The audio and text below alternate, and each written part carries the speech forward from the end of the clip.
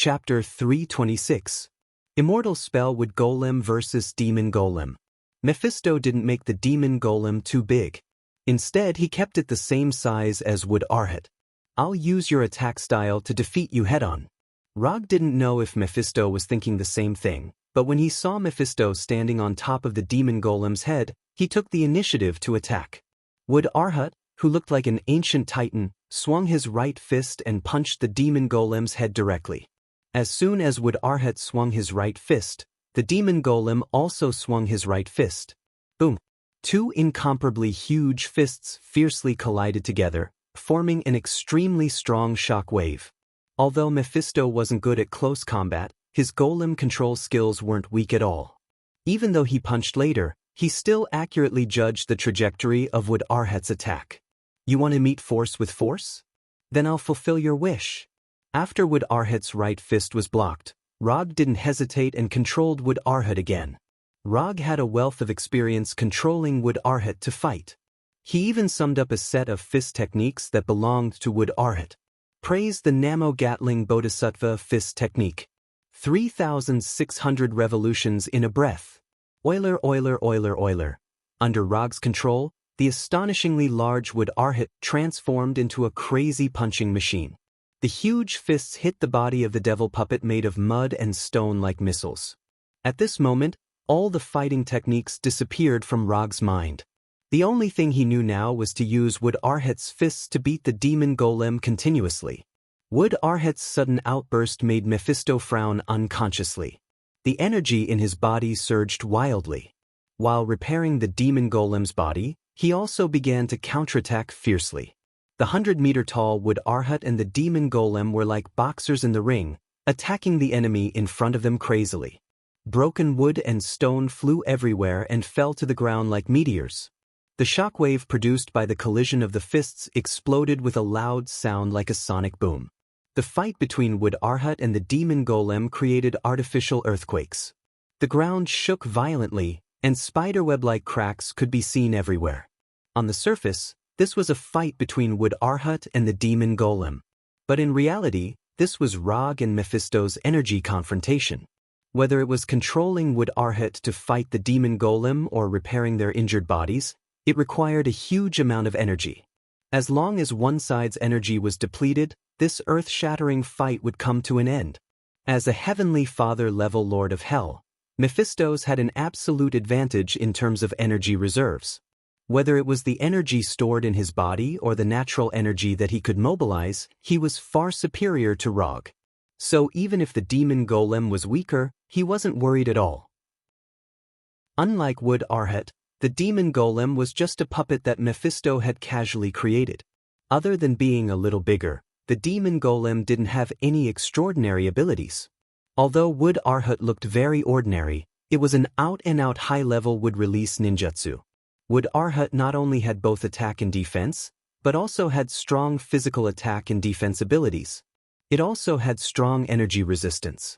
Ordinary energy attacks not only couldn't hurt Wood Arhat, but could also become a weapon for Wood Arhat to counterattack. The Bijidama was a typical example. Although Wood Arhat was fighting with the demon golem like a landslide and had a slight advantage, he was still a wood-release ninjutsu. But Rog knew very well that if this continued, he would definitely be the one to lose. The wood-release ninjutsu was one of his ultimate moves, but the demon golem was just a puppet that Mephisto had casually created. The two weren't on the same level at all. What was even more troublesome was that his own chakra was rapidly decreasing. Once his chakra was exhausted, the Hell Immortal mode would automatically disappear. Without the buff of chakra, his strength would be further weakened. He didn't have much chakra, but the nine-tailed chakra couldn't be merged with natural energy, let alone be refined into chakra. Forget it, it's time to end it. After perceiving Johnny's current location, Rog decided to use his last card. Susanoo. The Susanoo formed by chakra appeared again. Compared to the 100-meter-tall Wood Arhat, the 7 or 8-meter-tall Susanoo seemed a little small. However, this half-body Susanoo didn't last for long before Roger took the initiative to disperse it. Before transmigrating, Rog had imagined a scene. Or rather, a move that was more advanced than Gundam. Susanoo Great Buddha, Two people destroy four countries. This was a sentence that Rog had read before transmigrating, and now he intended to fulfill the first half of this sentence. Aya! Rog, who was standing on top of Wood Arhat's head, let out a miserable howl. The tearing feeling brought by the Susanu's materialization and the stinging feeling brought by the Hell Immortal mode fused together, forming a bone-deep pain. The Susanu that was scattered by Rog didn't dissipate. The light blue chakra began to cover Wood Arhat, and then materialized into the appearance of armor. Rog's Susanu was originally only in the second form with flesh and blood. Under the buff of Hell Immortal mode, his Susanu reached the third form with armor for the first time. At this time, the armor of Susanu covered Wood Arhat's body. Pain, pain, pain, pain. Using Susanu in Hell Immortal mode, only a madman like Rog would do this. And covering Arhat with Susanu's armor was something that even Madara had never tried. Madara once used Susanu, but it was just Susanu covering Kyuubi's body. Covering Wood Arhat's body with Susanu was a new experience that no one had ever experienced before, an inhuman experience of extreme pain. After using this shrunken version of Susanu Great Buddha, even Rog, who had a strong will, couldn't help but kneel on one knee on top of Wood Arhat's head. After going back, he must practice Susanu well. Although he was trembling with pain, Rog still had some messy thoughts in his mind. Although the cost of using it was a bit high, the effect was obvious. After putting on the light blue Susanu armor, Arhat, whose momentum was already very amazing, showed a shocking power that was not weaker than Mephisto's. Susanu Great Buddha. This was Rog's real trump card. When Arhat transferred the Susanu armor, Mephisto's face finally became dignified, and he looked at Rog very seriously. Chapter 327. Although the battle didn't last long, Mephisto realized that Rog was more difficult to deal with than he had imagined. Or rather, he was more pleasantly surprised. Every time he thought that Rog was going to stop here, Rog would always come up with some new tricks and play one amazing trump card after another. If not for Rog's repeated rejections and provocations, Mephisto would have really looked forward to signing a contract with Rog and making him his strongest evil spirit subordinate. However, it turned out that Rog had no intention of signing a contract with him. Looking at Arhat, who was covered in light blue armor, Mephisto sighed as killing intent surged in his heart. Kill Rog, force his soul to stay in hell, and then transform his soul into an evil spirit. Since Rog was unwilling to accept his good intentions, Mephisto could only use some forceful means. Killing intent flashed across Mephisto's body, but Rog's sharp senses picked it up. He wasn't surprised by Mephisto's decision. If he were Mephisto, he would have made a similar decision. Although he said that, he had no intention of giving up. He had already used his trump card, the Susanu Buddha, so there was no need to consider anything else. With a thought, Arhat, who was wearing the Susanu armor, attacked again. Boom, boom, boom, boom. With the Susanu armor, the wooden Arhat's attack power and defense power have been significantly improved. Although Arhat's body didn't change at all, his punches now were stronger than the previous dozen punches combined. Left hook, right hook, straight punch, forward punch, 1-2 combo. At this time, the wooden Arhat was like an invincible boxing champion in a boxing ring. Punch after punch landed on the demonic puppet's body, forcing it to retreat step by step. Although Mephisto's controlled the demon puppet to counterattack, the Susanu armor on Arhat's body was like an absolute defense, blocking all of the demon puppet's counterattacks. In just a few seconds, huge spiderweb cracks appeared on the demonic golem's body. Broken soil and stones splashed out like a meteor shower, fiercely hitting the ground and creating craters of various sizes. Under the powerful attack that Arhat was unable to resist, the demon golem couldn't even make a slightly effective counterattack and could only stagger backwards. The speed at which Arhat was destroying the demon puppets far exceeded the speed at which Mephisto could repair them. The 100-meter-tall demon golem was like an incomparably huge sandbag, receiving Arhat's punches that were each heavier than the last. From the looks of it, Rog now had the upper hand. But he knew very well that this upper hand was only the result of Mephisto giving up. Mephisto's best energy attack hadn't been used at all. Rog didn't know what Mephisto was planning. Perhaps he was using the demon puppet to exhaust his chakra, or perhaps he wanted to see how far Arhat could go. In any case, Mephisto was still standing calmly on top of the demon puppet's head, without the slightest hint of panic. Although Rog really wanted to control Arhat to kill Mephisto with one punch, he knew that this could only be a fantasy.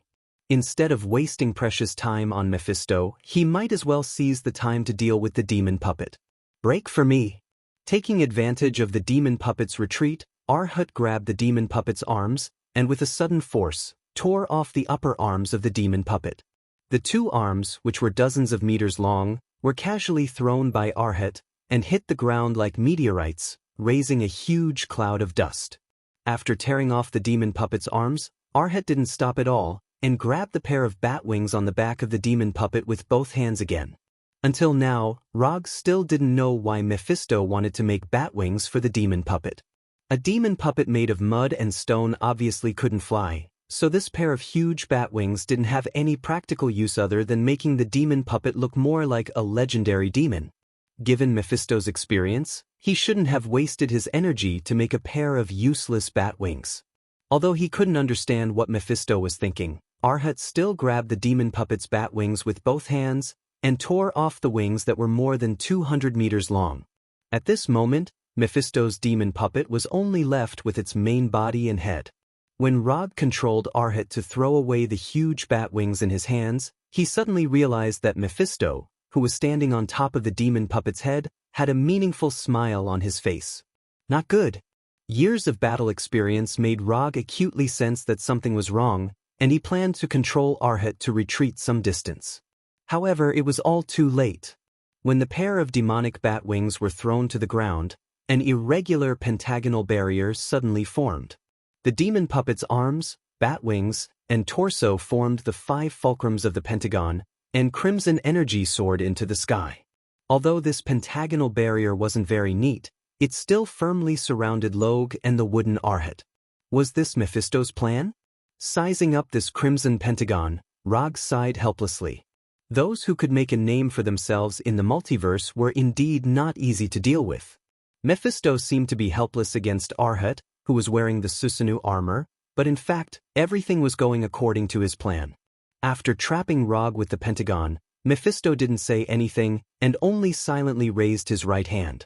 The next second, the sky changed color, and the entire world turned from day to night. At the same time, the natural energy in the air boiled like boiling water, and the aura of destruction and death enveloped the entire world. At this moment, Rog, who was standing on top of Arhat's head, suddenly felt like he was against the entire world. The will of hell, which had acknowledged his existence, instantly disappeared without a trace.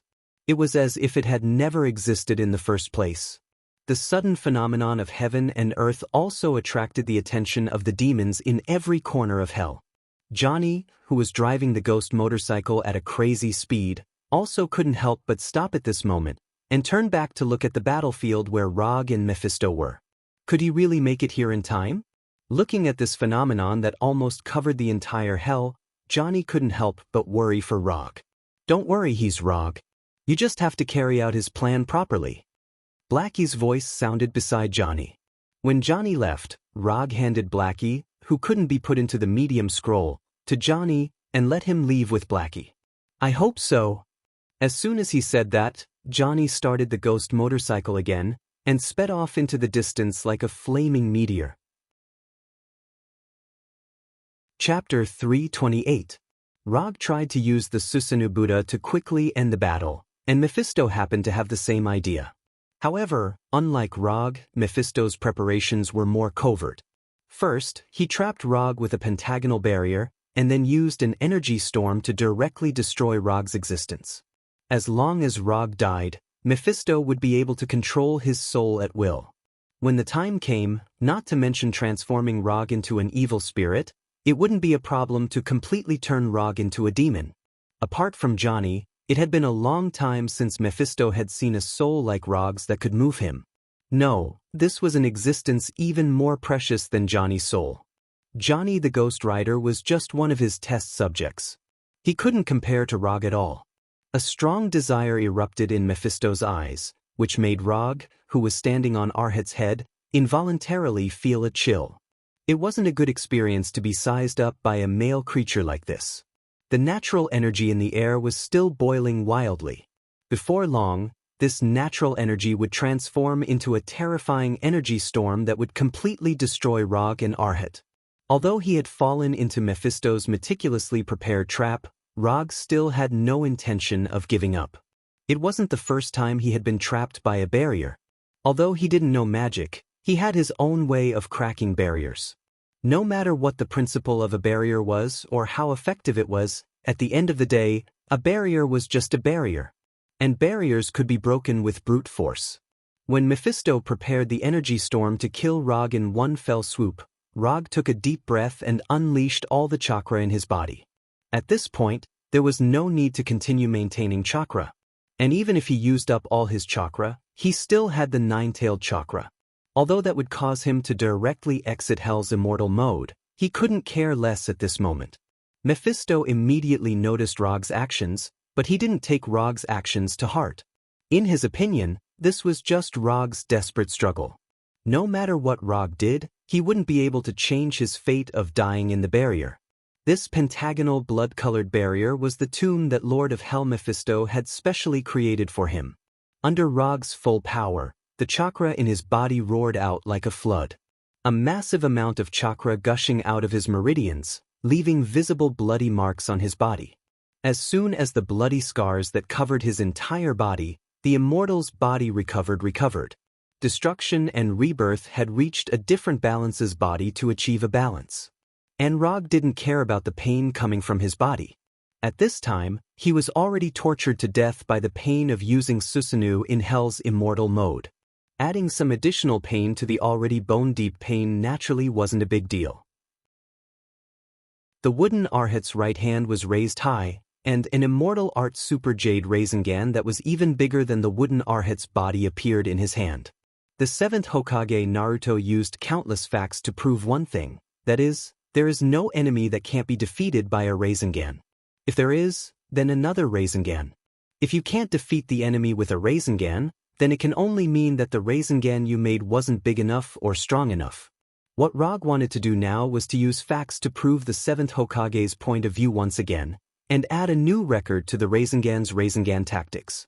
Under Rog's full power, a huge Rasengan with a diameter of 300 meters was born. This super-huge immortal art super jade Rasengan spun wildly, and the flow of chakra even set off an equally huge super tornado. When this immortal art super jade Rasengan was formed, Rog still didn't stop, and covered it with the power of hellfire. In addition, he also mobilized a part of the QB chakra and forcibly integrated it into this immortal art super jade Rasengan. The original blue and white immortal art super jade Rasengan also turned red and blue after the fusion of hellfire and QB chakra. Outside the crazily spinning chakra, there was also a crazily spinning orange-red hellfire. Mokutan, Sage Mode, Susan, Super Jade Rasengan, Hellfire, QB Chakra. If these things combined couldn't break Mephisto's pentagonal blood-red barrier, then Rog didn't need to think about anything else, and could just accept his fate and wait for death. Wooden Arhat originally didn't have the ability to use ninjutsu, but the possession of Susanoo gave him the possibility of using ninjutsu.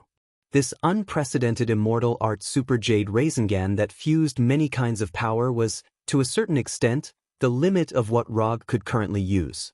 This red and blue immortal spell super jade Rasengan entwined with hellfire was the pinnacle of his strength.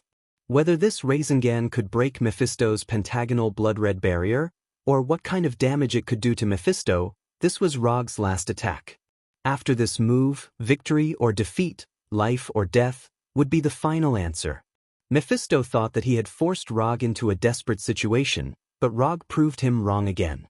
Looking at the red and blue ball in the wooden Arhat's hand, which contained immense power, Mephisto suddenly laughed. This kind of aura, this kind of willpower, this was an opponent worthy of him taking seriously.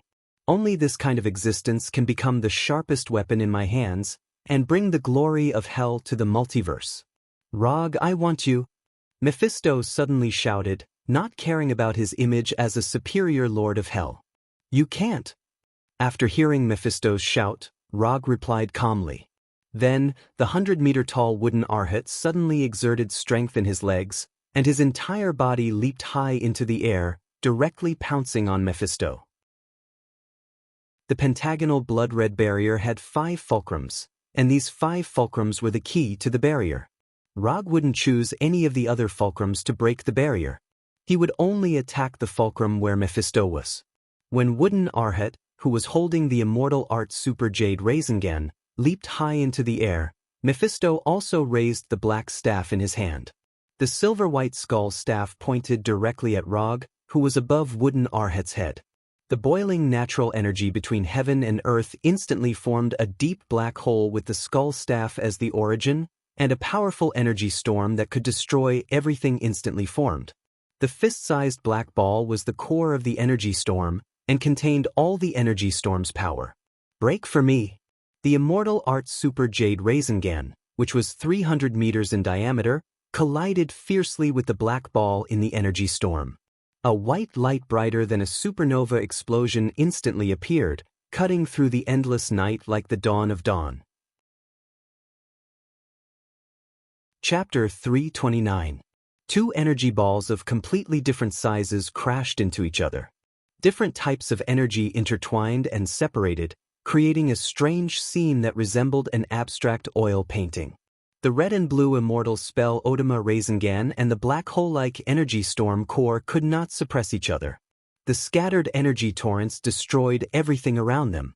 Lightning raged, flames danced, hurricanes roared, gravity turbulence, all sorts of natural phenomena, both common and uncommon, played out one after another. It was like an apocalyptic disaster, but also like the birth of a new world.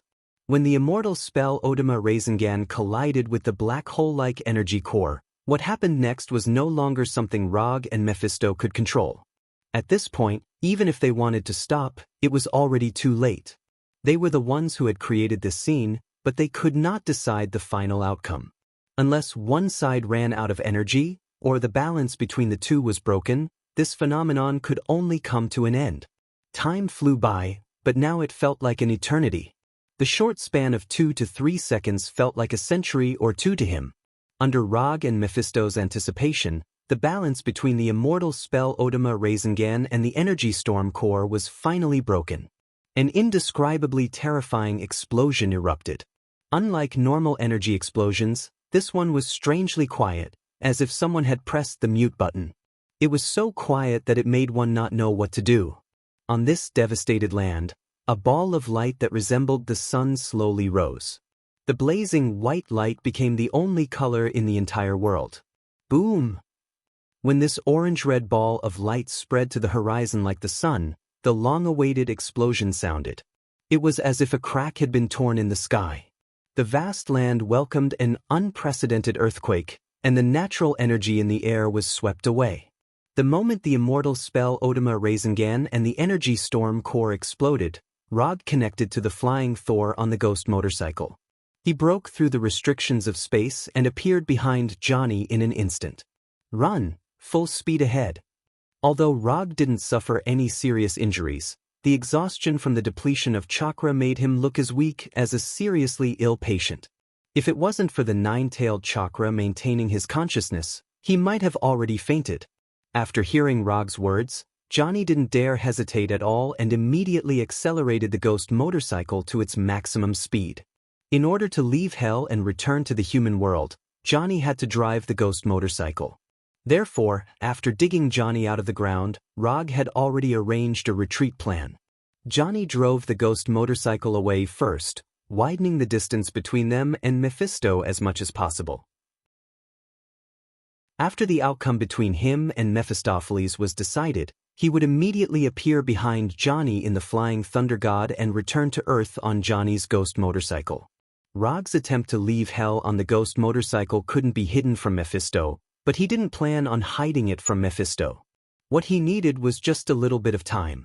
Mephisto, who was at the center of the explosion, sensed Rog's departure, but unlike what Rog had guessed, he didn't chase after them but let them leave Hell. "We'll meet again, we definitely will." Mephisto looked in the direction Rog and Johnny left with an inexplicable smile on his face. When Johnny drove the ghost motorcycle through the portal made of hellfire, Rog finally breathed a sigh of relief. This trip to hell had finally come to an end without any mishap. Time passed in a flash. It was already the 7th day since Rog returned to the human world, which was the main universe's Earth. At this time, he was wearing a dark red classical mage robe and lying on the roof of a building, basking in the sun. He wasn't at Konoha's headquarters in Washington, nor was he in his secret nest in New York. Instead, he was in Kathmandu, Nepal. To be precise, he was in Kathmandu, Nepal at Kamardash.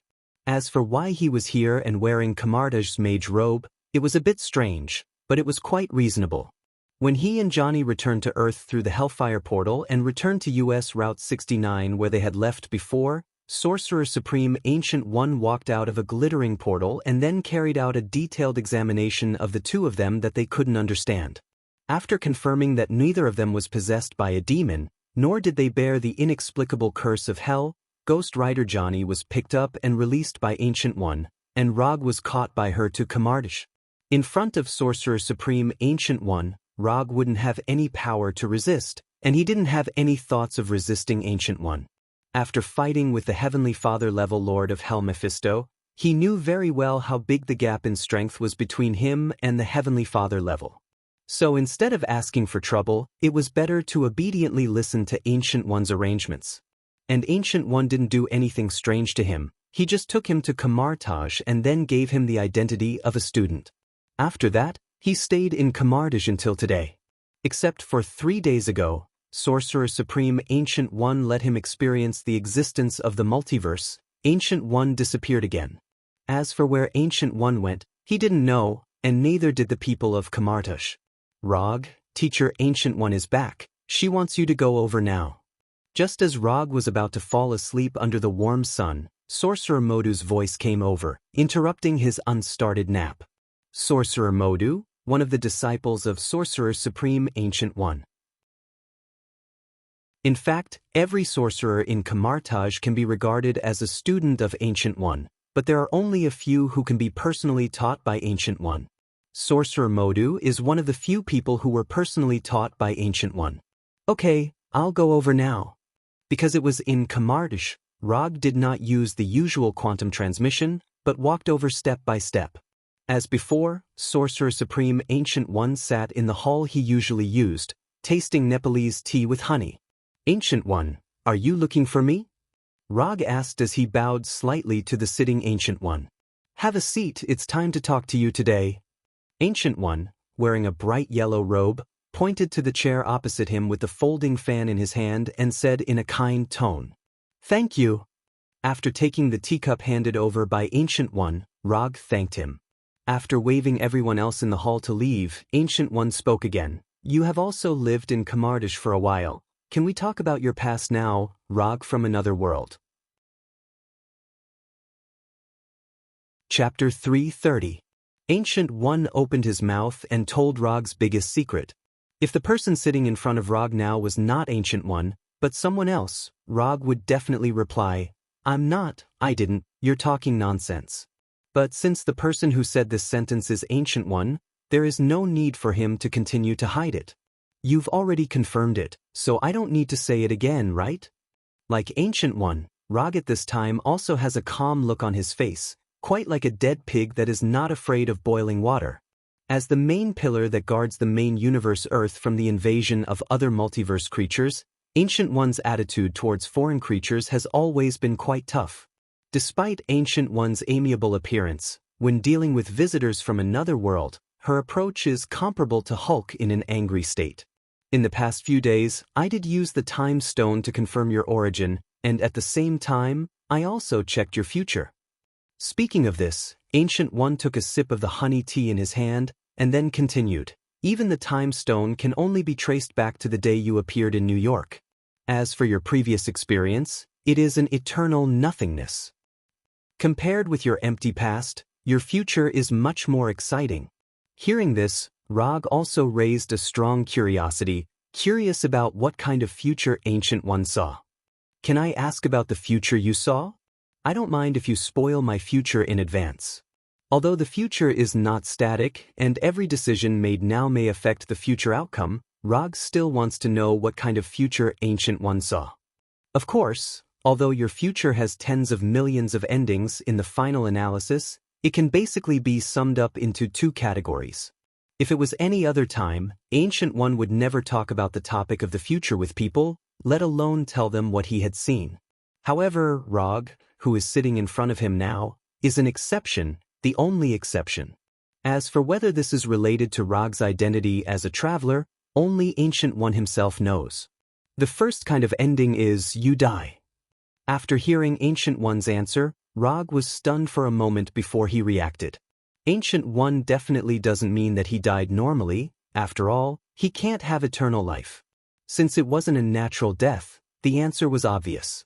With his personality and the suicidal thoughts he had from time to time, he must have died in some battle, at the hands of some person or existence. May I ask who killed me the most? Slayer Lord. Ancient One gave an answer that he had expected. However, he was curious about one thing. If he remembered correctly, Thanos, who didn't collect all the Infinity Stones, would only have the strength of Yation's father level. If Rog's judgment was correct, his current strength should also be at the level of an inferior Heavenly Father. He was slightly stronger than the Earth's God level, but weaker than the Heavenly Father level, so it was not an exaggeration to say that he was a lesser Heavenly Father level. He now has control of the Reality Gem, so when he faces Thanos in the future, he will not face Thanos who has collected all the Infinity Gems. A Thanos who hasn't collected all the Infinity Stones is actually the one who has killed him the most times, which is a bit interesting. What about the second kind of future? Rog didn't ask how he died in the hands of Thanos, because it didn't make any sense. A misjudgment in the battle may lead to his own death, and there will be a lot of future extensions, so there is no need to ask. You should have an answer to the second kind of future long ago. After all, this is your goal all along. You have become a god. You have become the god of ninjas who is famous in the multiverse. Starting from human beings, you have ascended the throne and become a true god. I don't know why, ascending the throne, which sounds very awesome, when said by Ancient One, is like congratulating you on your graduation. It seems so ordinary. I understand, my future is either to become the god of ninjas, or to die on the way to becoming a god. Anyway, there won't be any ordinary ending. It's pretty good, at least the whole life looks quite wonderful. Sorcerer Supreme Ancient One didn't tell Rog's future in advance. It was better to let him understand the real choice in his heart. Your future, I spoiled it to you in advance, so shouldn't you introduce your past? Equivalent exchange. Although Ancient One is not an alchemist, there are some principles that are common to both mages and alchemists. I am indeed not from this world. The reason why I came here is actually an accident. According to the plan, the world I should go to is a ninja world. For some reason I don't know, I came here and became a ninja. You should know the next thing, so I won't say much. Rog briefly explained why he had transmigrated to this world. Although this explanation seems to say nothing, it is the truth. Thank you for your honesty, although I don't know what kind of world the ninja world you are going to is, but since you are here, this may be the real arrangement of fate for you. It's rare for you to come to Camartage, so learn a few spells by the way and go back. After all, you are still my student. Rog almost didn't keep up with Ancient One's thoughts. He thought that Ancient One would let him go after confirming his origin and his harmlessness. Then it would be impolite for me to refuse. Although he didn't know what Ancient One was thinking, since Ancient One didn't mind, he certainly wouldn't mind. He was still very interested in Camartage's magic. In the following days, Rog officially began to learn Camartage's magic as a student of Ancient One. Then, he finally figured out a question that he had wanted to know the answer to for a long time. Sharingan can't copy magic. Although Camartage's magic doesn't need to be recognized by some existence to learn it, before casting magic, it needs to collect energy from other spaces in the multiverse, and then cooperate with spells or gestures to cast it smoothly. Sharingan can copy the spells and gestures when casting magic, but the energy that drives magic, that is, magical power, Sharingan can't do anything. Ordinary magic can be cast as long as one has magical power, But there are some special magic that requires the approval of the corresponding existence to cast, such as some white magic in the system of the Wei Shan Emperor. The Sorcerer Supreme didn't teach Rog too many complicated magic. Basically, he gave him a few common magic of Kamartaj: portal, mirror dimension, ring of Lagador, astral projection. Although the number is not much, Rog is very satisfied. After all, his job is a ninja, not a sorcerer. Chapter 331. Sorcerer Supreme Ancient One obviously took this into consideration and didn't let him learn too much magic. Although Sharingan can't directly copy magic, with the help of Sharingan, Rog's magic learning journey can be said to have progressed by leaps and bounds. In less than a week, Rog skillfully mastered the 4 magic spells taught by Ancient One and received his first magic tool, the Hanging Ring. The Hanging Ring is a necessary prop to cast the portal magic. Even Sorcerer Supreme Ancient One needs the Hanging Ring when casting the portal magic.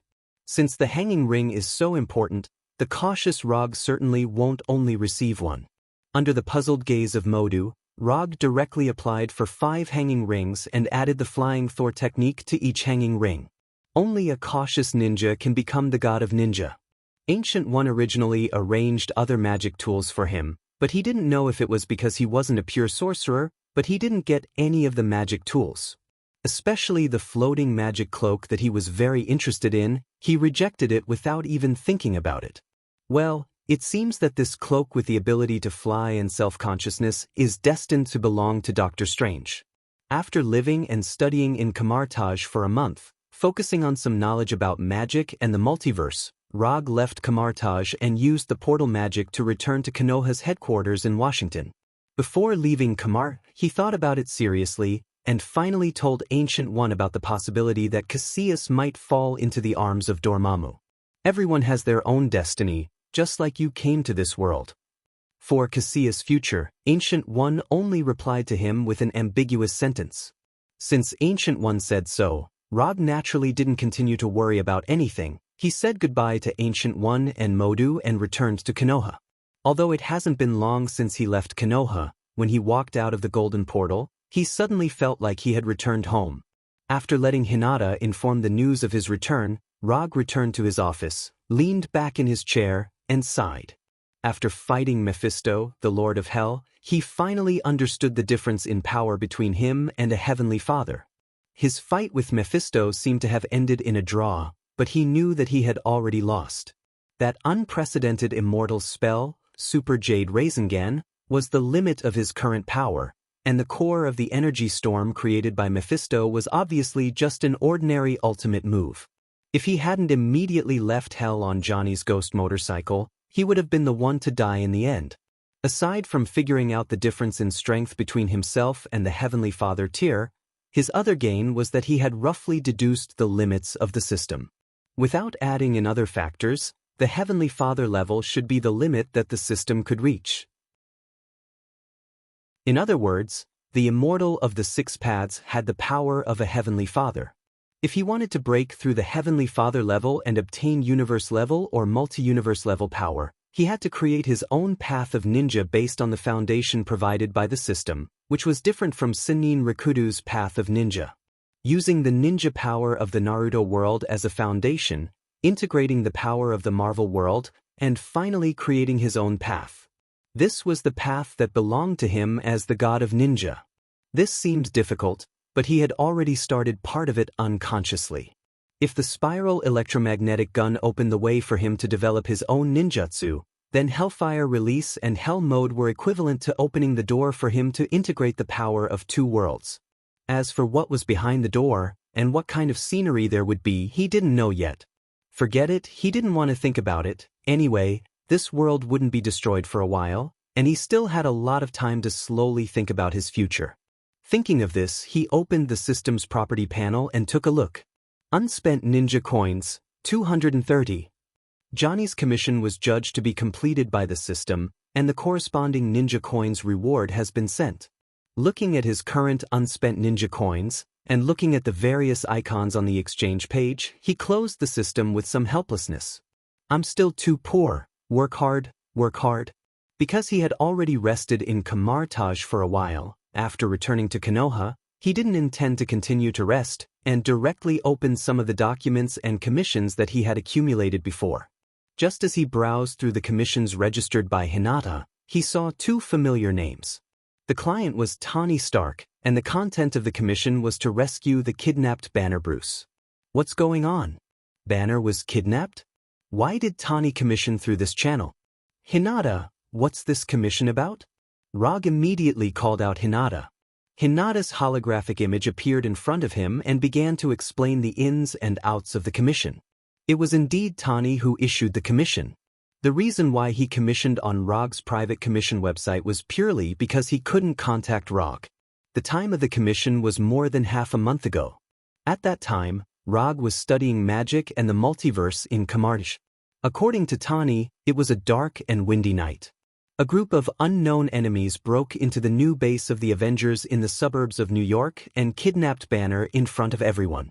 On the night of the kidnapping, Tawny wasn't in the Avengers base. To be precise, he wasn't in that base every night. Now, only Rogers, Phantom, and others live in the base all year round. The kidnapping happened very suddenly, and it was obvious that it was specifically targeted at Banner. Banner was kidnapped before he even had time to transform. After a later investigation, it was found that the organization that kidnapped Banner was not an organization or force on Earth, but an alien. Among all the people Tawny knows, only Rog and Thor have experience in this kind of alien travel, so he went to Rog. As for why he didn't go to Thor, the reason is simple. No one knows how to contact Thor in Asgard. After listening to Hinata's report, Rog had to admit that the timeline he knew was getting more and more unreliable. Even Banner was kidnapped. How could this world be any better? Although he thought so in his heart, he still has to do what needs to be done. Even if it's not for Tawny and Banner, he still needs to help Hulk. Hulk is his friend. Contact Tawny and tell him that I've accepted the commission. I'll go to their new base tomorrow. A group of aliens came to Earth to kidnap Banner? For some reason, Rog always felt that these aliens didn't want to kidnap Banner, but Hulk in Banner's body. Chapter 332. Although Banner is a genius scientist with 7 doctorates, Rog doesn't think that an alien organization will come to Earth to kidnap him. Banner's doctorate is based on the scientific and technological civilization of Earth. Separated from the civilization of Earth, the role that Banner can play will not be so great as to require a special kidnapping. Therefore, compared with the intellectual Banner, Hulk's value is obviously greater. The next morning, Rog, who spent a pleasant night with Daisy, used quantum transmission to come to the new base of the Avengers. He wanted to open the portal, but he had never been to the new base of the Avengers and he couldn't build a clear picture in his mind and couldn't create a stable enough portal. When the aurora-like brilliant light disappeared, the scene in front of Rog became a 2-story white base. As soon as he appeared, a guard with live ammunition rushed up and aimed their weapons at him. Relax, I'm here for Tawny. After discovering that the person who came was Yondaime Rog, the guards put down their weapons and took him to a reception room in the base. It didn't take long for Tawny, wearing an expensive custom-made suit, to come to him with Rogers and others. In addition to the old faces such as Black Widow and Hawkeye, he also saw several newcomers who were not particularly familiar with them, including Colonel Rhodes, whom he had met once. Colonel Rhodes, the War Machine, Sam the Falcon, and Scott the Ant-Man, who didn't look very smart but actually had a master's degree in electrical engineering. When he was at Konoha's headquarters yesterday, Rog took the time to look at the recent development of Avengers. Since the Soul incident caused by Ultron, Avengers has been a lot more low-key, or rather, a lot more low-key on the surface. After suffering several losses in the mouth of the media and public opinion, Avengers finally learned to act in a low-key manner. This includes but is not limited to Tawny's direct acquisition of several news media and newspapers. It seems that you have been developing well recently. Not only have you added several new members, but you have also inherited the legacy of S.H.I.E.L.D. very well. Not bad, well done. S.H.I.E.L.D. has been officially disbanded since the helicarrier incident in Washington. Most of the intelligence network and intelligence personnel were absorbed by Konoha, while the operational personnel and logistics support were absorbed by the replicas. In a sense, S.H.I.E.L.D. was dismembered by Konoha and Fu Lien. The guards just now had a very obvious S.H.I.E.L.D. style. If nothing unexpected happened, they should be former S.H.I.E.L.D. agents. Enough with the pleasantries. Banner has been kidnapped for more than half a month. We need to rescue him as soon as possible.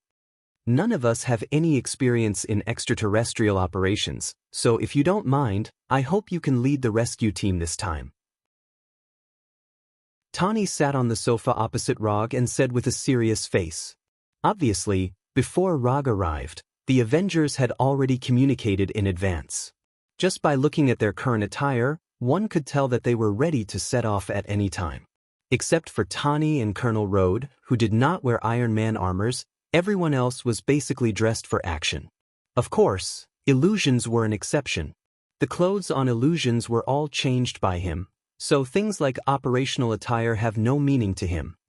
Well, I'll interrupt you for a moment. You may be underestimating the danger of extraterrestrial operations. To put it bluntly, all of you here, except for Illusions, don't have the ability to act on extraterrestrial planets. Rog was not deliberately attacking the members of the Avengers, he was just telling the truth. Let's not talk about whether you have a spaceship or not, just the strange natural environment on an extraterrestrial planet may kill you. Although not every planet is unsuitable for human survival, but to be honest, the human body is really fragile. On the Earth, this may not be obvious, but once you leave the Earth and face an extraterrestrial race, this will be particularly obvious. So my suggestion is that I will go alone to rescue Banner. As soon as Rog finished speaking, there were several objections on the opposite side. Among them, the most intense objection was not from Tani, nor from Captain America, but from Black Widow Natasha. Of course, Tani and the others also considered what Rog said. For this reason, Tani also specially designed equipment to fight in an extraterrestrial environment. It's just that they haven't really left the Earth after all, so they haven't considered many situations. And more importantly, Rog obviously doesn't want to take so many people to rescue Banner. After a few minutes of internal discussion, Tani finally gave their reply. We may not be suitable for extraterrestrial operations, but Illusions doesn't have any concerns in this regard. He can go with you. Although Illusions looks like a human being, he is not a real human being after all. No matter how harsh the environment is, Illusions can survive. In their internal plan, Illusions is also the first choice for this operation. However, their proposal was directly rejected by Rog. Illusions won't work. Taking Illusions to rescue Banner will only increase the difficulty of the rescue. Why? It was not Tani who asked, but Rogers of the American team. The reason is very simple. There is a very powerful madman in the universe who is collecting Infinity Stones, and the one on Illusion's head happens to be one of the targets.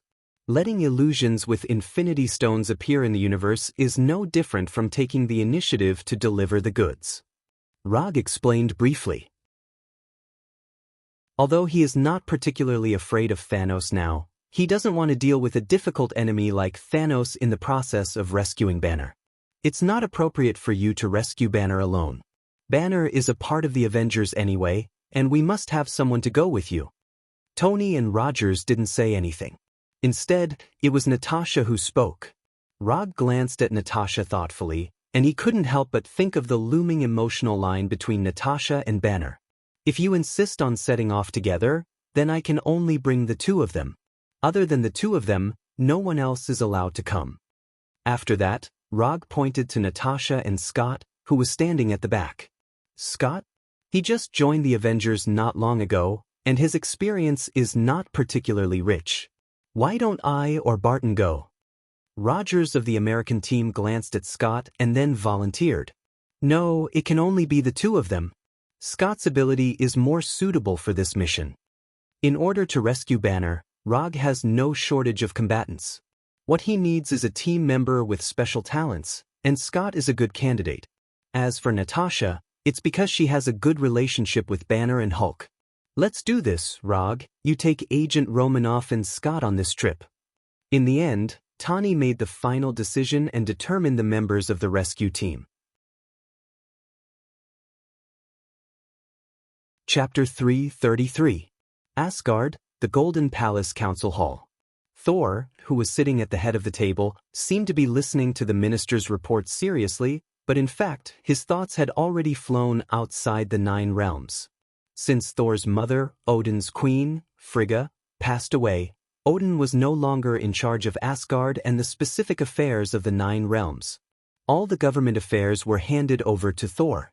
Although Thor hadn't officially inherited the throne of Asgard, what he did was no different from the king of Asgard.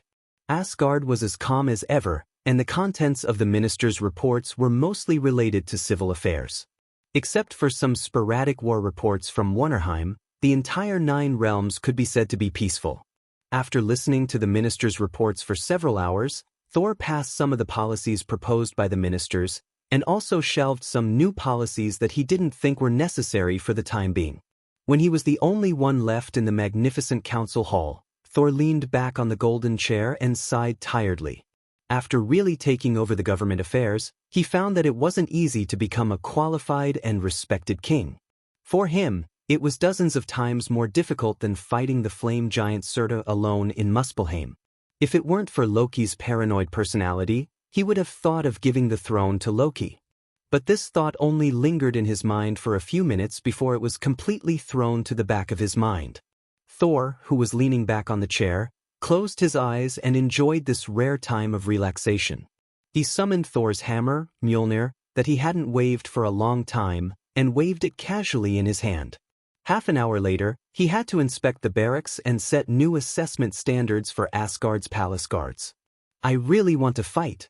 Since returning from Svartalfheim, the kingdom of the Dark Elves, he hadn't engaged in any battles, and he didn't even fly with Thor's hammer more than a few times.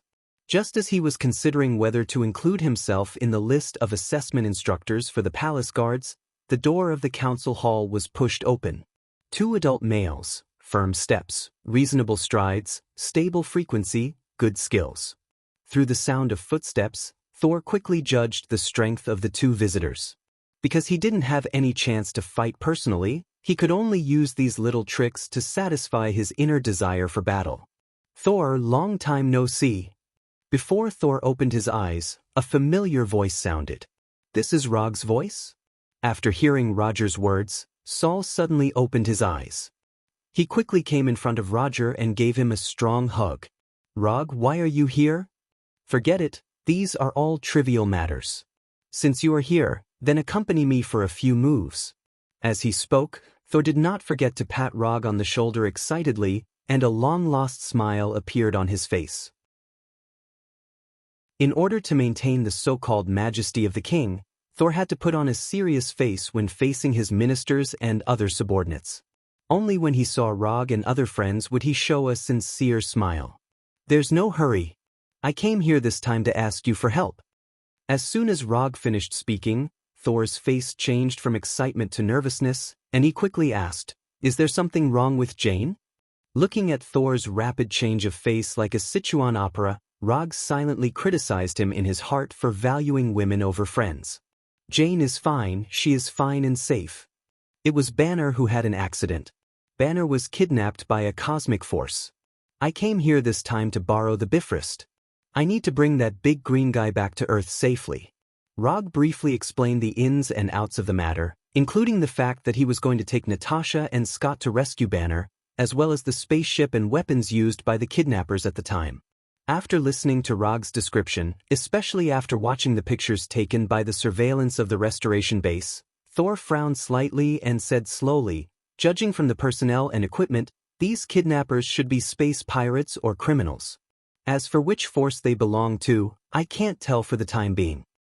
But don't worry, I will ask Asgard's intelligence personnel to pay attention to these people. Once I find anything, I will inform you immediately." After that, Thor pulled Rog and left, and without saying a word, they came to a training ground in the Golden Palace. "I can lend you Bifrost, and I will ask Heimdall to assist you. But in return, you will have to fight with me." As soon as his voice fell, Thor's hammer Mjolnir flew into Thor's hand. After a fierce silver-white lightning, Thor, wearing armor and a red cloak, returned. Without any hesitation, Thor raised Thor's hammer in his hand and directly attacked Rog. More than 20 minutes later, Thor, with a bloody nose and a swollen face, lay in the messy training ground with a satisfied look on his face. He had an indescribable sense of satisfaction. Rog, who was fighting with him, was not much better. His hair was messy, he was sweating profusely, and his right arm couldn't stop trembling. Although he and Saul did not use any powerful moves, it was just a simple exchange of punches and kicks and fighting skills. But with their amazing physique and strength, they still destroyed the training ground. The surrounding walls and floors shattered, and gravel scattered all over the ground. You are becoming less and less like an earthling. Your physical strength is stronger than the palace guards. I am now beginning to wonder if you are a pure earthling. Saul was able to make such a clear judgment because it was mainly a contest of physical strength. The opponents I have faced recently are some inhuman monsters, so I strengthened my physical strength training. Although that was the case, what really caused Rog's physical fitness to improve by leaps and bounds was the further development of the immortal body. Now, even if he didn't deliberately use his monstrous strength, he could easily crush rocks several meters wide. Casually breaking walls and steel plates was as simple as breathing for him. Sorry, I can't leave Asgard for too long now. I can't go with you to save Banner. But don't worry, as long as you need Asgard's help, Asgard will be your strongest backing in this operation. Thor said with an apologetic look on his face. It's okay, I'm very satisfied that you let me use Bifrost.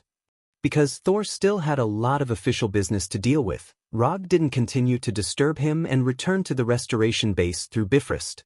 He wanted to use the portal to return to Earth, but he soon found that using the portal spell from Earth to Asgard had consumed most of his magical power. After coming out of the rainbow-like teleportation beam, Rog didn't let Heimdall wait for too long and immediately took Natasha and Scott to Asgard. Then, he directly teleported from Asgard to the land of nothingness. Rog didn't accept the spaceship and Asgard gold coins specially prepared by Thor, because this time, he intends to use a barbaric way to complete this commission. Commission content: bring Banner back to Earth. Commission status: incomplete. Commission reward: 300 ninja coins. Chapter 334. This is a land of nothingness. It's different from the planet you think of. This is the brain of a huge ancient creature. We are now in the brain of this ancient creature. Rog did not explain to Natasha and Scott what the celestial group was. He simply described it as the brain of an ancient creature. Even in the universe, not many people knew about the celestial group. Therefore, instead of wasting time to explain the celestial group, it was better to just use the common impression of the universe. As for why Rog knew about this, it was all thanks to Ronan's selfless contribution. In the Kree battleship left behind by Ronan, there was a large amount of knowledge about the universe. Rog had just browsed through it. Don't ask too many questions. This is my first time here too. This is the Universal Language Translator. It was provided by a kind person. Most of the universal languages are recorded in it. Bring it with you and you will be able to communicate with other alien races. After that, Rog passed 2 universal language translators to Natasha and Scott and gestured for them to wear it. Also, let me remind you, although this is a chaotic land without any laws, there is one thing you must pay attention to. Do not provoke the Daifan group. Daifan group? What's that? Ant-Man Scott asked curiously. Do you see those robots that look like they are absent from work? Those are the Daifan group's collection robots. A few hundred years ago, the Daifan group sent people to mine the organic substances in the skulls. The collected bones, brain tissue, spinal fluid, etc. are all rare resources. They are very valuable in the black market. Rog pointed at the collection robots that were working hard like worker bees and said calmly. He had obtained the above information from the Kree battleship. The Daifan group was established by the collector Talia Daifan. The collector was one of Rog's targets. Oh right, let me remind you. There are many intelligent races in the universe. Some of them are exactly the same as the humans on Earth. However, they are not from Earth. After hearing Rog's reminder, Natasha and Scott nodded silently. Then, they continued to observe this magical place that was like a sci-fi city. It was their first time leaving Earth and coming to such a magical place. This was an unprecedented experience for Natasha and Scott. However, while they were sizing up the land of nothingness, many intelligent humanoid creatures were sizing them up as well. There was nothing wrong with Asgard's Bifrost. It was reliable for both civilian and military use. If there was a flaw in the Bifrost Bridge, it would be that the teleportation of the Bifrost Bridge was a little too gorgeous, so gorgeous that it was eye-catching. Why are they looking at us like that? Are they here to cause us trouble? Although they all had humanoid bodies, Scott couldn't help but gulp when he saw these aliens. He quietly walked up to Rog and asked in a low voice, "What are you doing?" Our entrance was too ostentatious. As for whether they are here to cause trouble for us, I'm not sure yet. Unlike Scott, who was extremely nervous, Rog had a calm look on his face. It was as if the people gathered in front of them were not aliens, but a group of pet dogs. What should we do now? Attack them, or just leave? Scott was indeed inexperienced. Not to mention Rog, even Natasha, who was also experiencing an alien trip for the first time, was much calmer than him. Either is fine. If your hands are itchy, you can go up and play with them. As soon as Rog finished speaking, Scott shook his head vigorously and retreated behind Rog. Not only was this guy inexperienced, but he was also not brave enough. He didn't have the demeanor of a superhero at all. Newcomers, which planet are you from? Do you know that you have to pay a toll to come to the land of nothingness? You can only move freely in the land of nothingness after you pay the toll. Do you understand? It seemed that he could tell that this was the first time Rog and the other two had come to the land of nothingness. A burly man with a height of more than 2 meters, dark red skin, and sharp teeth walked out of the crowd and said arrogantly. Before Rog could say anything, the burly man of unknown race spoke again. "Look at you guys. I don't think you've prepared a toll. But you're in luck. I'm in a good mood today, so I won't argue with you about the toll. Hand that chick to me, and you don't have to pay the toll. If you run into any trouble here, you can mention my name. I'll protect you. How about it? It's a good deal, isn't it? Send that chick over, kick." The burly man held a gun thicker than Rog's thigh in his hand, as if he was certain that they would be defeated. He waited confidently for Rog and the others' reply. Rog did not expect that the first trouble he encountered in the land of nothingness would be caused by Natasha. However, even if Natasha wasn't here, the burly man would probably find other excuses to cause trouble for them. Thinking of this, Rog couldn't help but think of an alternative statistic he saw on the Carey battleship. According to the statistics, the intelligent races in the universe had a surprisingly consistent evaluation of the attractiveness of the opposite sex. In other words, if a blue-skinned Carey woman was popular in the Carey Empire, then this Carey woman would also be popular among the green-skinned Skula people. Because there were as many intelligent races in the universe as there were stars in the sky, most of the races in the universe were extremely tolerant of the opposite sex of other races. According to what Rog knew, there was a certain marauder from Earth who would not reject anyone in this aspect. Because they were all wearing universal language translators, Rog and the others could clearly understand the burly man's meaning. Thus, Rog gave his own answer. Bang! The sound of a gunshot instantly rang out. The light blue chakra bullet instantly pierced through the burly man's head, completely exploding his head. Because the speed was too fast, the people present didn't even notice when Rog pulled out his gun. Remember what I said just now? This is the land of chaos without any laws, so here, you can kill if you want to. Roger smiled and said to Scott and Natasha behind him. Then he fired 3 more shots. Bang, bang, bang. After 3 bullets, there were 3 more corpses with their heads blown off on the ground.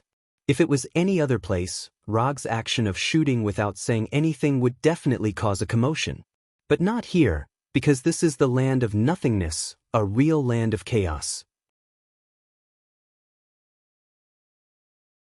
Chapter 335. Collector Talia Divan was a famous existence in the universe. His obsession with collecting had reached an incomprehensible level. The Collector was one of the oldest life forms in the universe, and he was also a member of the Council of Elders of the Universe. No one knew how long he had lived, just as no one knew what kind of power he had. The only thing people knew was that no one could forcibly take his collection from the collector. Anyone who tried to rob the collector's collection, without exception, all disappeared. Although there was no nominal ruler in the Land of Nothingness, Collector Talia Divan was the actual ruler of the Land of Nothingness. Rog used the Land of Nothingness as the first stop of the mission, and he came specifically for Collector Talia Divan. The universe was vast, so vast that it made people feel desperate. It is not an easy task to find Banner's whereabouts in the vast universe. In order to find Banner as soon as possible, Rog decided to make a deal with the Collector, a deal that the Collector would never refuse. The reason why the Land of Nothingness became a magical place famous throughout the universe was not only that the place itself was unique, but more importantly, Collector Talia Divan was here. As long as you could give him a unique collection, the Collector would give you a huge return that you could not imagine. Money, power, strength, weapons, resources, even an entire planet. As long as you wanted it, the Collector could satisfy you. To some extent, the Collector was like the spirit of the wishing lamp. As long as you could satisfy him, he could fulfill your wish. Because of this, the Land of Nothingness attracted gold diggers from all over the universe, trying to harvest their own gold mines in the Land of Nothingness. Of course, not everyone was here for the Collector. The unique nature of the Land of Nothingness itself made it the favorite of space pirates, criminals, and villains, and people from all walks of life gathered here. Under the guidance of several enthusiasts, Rog and the other two successfully arrived at the Collector's residence. We have collected the most races, treasures, antiques, remains, and so on in the universe. Anything you can imagine can be found in the Master's collection room. An alien maid wearing a short white maid uniform with wine-red skin confidently introduced to Rog and the other two. Rog didn't agree with the maid's introduction. At the very least, he knew that there were a few collectors who wanted to get their hands on this treasure, but they never got their hands on it. For example, the Infinity Stone. Coincidentally, in the original timeline, the Reality Stone was handed over to the Collector by Asgard. But because of his appearance, the Reality Stone was intercepted and fell into his hands. Although he came to do business with the Collector, he had no intention of handing over the Reality Stone. If he wanted to impress the Collector, other things besides the Reality Gems would also work. For example, the Northern Cold Saber that was modeled after the Black Death Sword, which was Xiaohei. Or maybe he was the only one in the entire universe who could make ninjutsu bullets. The key to moving collectors had never been their value, but whether or not they were rare enough. Now, let us welcome the great collector, Talia Divan. The maid who led the way used exaggerated movements and tone to introduce the collector to Rog and the other two. Following the maid's voice, a middle-aged man with a head full of white hair and strange clothes slowly turned around and walked in front of Rog and the other two. Tsk, let me see, 3 rare earthlings. The collector Talia Divan glanced at Rog and the other two. He then took off his strange glasses and focused his gaze on Rog. When the collector said rare, he didn't mean that earthlings were rare, but that earthlings rarely appeared in the universe. Not to mention intergalactic voyages in the universe, the Earth civilization couldn't even travel to planets in a reliable way. Therefore, to other space civilizations, Earthlings who hadn't mastered the technology of intergalactic travel were considered to be a backward civilization. Because of this, Earthlings rarely appeared in the universe. I wonder what kind of collection you 3 rare Earthlings have brought me. If it's too ordinary, I'll be angry. The collector's mental state seemed to be a bit abnormal, but this was his normal state. I believe you will like this. As soon as the voice fell, Rog took out a rectangular box from the summon scroll. Whether it was Blackie or ninjutsu bullets, Rog didn't plan to trade them. Although Blackie is unique, he doesn't have the habit of trading his partners. And ninjutsu bullets may not be enough to tempt the collector. After all, ninjutsu bullets can be mass-produced. In order to impress the collector and successfully obtain information about Banner, he deliberately spent 20 ninja coins and exchanged a branch of the god tree from the system. When Rog opened the metal box and took out the branch of the god tree that was more than 1 meter long, the collector's face suddenly changed, and his right hand reached out uncontrollably to the branch of the god tree. Before Rog could introduce the branch of the god tree in his hand, the collector grabbed it and carefully looked at it. It wasn't until 2 or 3 minutes later that the collector reluctantly looked away and slowly said, "What kind of plant is this? Where did you get it?" "I can only tell you that this is a special tree called the god tree. This is a branch of the god tree that I got by chance. As for the rest, I have no comment." Although facing the collector, who is famous in the universe, Rog still has no intention of revealing his secrets. He came here to make a deal, not to make a confidant. "Tell me, what do you want to exchange this branch of the god tree for, wealth or power?" The collector looked at Rog with a serious expression and said, "That's right. Since Rog doesn't want to say it, he won't force anything. He is a collector, and collecting rare existences is his interest. He is not interested in secrets. I want to know the whereabouts of this person, or the whereabouts of this group of kidnappers." Rog handed the tablet that he had already prepared to the collector. "No problem, I will give you accurate information in 7 Earth days." The collector didn't take the tablet handed over by Rog, but let the maid next to him take it. Except for those rare existences, he doesn't want to take anything. Although the collector doesn't know who Rog is talking about, it won't be a problem for him. Even if the person Rog is looking for is one of the 5 gods of creation of the universe, the collector will give him accurate information. It's just that the time needed for the investigation is not as simple as 7 Earth days. Chapter 336. On a balcony of the Exciting Night Hotel. Exciting Night is a famous hotel in the land of nothingness, famous for its all-inclusive services. As long as you can afford it, you can not only spend any exciting night you want here, but you can even spend an exciting life here. In fact, strictly speaking, there is no night in the land of nothingness, and there is no so-called day. After all, this is the head of an ancient creature, not a normal planet, and there is no rotation. What are we going to do next? Wait here for 7 days? Scott stood beside Rog with an unknown drink like a cocktail and asked, "We won't go anywhere until we get accurate information. If you feel bored, you can find some fun in the hotel. The casinos and entertainment venues here are still very fair." Rog didn't look at Scott.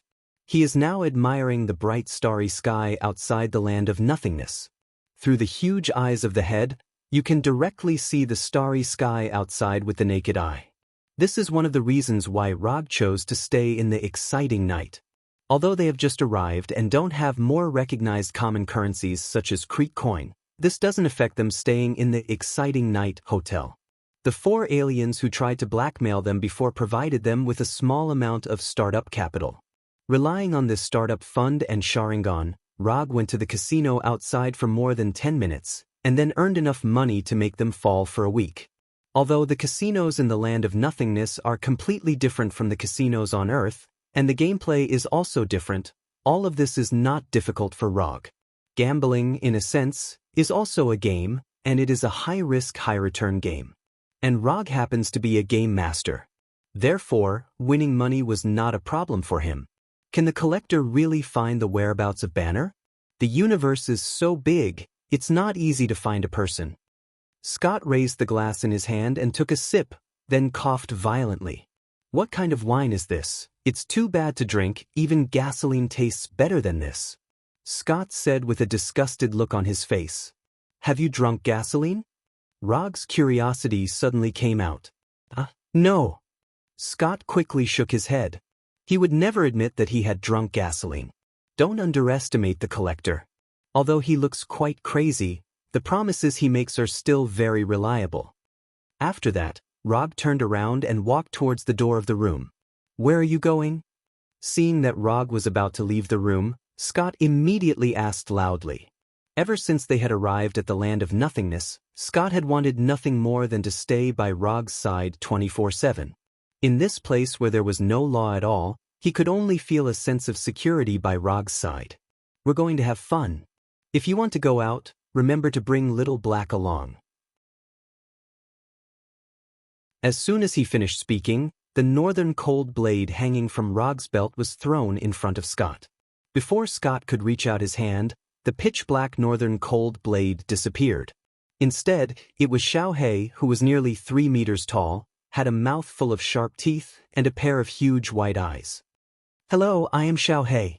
After changing from the northern cold blade form to a humanoid form, Xiaohei greeted Scott in a friendly tone that he understood. "Oh." But obviously, Scott couldn't accept Xiaohei's friendliness. Rog ignored Scott's screams and left the room straight, then knocked on the door of the next room. Not long after, the door of the room was opened. The person who opened the door was none other than Black Widow Natasha, who was wearing a special black combat uniform that vividly displayed the curves of her body. "What happened to Scott? I seem to have heard his screams just now." "It's okay, he met a new friend and was just a little excited." The people of the Avengers didn't know about Xiaohei, and Rog didn't intend to explain it to them. So until now, Natasha thought that only the 3 of them participated in the rescue operation of Banner. After entering Natasha's room, Rog directly took out a bottle of unknown drink that was slightly more pleasing to the eye from the wine cabinet and poured a glass for himself and Natasha. "When did you get together with Banner?" After handing one of the glasses to Natasha, Rog asked casually. "Together? I wasn't with Banner, I just wanted to save my companions." Natasha froze for a moment. She thought that Rog wanted to tell her about the next arrangement, but she didn't expect Rog to ask such a question. "Really? You didn't look like you just wanted to rescue your companions at the Avengers base." Natasha is a very smart woman, otherwise, she wouldn't have become a top spy, so she instantly understood why Rog said that. "Banner is indeed a very talented man, but he's not my type, and he hasn't recovered from Dr. Ross's breakup yet." Natasha picked up the glass and took a sip, and a blush quickly appeared on her delicate face. "Not only do you have such a misunderstanding, but others also have similar ideas. Rogers even took the initiative to set me up with Banner." At this point, Natasha smiled bitterly. "Wait, the person you like is not Banner, then it can't be Hulk, right? Do you like Hulk?" Rog knows that there is some kind of emotional thread between Natasha and Banner. After all, this is the case in the timeline he knows. But now it is clear that the development of things is completely different from what he remembers. Natasha doesn't like Banner, but she likes Hulk. This development trajectory is a bit out of the ordinary. However, after thinking about it carefully, this wasn't something impossible. Although Hulk is very different from normal people, in a sense, Hulk is also a good man. "No, I don't like Hulk either." Also, put away those dirty thoughts in your mind. Natasha is worthy of being an experienced top spy. Although Rog hasn't said anything yet, Natasha can see what he is thinking at a glance. "Ahem, I'm a gentleman. I won't have any inappropriate thoughts." "No, you don't like Banner and you don't like Hulk, then why are you so nervous?" This is not the mental state a qualified spy should have. Rog soon found the blind spot. Are there only these animal instinctive thoughts left in your men's minds? I have carried out several missions with Hulk. In the process of carrying out the mission, I found that Hulk is not as barbaric and violent as people think. He doesn't like to use violence, and he doesn't want people to be afraid of him, but no one has ever cared about what he thinks. Everyone thought of Hulk as a powerful barbarian warrior, but they never thought about what Hulk wanted. Hulk is lonely, he also wants friends, he also wants someone to really care about him, not treat him as a weapon, a tool. Hulk has mentioned you many times in front of me. He said that you are his friend. You will eat barbecue with him. You will teach him fighting skills. He said that you will teach him a top martial art called Hashiman Tanku in the future. He doesn't know why, but after listening to Natasha's words, 2 thoughts suddenly emerged in Rog's mind. The first is that Natasha seems to have an inexplicable motherly love for Hulk. The second was that Hulk, this little guy, actually really remembered what he had said before. After the commission is completed, he will try to teach Hulk the Hashiman Tanku. Since Hulk regards him as a real friend, Rog will naturally live up to Hulk's expectations. And he also wants to see if Hulk, who has practiced the Hashiman Tanku, can kick out the legendary ending.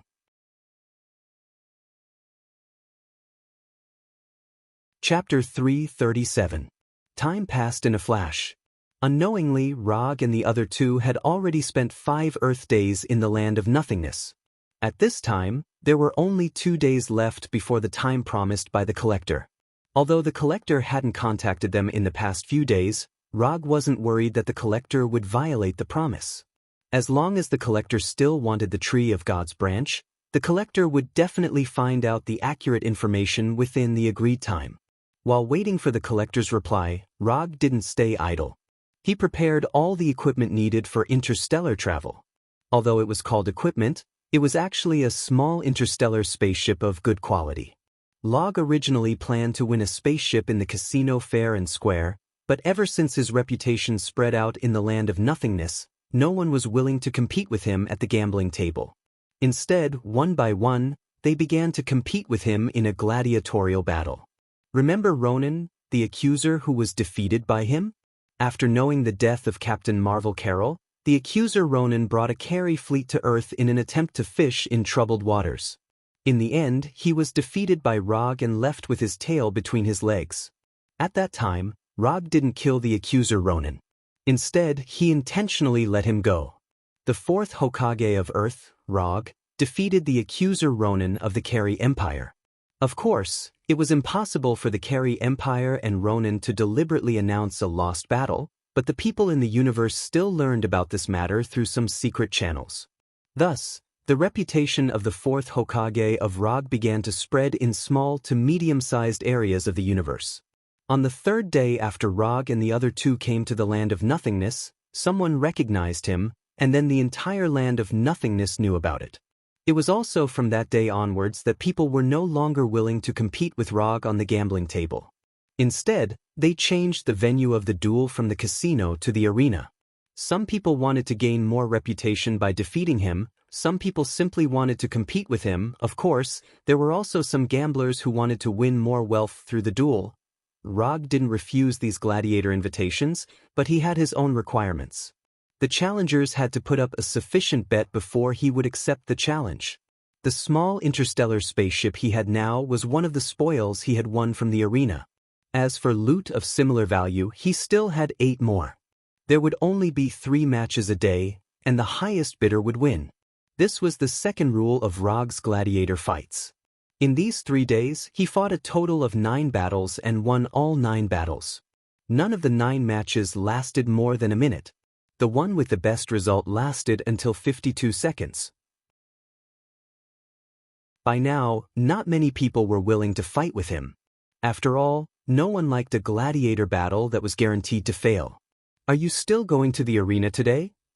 After witnessing Rog's heroic fighting style, Scott fell into a state of blind worship for Rog. Now, he even began to consider whether he should leave the Alliance and join Konoha after returning to Earth. I don't think so. So far, I haven't received any gladiator invitations.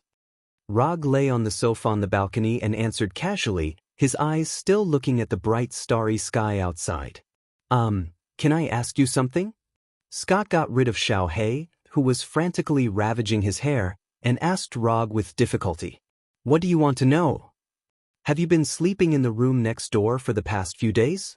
I heard that Agent Romanoff and Dr. Banner are a couple. Isn't it a bit inappropriate for you to do this? Looking at Scott's hesitant look, Rog shook his head helplessly. They are not a couple. You all think too much, and I don't like to put a hat on people. If it was someone else, Rog wouldn't bother to explain. But since Scott had such a question, he didn't mind explaining it for the sake of his current teammate, lest Scott have any bad associations. Really? Then there's no problem. But speaking of which, Agent Romanoff's figure is really... Before Scott finished speaking, Rog grabbed his shoulder and flew straight into Xiaohei's arms. Since Xiaohei showed his true form, Xiaohei had been entangled with Scott, like a black Labrador who saw his favorite frisbee. Xiaohei, let go of me, I'm warning you, let go of me quickly, damn it, put your tongue back, stop licking my head. Scott had tried to become smaller or bigger to get rid of Xiaohei's ravages, but unfortunately, all his resistance failed. Just when Rog thought that today was going to be so dull, there was a sudden noise on the street outside the hotel. In the land of nothingness, fighting in the street was not uncommon. Especially near casinos, bars, and other entertainment venues, this kind of thing was even more common. But this time, Rog's eyes were on one side of the battle. There was a raccoon holding an energy gun and screaming crazily, and a tray ant that was several meters tall. It can't be such a coincidence, right? After seeing the raccoon and the tray ant, Rog's eyes quickly swept through the surrounding crowd, trying to find several other familiar figures. But unfortunately, except for the raccoon and the tray ant, he didn't find any other people in his memory. The genetically modified raccoon, Rocket, and the tray ant of the giant flower god clan, Groot. Xiao Hei, look after Scott and Natasha, I'm going out. As soon as his voice fell, Rog used the body flicker technique to leave the balcony of the room, and his whole person disappeared completely. In just a moment he came near Rocket and Groot. You bunch of waste monsters, listen to me, this guy is my prey. If you don't want to die, get out of my way. Rocket pointed his gun at a person in front of him and said in a fierce tone. I'm Groot. Groot, who was standing on top of Rocket, also made a boxing pose and echoed in a low voice. Although they were now surrounded by more than a dozen enemies of different figures, Rocket and Groot didn't show any fear. Instead, they had a proud posture of victory. Looking at Rocket with a fierce expression and baring his teeth, Rog began to wonder if the Galaxy Awkward Dance Group had been established. In the timeline in his memory, the Galaxy Awkward Dance Group should have been established at this time, but they haven't successfully obtained the advanced achievement of Awkward Dance Saves the Universe. However, judging from the performance of Rocket and Groot at this time, the Galaxy Awkward Dance Group didn't seem to have even a shadow. Although Rog didn't know who the prey Rocket was talking about was, he was sure of one thing, that is, Rocket and Groot were doing the work of bounty hunters.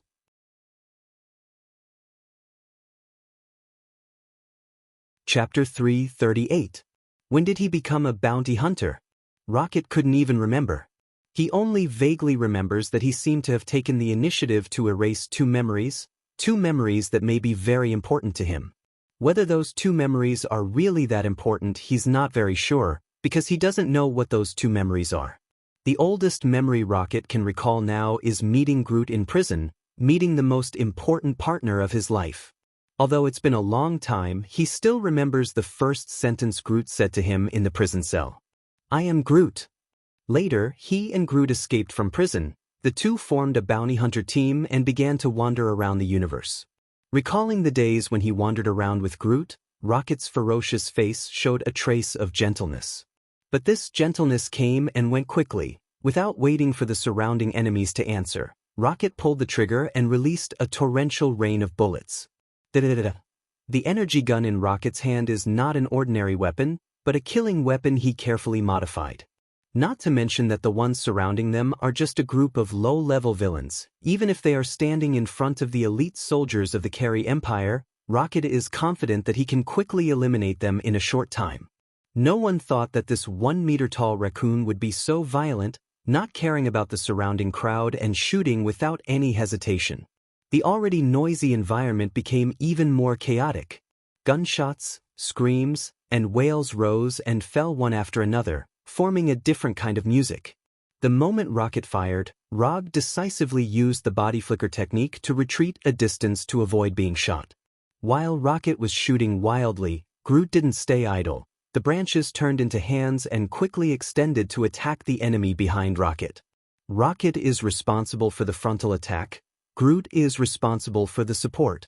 With amazing tacit understanding, Rocket and Groot didn't say a word and instantly played a superb cooperation. In just a few seconds, Rocket and Groot finished off all the surrounding enemies, as well as their mission target. Damn, this fat pig is also dead. Rocket ran to the front of an abnormally fat alien and cursed as he looked at the face that had been completely smashed. I am Groot. Rocket and Groot's mission this time was to capture this fat guy alive. When the rocket was fired, it deliberately avoided the target's position. But he didn't expect that the target would eventually die from a stray bullet flying out of nowhere. The mission failed, which not only means that they came here in vain, but also wasted their little funds. Thinking of the high docking fee of the void, as well as the wasted energy of the spaceship, Rocket's face became even more ugly. At this time, Rocket saw Rog. Because of Rocket and Groot's brazen action, the surrounding crowd to escape to the scene. Except for Rog, there was no one else around him. This is the main reason why Rocket can see him at a glance. "I'm not. If you don't want to die, then I'll kill you." Rocket didn't know Roger, nor had he seen Roger's previous gladiator fights. So in his view, Rog is just a curious passerby. After many years of bounty hunter career, Rocket understood a truth, that is, you have to show enough fierceness and overbearingness, so that there won't be people who don't have eyes to look for trouble. But this time, Rocket miscalculated. Rog ignored Rocket's angry shout and went straight to Groot, curiously looking at Groot's body. Although Groot has a humanoid body, his life form is completely different from that of humans. Rather than saying that Groot is a humanoid creature, it's better to say that he's a tree with a humanoid body. Rog doesn't know much about Groot's race, the flower god Colossus, but when Groot just attacked, he perceived a familiar yet strange aura from Groot's body. Using the energy in the body as the source of life, it accelerates and controls the growth of plants, using it to attack or defend. Although the specific operation process may be different, the principle of Groot's body growth is the same as that of Mokuton. The only difference is that the energy they use is different. Groot uses a lifelike energy, while Rog uses chakra. This is simply a living Mokuton with self-consciousness and life. The more he looks at Groot, the more Rog feels that Groot is similar to Mokuton. "Hello, my name is Rog. I'm a ninja from Earth." Looking up at Groot's face, Rog introduced himself. "I'm Groot." For some reason, Groot also has an inexplicable sense of familiarity with Rog, who suddenly appeared, as if he met a member of his clan. "Nice to meet you." After that, Roger reached out his right hand and shook hands with Groot, who was squatting down. "I'm Groot." Although he has a universal language translator, Rog can't understand Groot's words at all. The universal language translator he is now carrying is a product of the Carey Empire. It can only translate the language already recorded in the Carey Empire's language library, and the language used by Groot is not in it. Just as Rog was thinking about how to communicate with Groot, Rocket's voice sounded again. "Boy, I'm warning you for the last time, get out of here immediately or..." Rocket didn't say the rest of the words, he just loaded the energy gun in his hand again. "Gotcha." The crisp sound of loading sounded, Rog's face suddenly became a little dissatisfied. He can understand Rocket's arrogant attitude, but taking the initiative to provoke him again and again, this is a bit unreasonable. "What if I don't?" Rog turned and looked at Rocket not far in front of him, and said with a look of dissatisfaction, "Then you..." Before Rocket finished speaking, his neck was grabbed by the bright red Chakra's hand, and his whole body was lifted up. As for the energy gun in his hand, it was shattered by Chakra's hand in the first place. In general, Rog rarely uses the nine-tailed chakra first. But in some cases, the nine-tailed chakra is better than his own chakra. For example, when it's used to mimic objects. After seeing Rocket being lifted up by the blood-red Chakra's hand, Groot hesitated for a second or two, and then his huge right fist directly smashed towards Rog in front of him. Although Groot felt an inexplicable sense of familiarity from Rog, compared to the safety of Rocket, this is nothing. Groot's attack can't be said to be slow, but Rog's counterattack is faster. Wood release, great forest technique. Rog's right hand's 5 fingers instantly turned into wooden vines, like 5 vipers attacking their prey. They instantly knocked Groot away and firmly tied him up. What's going on? After seeing Rog's 5 fingers turned into wooden vines and flew away and tied up Groot, Rocket's face was full of disbelief. He couldn't believe what he saw in front of him. "I'm Groot." However, the most surprised person was not Rocket, who was pinched by Chakra's hand, but the tied-up Groot. "I'm Groot."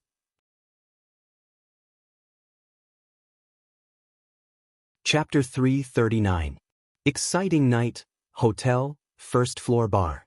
Rocket and Groot sat opposite Rog, looking at Rog with a complicated look. More than 10 minutes ago, they were still fighting on the street outside, but now, they are sitting together in a bar. Rocket and Groot's strength is not bad, and they are also a little famous among the bounty hunters. However, in front of Rog, their strength is still a bit too weak. Just casually using a few ninjutsu, Rog easily defeated the two of them, making them come to the bar willingly. "Who are you? What do you want to do?" Rocket asked Rog with a vigilant look. Rog's strength is very strong, but what Rocket really cares about is not his strength, but the Mokuton he just used. Rocket is also a knowledgeable bounty hunter, but he has never met someone like Rog. Making the body grow like a tree, except for Groot, this is the first time Rocket has seen this ability in other people. And unlike Groot, Rog's Mokuton is obviously more magical. Groot is a giant flower god, his body is originally a tree, so even if his body suddenly grows, it is not a particularly strange thing. But Rog is different. Rocket is very sure that Rog is a human, a real flesh and blood body. I said before, my name is Rog, a ninja from the earth. Rocket is curious about Rog's Mokuton, and Rog is also curious about Groot's life form. If it weren't for the current conditions, he really wants to do a detailed physical examination for Groot. And his intuition tells him that Groot is hiding the secret to further improve his Mokuton. After meeting Groot, he finally understood why Orochimaru, one of Konoha's Sannin, embarked on the path of a mad scientist. I have no malice to you, I'm just a little interested in Groot, or Groot's race. But don't worry, I'm not some Frankenstein monster. I won't do something like dismembering people and soaking them in formalin. Rog didn't explain to them what Mokuton was, nor did he hide his interest in the Groot race. Please don't say that you just want to make friends with us. Rocket said disdainfully. I don't care if you believe me or not, but I do intend to make friends with you. What happened just now can only be considered as an exchange of blows leads to friendship. I still have some things to do, so I can't tell you too much for now. This is the contact code of my spaceship. If you are interested, you can contact me at any time. After that, Rog took out a small piece of metal from his pocket.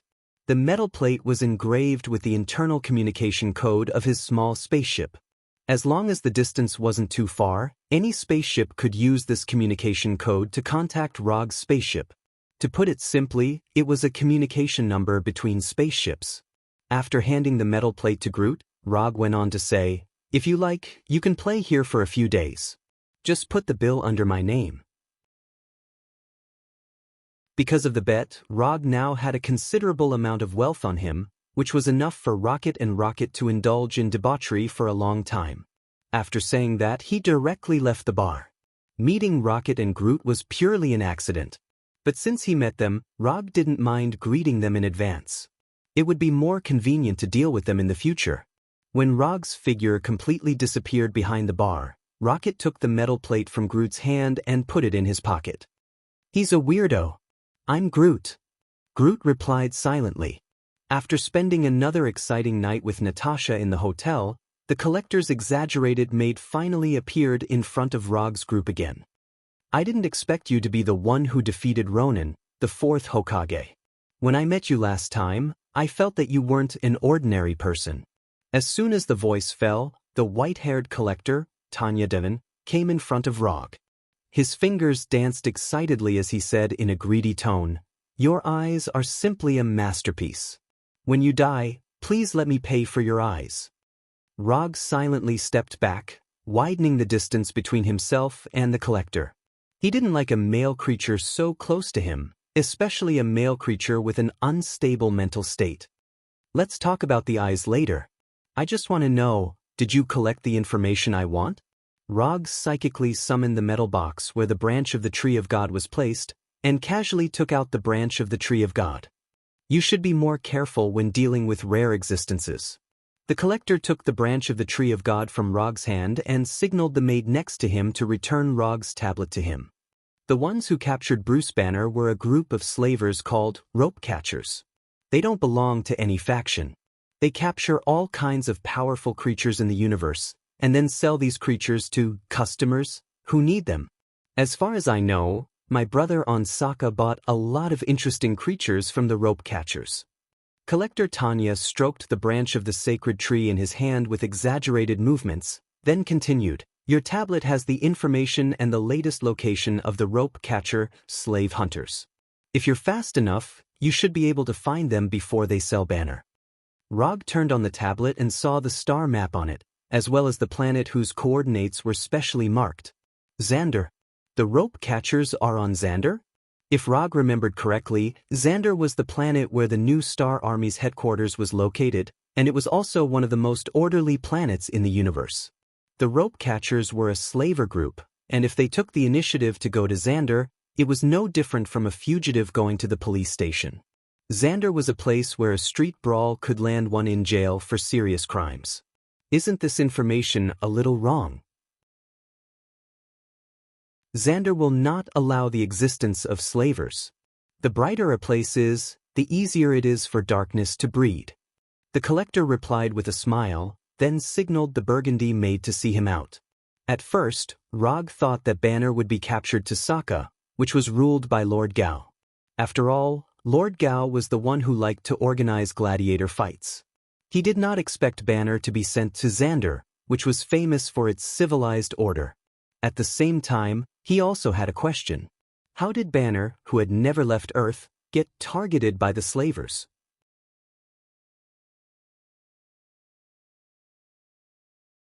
Chapter 340. More than 3 hours later, Rog and the others arrived at Xander from nothingness. Originally, it only took more than an hour to travel from nothingness to Xander, and there were enough space jump points between the two places. The problem was with the pilots. Neither Natasha nor Scott had any experience in flying small spaceships. Although Rog had experience flying a small dark elf fighter, a fighter was not the same as an interstellar spaceship, and the manufacturers of the two were completely different.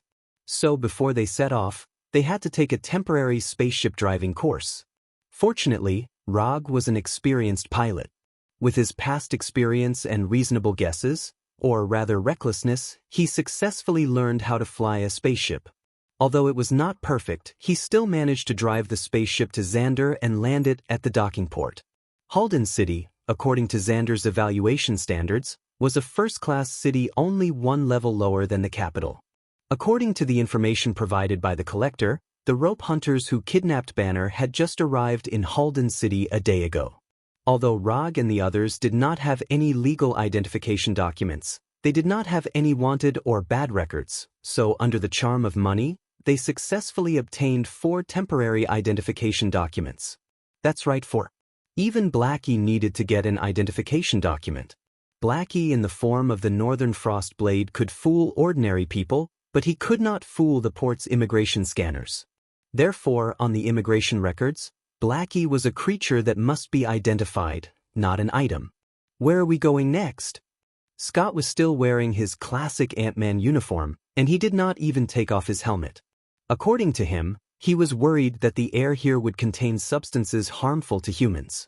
However, in Rog's view, Scott was not worried about the air being harmful, but he did not want Blackie to continue ravaging his hair.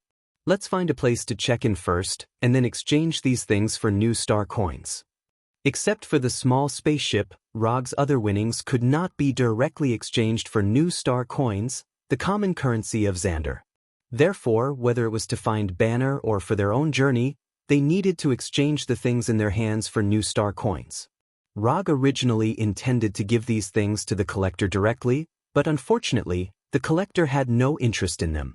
Because of the New Star Army, Xander was more orderly than most planets in the universe, and the civilization level of the inhabitants was also higher. If the civilization of the inhabitants of the Land of Nothingness was equivalent to the Middle Ages on Earth, then the civilization of the inhabitants of Xander was equivalent to the 21st century on Earth. And to a certain extent, Xander was a bit like Earth after the rapid advancement of technology. However, as the collector said, the brighter the place, the easier it was for darkness to breed. Even Xander, with its perfect laws and strict order, had an inescapable dark side. Rog, on the other hand, was very good at dealing with these dark forces hidden in the shadows. In a certain black market that was not welcomed by the officials, Rog successfully exchanged the spoils in his hand for Nova coins and exchanged them for a number that satisfied him. 132, 68 million new star coins. Rog had just inquired that the most expensive suite in the most luxurious hotel in Halton City was only 100,000 new star coins per night. So, he was not dissatisfied with this number. In addition to solving the financial problem in the black market, Rog and the others also successfully inquired about the rope hunters. To be precise, it was Natasha who inquired about it. People who could not control their rationality in the face of beauty were not only on Earth, but also on Xander. The rope hunters just arrived yesterday. I heard that they sold a few good prey. In tonight's Bloody Gladiator, one of the rope hunters' prey will be fighting. I got 4 tickets, Natasha said calmly. At the same time, she took out 4 black tickets with only a red skull and a string of numbers printed on them. Then let's go take a look tonight. If everything goes well, we might be able to return to Earth tomorrow. Although that was what he said, Rog did not think that they would be so lucky.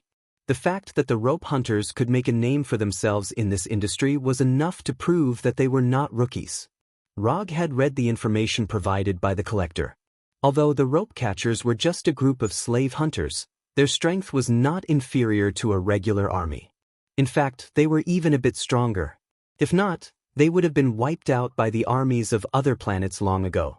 Xander's environment was very similar to Earth. Not only did the rotation time was similar, even the gravity and air were similar.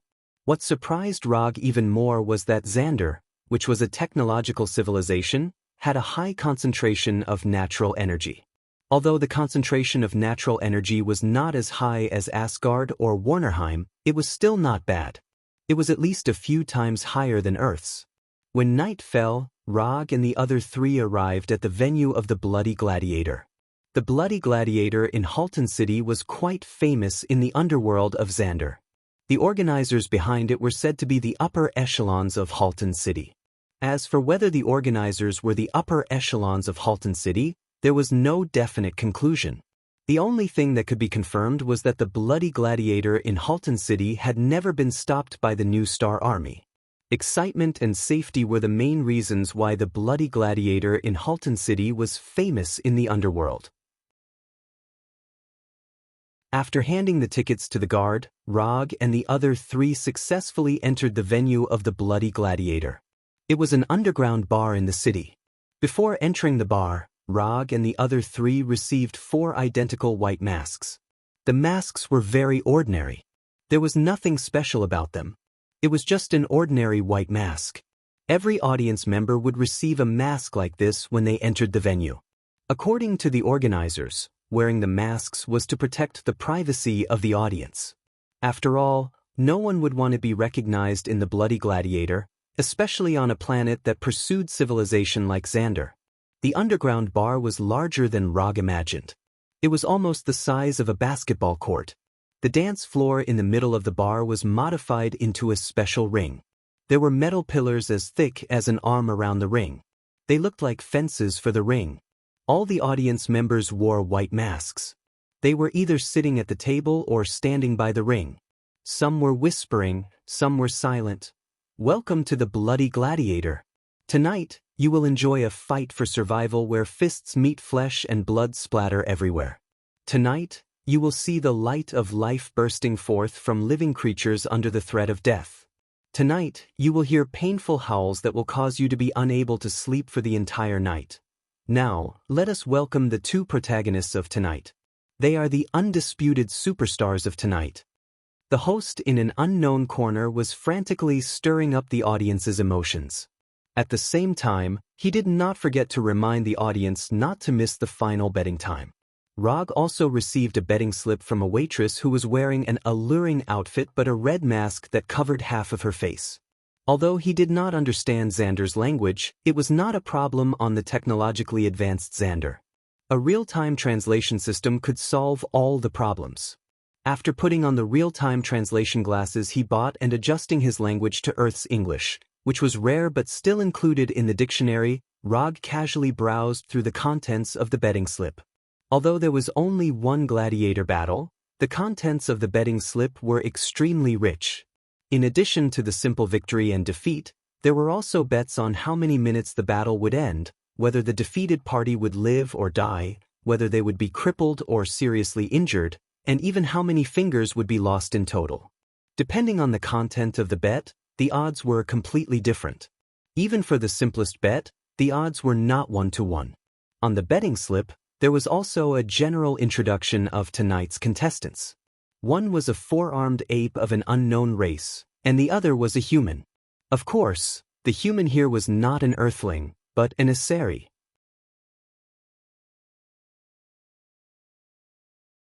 Chapter 341. Rog was no stranger to the Asari. When he was in Warnerheim, the Asari soldiers who died in his hands numbered at least a few thousand, if not 10,000. So when he saw that the contestant was an Asari, he could not help but recall the twins, Thor. 10 million on this Asari to win. Rog handed an anonymous new star card to the scantily clad waitress and completed his bet. On the anonymous new star card, there was a deposit of 10 million new star coins. As long as one had this card, anyone could withdraw money from any bank without needing a password. This new star card was the favorite transaction method of the Dark Forces. It was simple and safe enough. One only needed to confirm the balance in the card to easily complete the transaction. Aren't you being too casual? That's 10 million new star coins. When the waitress left, Scott, who was wearing a mask, lowered his head and whispered to Rog. Anyway, it's a win. If you lose, you lose. Take the betting voucher. If you win, you'll get the money. After that, Rog handed the betting voucher to Scott. It'll be strange if he wins. The odds are 1, 3, 5. Anyone can see that this Asari is bound to lose. Scott said with some disdain, but he still silently kept the betting voucher handed by Rog. It was better to be safe than sorry. If he wins, this voucher would be worth 35 million new star coins. A few minutes later, the lights in the entire bar dimmed, and the spotlights focused on a side door of the bar. The first to appear was the Asari. With just a simple glance, Rog deduced the identity of this Asari. This was a Chiliarch of the Sword and Shield Brigade. He had a sword in his right hand and a shield in his left hand. The armor on his body was also the standard armor of a Chiliarch in the Asari army. Although a Chiliarch was not a general, he was only one step away from being a general. Even such an existence had become a gladiator. This bloody gladiator was not simple. Amidst the cheers of the audience, the captain of the Sword and Shield Chiliarch of the Aso Divine Army walked up to the arena unhurriedly. His face was as resolute as ever, as if he was not in the arena of a gladiator, but on a glorious battlefield. After the host casually introduced the Chiliarch's battle record, the crowd erupted into thunderous cheers. Amidst the roars of the audience, the four-armed berserk ape that was locked in the cage was pushed out. When the metal column on the stage emitted a light blue electric radiance, the four-armed wild ape in the cage was pushed to the entrance of the stage. Without needing any instructions, the moment the cage door was opened, the four-armed berserk ape rushed out like a mad bull. The metal pillar of the arena rose completely, and a high-temperature lightning cage was completely formed. In the next second, the 3-meter-tall, four-armed giant ape clashed with the Asari Chiliarch of Sword and Shield. Whether it was in terms of size, strength, speed, or endurance, the four-armed berserk ape had an absolute advantage. The only thing the Chiliarch of Sword and Shield could count on was his battle experience and superb combat skills. The odds of the four-armed berserk ape were only 1 o'clock. 5. From the setting of the odds, it was easy to see the difference in strength between the two. As expected, within a few minutes, the Asari Chiliarch of Sword and Shield was at a disadvantage. Wounds began to appear on his body, and he was gasping for air. Rog had fought with Asari warriors before, so he knew the approximate strength of a Chiliarch. If his judgment was correct, the Chiliarch of Sword and Shield would be completely dismembered by the four-armed berserk ape in 2 minutes at most. Seeing the Chiliarch of Sword and Shield doing his best to block the four-armed berserk ape's attacks and seize every opportunity to counterattack, Rog's memories of Warnerheim appeared again. To save or not to save? Not long after entering the bar, he secretly used chakra to check the situation in the bar. Although there were many life signals in the bar, none of them could be considered an expert. If he wanted to save the Chiliarch of Sword and Shield in the ring, it would not be as easy as eating, but it would not be too difficult either. After thinking seriously for a few seconds, he finally made a decision. Take half a step back, raise your shield and slash. Turn left, half squat, and slash. Stab, shield bash, jump, heavy slash. The Chiliarch of Sword and Shield heard the voice. At first, he did not pay attention to the voice that came from nowhere. However, he soon realized that the voice's guidance was indeed the best choice under the circumstances. After trying a few times, the Chiliarch of Sword and Shield decisively gave up his plan and began to fight according to the voice's instructions. Other than the Chiliarch of Sword and Shield, no one else noticed the voice's existence. Even Natasha, who was sitting next to Rog, did not notice it. Using chakra, Rog accurately transmitted his voice to the Chiliarch of Sword and Shield, guiding him on how to fight. In terms of raw strength, the Chiliarch of Sword and Shield was far inferior to the four-armed Berserk Ape. This was also the main reason why his odds were as high as 3-5. However, the four-armed Berserk Ape was still a beast without intelligence. As long as the Chiliarch of Sword and Shield could withstand the first few rounds of attacks from the four-armed Berserk Ape, he could use human intelligence to slowly kill the four-armed Berserk Ape. However, in order to do this, not only did he have to have rich combat experience, but he also had to have sharp combat instincts and essential combat skills. When experience, intuition, and skills were combined, he could change the outcome of the battle and gain the right to live. On the surface, the one fighting in the ring now was the Aseri Chiliarch of Sword and Shield. However, in reality, the one fighting the four-armed Berserk Ape was a different kind of Rog. Not long after, the audience below the ring realized that the four-armed Berserk Ape, who had the upper hand, was gradually falling into a disadvantageous position. The four-armed Berserk Ape's attacks began to miss and become ineffective, while the Chiliarch of Sword and Shield kept leaving wounds on the four-armed Berserk Ape's body. Light green blood began to spread in the ring, and the four-armed Berserk Ape's movements began to slow down. Reverse shield, right knee, triple slash, back of the neck, stab. The Chiliarch of Sword and Shield took advantage of the four-armed Berserk Ape's unstable body and quickly went behind the four-armed Berserk Ape, stabbing the four-armed Berserk Ape's neck with the sword in his right hand. When the Aseri Chiliarch pulled out the sword from the back of the four-armed Berserk Ape's neck, light green blood spurted out from the wound and dyed the Chiliarch green. He won? He really won. Scott stared at the arena in disbelief, and he almost lost control of his emotions and shouted out loud. While Scott was waving his arms excitedly, Natasha turned her head and looked at Rog, who had been silent all this while. Natasha didn't know why, but she felt that she had seen the Chiliarch of Sword and Shield's fighting style somewhere before. That style of fighting style that was at his fingertips and treated close combat like a game was very similar to that of someone she knew. No, it wasn't just similar, it was exactly the same. The fighting style that the Chiliarch of Sword and Shield used was Rog's fighting style.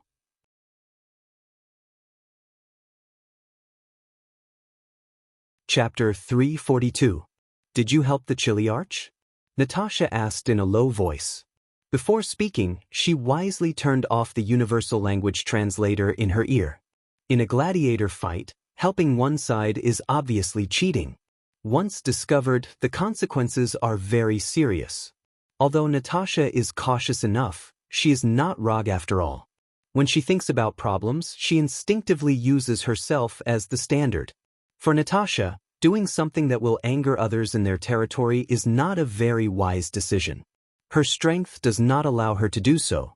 But she ignored one point, that is, for Rog, he has enough strength to crush everyone present. The level of strength determines the difference in thinking and behavior. I stayed in Warnerheim for a while, and I have a good impression of the Aseri race. Rog did not say that his main job in Warnerheim was to kill Aseri soldiers, but he changed to a more euphemistic way of saying it. Won't this cause other problems? Although she knew why Rog wanted to help, Natasha was still a little worried. From the moment we came here, we were destined to have some unpleasant things with the organizers of the gladiator fight. It's troublesome anyway, it doesn't make any difference whether it's earlier or later. The reason why the rope catchers came to Xander was to deliver goods to the organizers of the gladiator fight. So if they want to know the whereabouts of the rope catchers, the organizers of the gladiator fight are a good direction. This is also why they came to the gladiator fight. Although Banner may have been sold directly to the organizers behind the gladiator fight, this possibility is very low. Otherwise, it would not be the four-armed berserk ape that appeared tonight, but the Hulk. Scott excitedly took the voucher to receive the prize money, and Xiao He also consciously followed behind Scott. Because of the unexpected result, not many people exchanged for the prize money, and Scott, who exchanged 35 million new star coins, became extremely dazzling at this time. Scott did not notice the eyes gathered on him, and he was now immersed in the excitement of winning the prize. With the staff of the Gladiator organization around, there would not be any public robberies in the bar. However, it was hard to say what would happen after leaving the bar.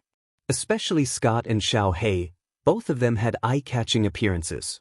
Needless to say, Xiao He could recognize him at a glance just by looking at his physique. It didn't matter if he wore a mask or not. Although Scott's body shape was similar to the people of Xander, the Ant-Man uniform he was wearing was obviously not the style of Xander. So, after leaving the bar, it was not difficult to recognize him. Under normal circumstances, the spectators who came to watch the gladiator fight would not wear too many different outfits to avoid being recognized after leaving the bar.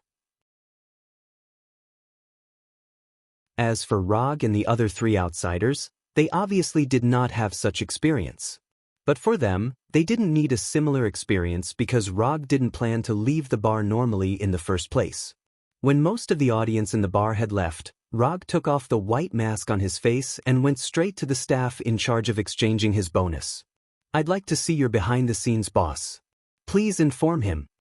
As soon as he finished speaking, several energy guns were pointed at Rog, ready to fire at any time. "I'll repeat myself. I'd like to see your behind-the-scenes boss. Please inform him." Rog continued to speak without changing his expression, as if he did not see the guns pointed at him at all. After he finished speaking, the staff in front of him still remained unmoved. The only change was that more guns were pointed at him. "Why do you have to force me to do it? Can't you solve it in a friendlier way?" Rog shook his head helplessly. Then he disappeared in an instant, leaving behind a silver-white electric snake as thick as a finger. Lightning blink. Although Xander's technology was very advanced, the individual strength of the Xander people was not very good. 2 or 3 seconds later, the guards who were pointing their guns at Rog fell to the ground one after another. The guns in their hands were turned into scrap metal. No one thought that Roger would actually make a move. Even Natasha and Scott didn't think that he would do that. "Blackie, if anyone tries to resist, just eat him," Rog said calmly, then returned to the staff in charge of the competition's bonus. This time, without needing him to say anything, the middle-aged man from Xander immediately took out a palm-sized translucent device that looked like a mobile phone and contacted the person who could really make the decision. Half an hour later, Rog waited for a Xander person who also had green skin but was more than 2 meters tall, as well as a whole team of fully armed soldiers. Unlike the undisciplined guard he had casually knocked down earlier, these warriors were all wearing the same black combat uniform, each of them exuding a fierce aura. This was a team that had been on the battlefield. Rog quickly made a judgment. "Who are you? Who sent you to provoke the bloody gladiator society?" The 2-meter-tall Xander person glanced at Rog and asked coldly, "You don't have to care who we are. We have no interest in your bloody gladiator society. We're just here to buy information." "Buy information? Ha." After hearing Rog's answer, the tall Xander person laughed wildly as if he had heard a joke on a talk show. "A few small fries from an unknown planet. After injuring my people, you actually want to buy information from me? Are your brains filled with sewage?" Among the many intelligent races in the universe, there were many that looked exactly like humans on Earth. Other than the collectors, who were knowledgeable and had sharp eyes, very few people could tell that Rog and the others were Earthlings at a glance. The Xander person in front of him was a good example. I don't like to say the same thing 3 times. This is the second time. I'm here to buy information. 35 million new star coins. I want the latest information on the rope slavers. Rog put the new star coins that Scott had just received on the table and said unhurriedly. If the guy in front of him still could not be communicated with, he did not intend to continue. Although violence could not solve all problems, it could solve most of them. and the one in front of him was the kind that could be solved with violence. The Xander person wanted to say something, but after feeling the amazing aura emanating from Rog, he fell silent. This guy is dangerous.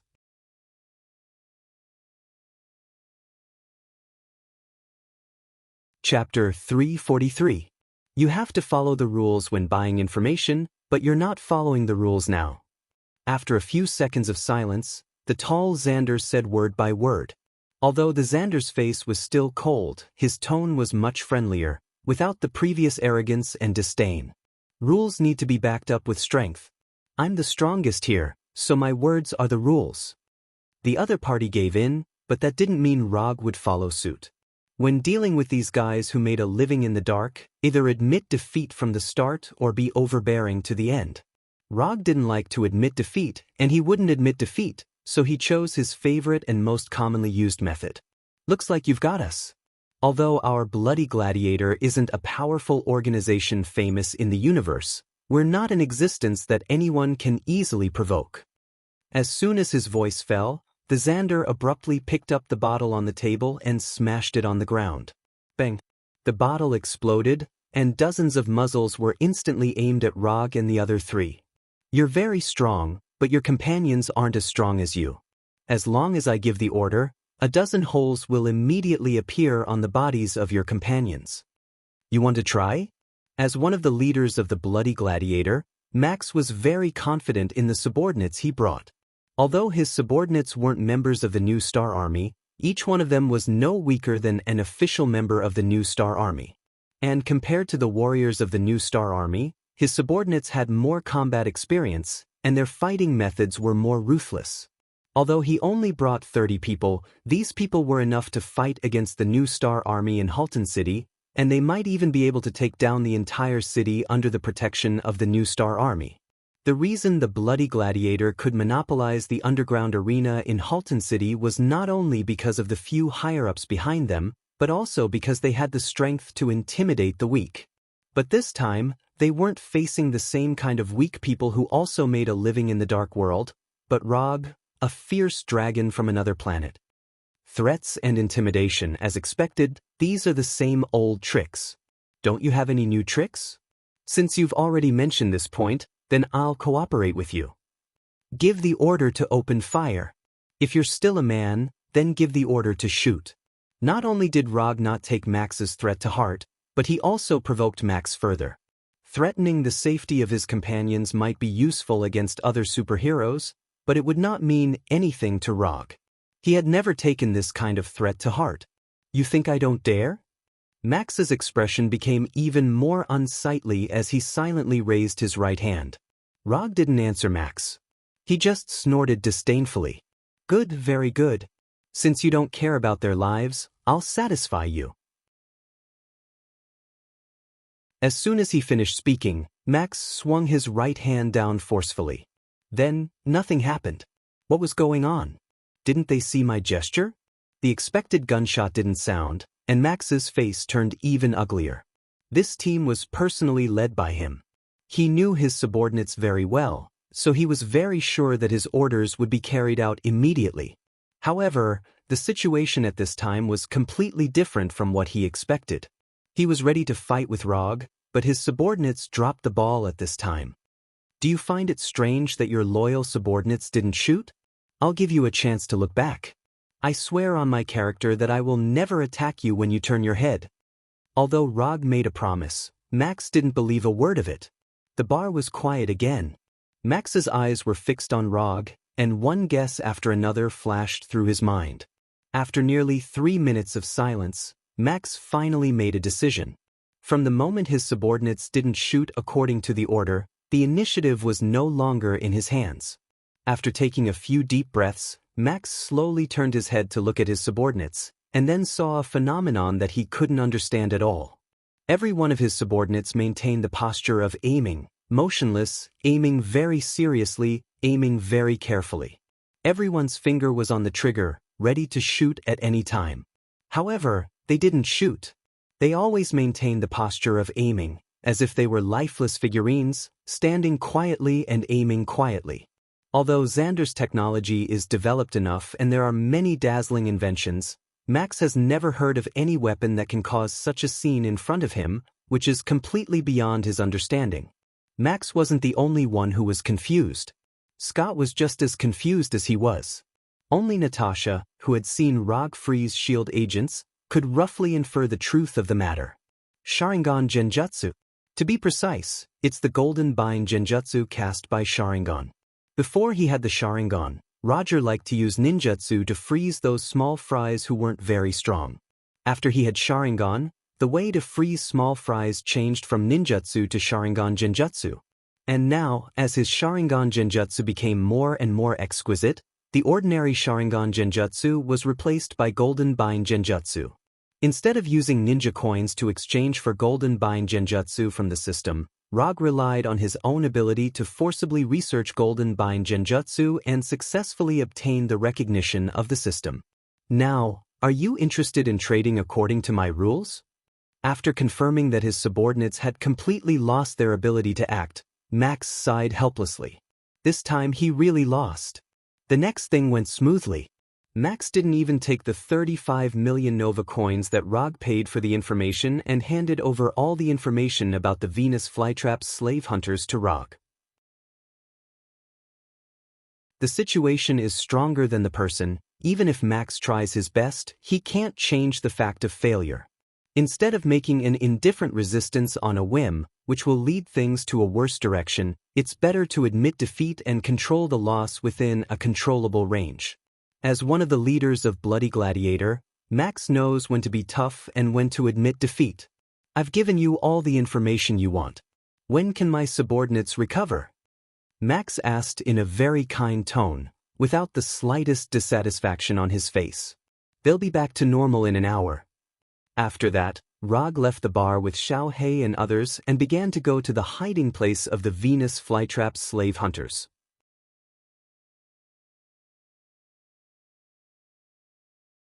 Chapter 344.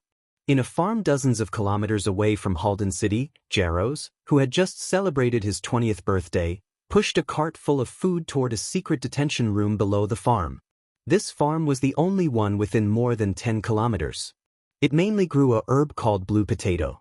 Blue potato was easy to grow, had a considerable yield, and had good nutritional value. Thousands of years ago, blue potato had become one of the main foods of Xander. On the surface, this was an ordinary farm that grew blue potato. But in fact, this was one of the secret bases of the Venus flytrap slave hunters on Xander. Unlike the other members of the slave hunters, although Jaros was also a member of the slave hunters, he had never left Xander, let alone participated in specific slave hunting activities. Even his identity as a member of the slave hunters was inherited from his deceased father. Normally, Jaros's main job was to plant blue potatoes and be a responsible grower. When the Venus flytrap slave hunters came to Xander, he was responsible for delivering food to the prey and providing other reasonable services to the other members of the slave hunters. This included, but was not limited to, cooking, cleaning, serving tea, and so on. I don't know when I can become a real slave catcher. Deputy Commander Noah has already promised me that as long as I take good care of Special Prey number 41, I will be qualified to be a trainee slave catcher and follow the team to catch prey in the universe. Thinking of this, the tired look on Jaros's face was suddenly replaced by excitement. No one wanted to be a nobody for the rest of their life, and Jaros was no exception. Now, Special Prey number 41 gave him the opportunity to change his life. There was a 3-story base under the farm. The first floor underground was the living area of the slave hunters, the second floor underground was the detention area for ordinary prey, and the third floor underground was the special detention area. Under normal circumstances, the detention room on the third floor underground was rarely used. In Jaros's memory, the last time a prey was locked up in the third floor underground was 3 years ago. Pushing the cart to the third floor underground, Jaros could not help but gulp. Then he mustered up his courage and walked toward the detention room of Special Prey number 41.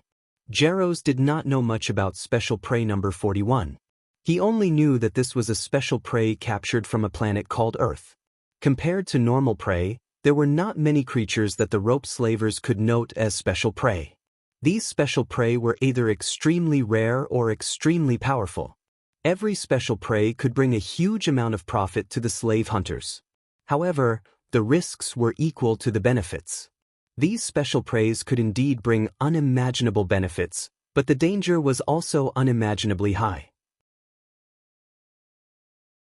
Jaros remembered that his father had once told him that dozens of years ago, the slave hunters were almost wiped out because of a special prey. If it wasn't for the leader of the slavers using himself as bait to lure away the terrifying prey, the rope grass slavers would have long disappeared from history. Jaros had never seen a special prey before, and today was the first time he delivered food to special prey number 41. This job was originally done by the official members of the slavers, but after the death of 7 official members, the job of delivering food fell to Jaros. I can do it, I can definitely do it, I will definitely become a real slave catcher. Jaros pushed the dining cart forward slowly in the dimly lit passageway. Every few steps, he would encourage himself. Although this meal delivery mission was very dangerous, Jaros believed that Deputy Head Noah would not deceive him. I have reached an agreement with Special Prey number 41. He will not continue to hurt the person who delivers the food. You can go there without worry. Although it was the first time Jaros had met Deputy Commander Noah, he didn't doubt Deputy Commander Noah's words. Deputy Head Noah was a powerful existence who had won 3 consecutive victories in the Sokka planet arena. Such a powerful existence had no need to deceive a small character like him. While Jaros was pushing the dining cart to the detention room, Hulk, who was noted as Special Prey number 41 by the slave hunters, was in his room, working hard on his fighting practice. Boxing, Muay Thai, Brazilian Jiu-Jitsu, Sanda, Israeli martial arts, Skark fighting system of the UA Special Forces. What Hulk was practicing now was the fighting technique that Rog left in his memory with illusion, false memory. Even though Hulk didn't look very agile, under his hard work, not only did he successfully master these fighting techniques, but he also gradually summed up his own fighting techniques. For this reason, Hulk also gave his fighting technique a name that he liked very much. Invincible Hulk Fighting Technique. Although this name didn't look like much, its power was not ordinary.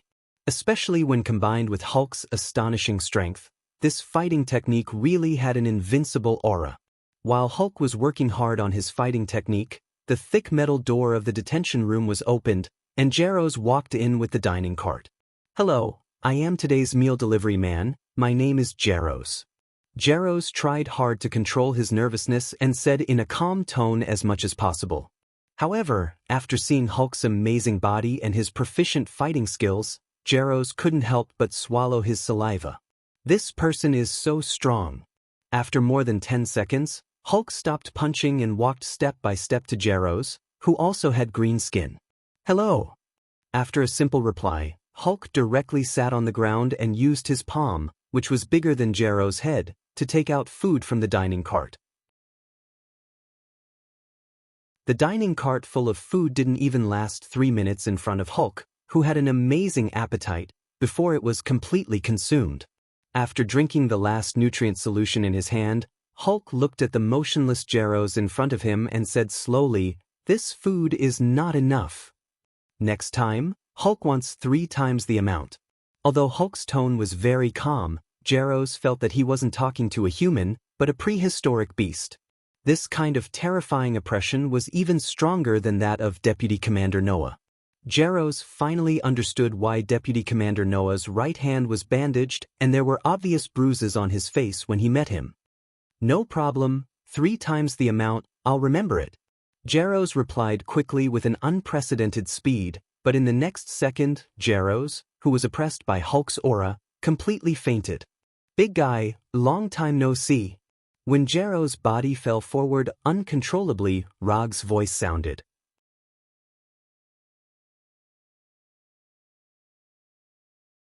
Chapter 345. Rog, why are you here and Natasha? Seeing Rog and Natasha coming in from the door of the room, Hulk's expression became extremely happy.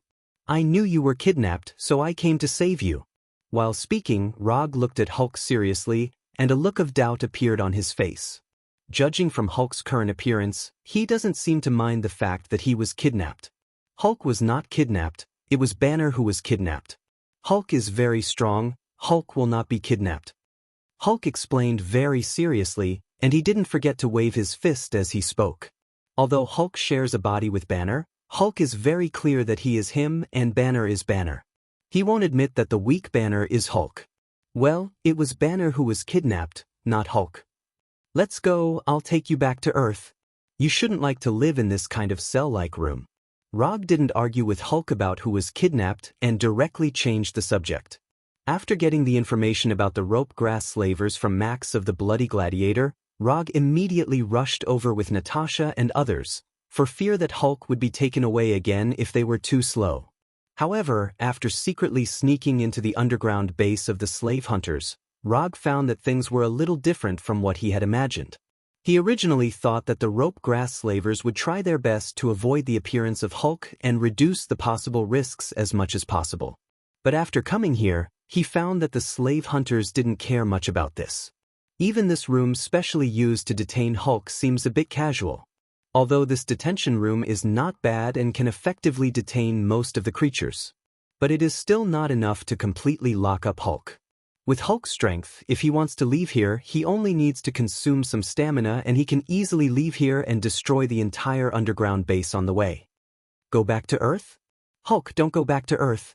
Hulk is going to Sokka Star. Hulk is going to participate in the gladiator fight. Hulk is going to fight for Hulk's glory with his fists. As soon as Rog finished speaking, Hulk shook his head fiercely and decisively rejected Rog's proposal. What was going on? Was Hulk brainwashed? Hulk's answer was not only out of Rog's expectations, but even Natasha, who had been with Hulk for a long time, was also confused. Rog and Natasha looked at each other and came to the same conclusion. The brainwashing techniques of the rope trappers were pretty good. Although they don't know when Hulk came out, it has only been more than 20 days since the day Banner was kidnapped.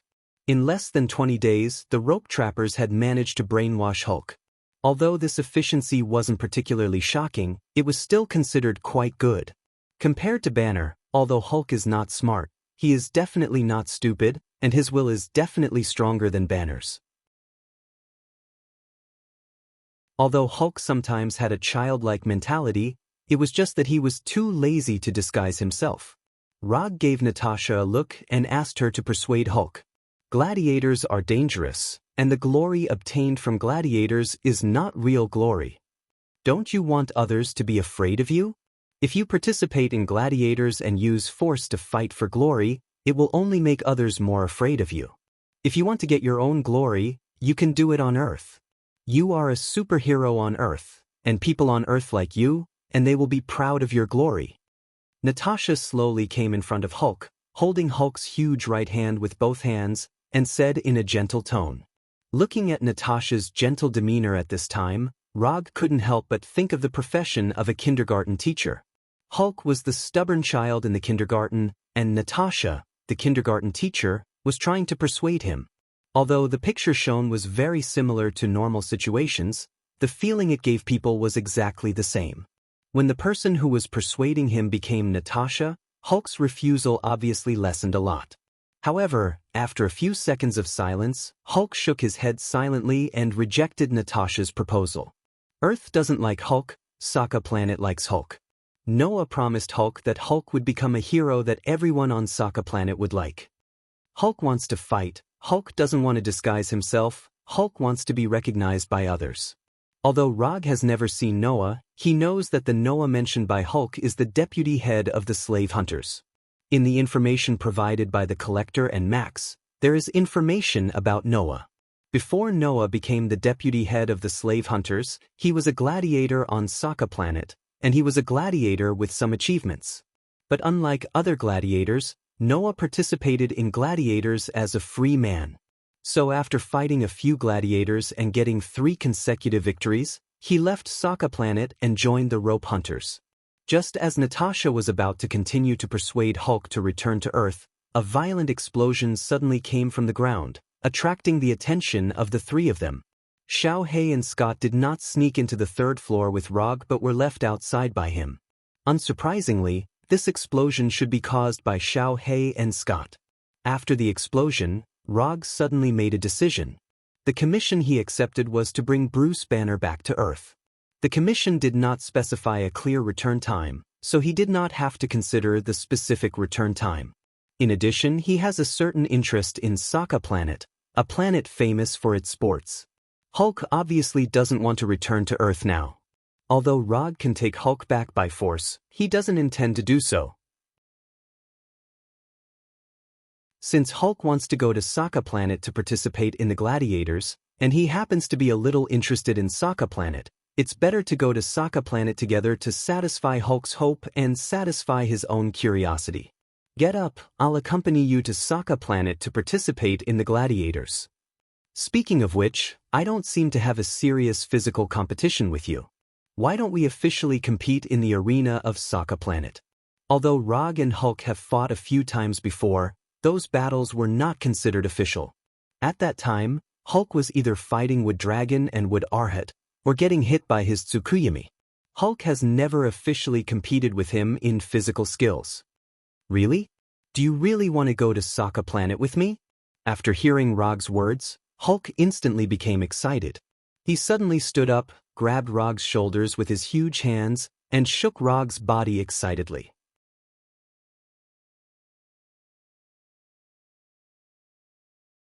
Chapter 346. No, I don't agree with this plan. Before Rog could answer Hulk, Natasha quickly stopped him. Although Natasha didn't know what kind of planet Sokka was, she was very sure that once Rog and Hulk arrived at Sokka, they would definitely make a big move that would surprise everyone. Whether it was Rog or Hulk, neither of them were law-abiding people. The two of them were equivalent to two human-shaped self-propelled nuclear bombs with the safety off, and they were the kind with a large yield. Hulk wants to go to Sokka. Hulk agrees with the plan. Without waiting for Rog to answer, Hulk said to Natasha with a firm face. Although Natasha was the only friend Hulk recognized in the Avengers, Hulk couldn't make concessions at this time. Since Hulk has agreed, then let's go to Sokka Planet.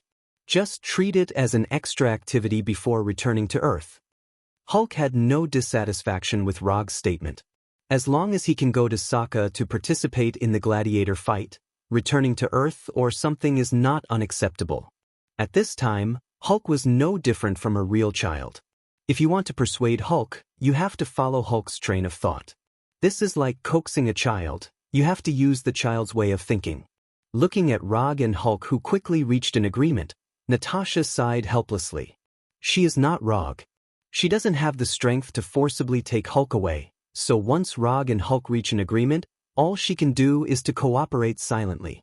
When they left the detention room, Hulk turned around and glanced at the unconscious Jaros. After thinking for a few seconds, he grabbed Jaros and brought him out of the detention room. Rog and Natasha didn't say anything about Hulk's move. He's just a small character, there's nothing to worry about. Since Hulk likes him, then let him take him. Anyway, there can't be any accidents. The battle in the farm continued. Although Xiao Hei and Scott were at an absolute disadvantage in terms of numbers, the combat power they showed was not worse than the slave hunters. This was especially true for Xiao Hei, who had fused with 20 Lord-ranked symbiotic demons. Xiao Hei's strength was simply overwhelming. Although Little Black wasn't a symbiotic entity under the normal concept, Little Black could do anything that a symbiotic entity could do, and it could do it better. According to the symbiotic demon's levels, Xiao Hei could be considered half a monarch rank. Ordinary slave catchers couldn't even withstand one strike from Blackie. Only those elite slave catchers could block Blackie for a few seconds. Fortunately, the vice leader of the slave hunters, Noah, was also in the farm. Otherwise, Blackie alone could quickly kill all the slave hunters in the farm. As an experienced slave catcher, Deputy Leader Noah quickly recognized Blackie's identity. Although it was slightly different from the symbiotic demon in his memory, he was 100% sure that Blackie was a symbiotic demon. Perhaps it was because its master was Rog, but Little Black also had the thought of obtaining pleasure from the battle. Under Little Black's intentional indulgence, Noah, who was holding a two-handed greatsword, had a rare chance to catch his breath. In the beginning, Noah and the other slave catchers used firearms. However, under Little Black's unstoppable attacks, they helplessly realized that using firearms would only make them die faster in front of Little Black. Thus, each of them took out their cold weapons and began to fight with Little Black in close combat. Of course, other than cold weapons like swords and knives, they also used some special capturing weapons. For example, sonic weapons and flame weapons that targeted certain special creatures. However, Little Black wasn't one of those common symbiotic demons. Sonic weapons and flames couldn't cause fatal damage to him. When Little Black quickly killed more than half of the slave catchers and directed the battle to close combat that he was interested in, Scott completely withdrew from the battle. It wasn't that Scott didn't want to participate in the battle, nor was it that he was lazy on purpose. It was just that Little Black stopped him from participating. Therefore, while Little Black was enjoying the thrill of the battle, Scott, who had shrunk to the size of an ant, could only sit on the leaves of some kind of plant and silently observe Little Black's battle. Although he had been with Little Black for some time and was often played by Little Black like a pet. However, after witnessing Little Black's battle posture, Scott finally understood how gentle Little Black usually was to him. Little Black's pair of seemingly ordinary claws were like divine weapons, easily tearing the enemy in front of him apart. Whether these people were wearing armor or not, in front of Little Black's claws, they would only end up being completely torn apart. Recalling the scene where Little Black often used his hands to ravage his hair, Scott couldn't help but swallow his saliva. Fortunately, we're on the same team. Fortunately. Little Black's happy battle didn't last long. It wasn't because all the slave catchers were dead, but because Rog and the others came near the battlefield. Because of Little Black, most of the combat personnel in the underground base were attracted to come out. Rog only dealt with a few logistics personnel who didn't have much combat power and left the underground base easily. When Little Black stopped, the slave catchers, including the deputy leader Noah, finally breathed a sigh of relief. In just a few minutes, they lost more than half of their members. If this continued, it wouldn't be long before all of them died here. Although Little Black stopped attacking, the deputy leader Noah didn't dare to put down the two-handed greatsword in his hand. He looked at Little Black with vigilance, as well as Rog and the others who had just arrived. After seeing Rog, especially Hulk beside Rog, Noah knew that they were in big trouble tonight. Blackie alone had the ability to wipe them all out. If Rog and Hulk were added, their survival rate was less than 1 in 10,000. Although it was the first time Noah met Rog, he was very sure that Rog was the strongest in this group. This was his intuition as a warrior, and also his unique vision that was honed by many years of combat experience. Looking at you, you should be Hulk's friends. This time, we, the rope catchers, admit defeat. Tell me, what kind of compensation do you want? After confirming that his strength was far inferior to the other side, Noah decisively chose to admit defeat. Noah stabbed the two-handed greatsword in his hand into the ground, silently stepped back a few steps, and motioned for the others to put down their weapons. From the day he became a slave catcher, Noah was mentally prepared for someone to come knocking on his door. So after seeing Rog and the others, he didn't show any doubts. The slave trade was not welcomed by the mainstream, and it was an industry that licked blood from the edge of the blade. Not only did they have to face dangerous prey, but they also had to be careful of all kinds of revenge brought by the slave catchers.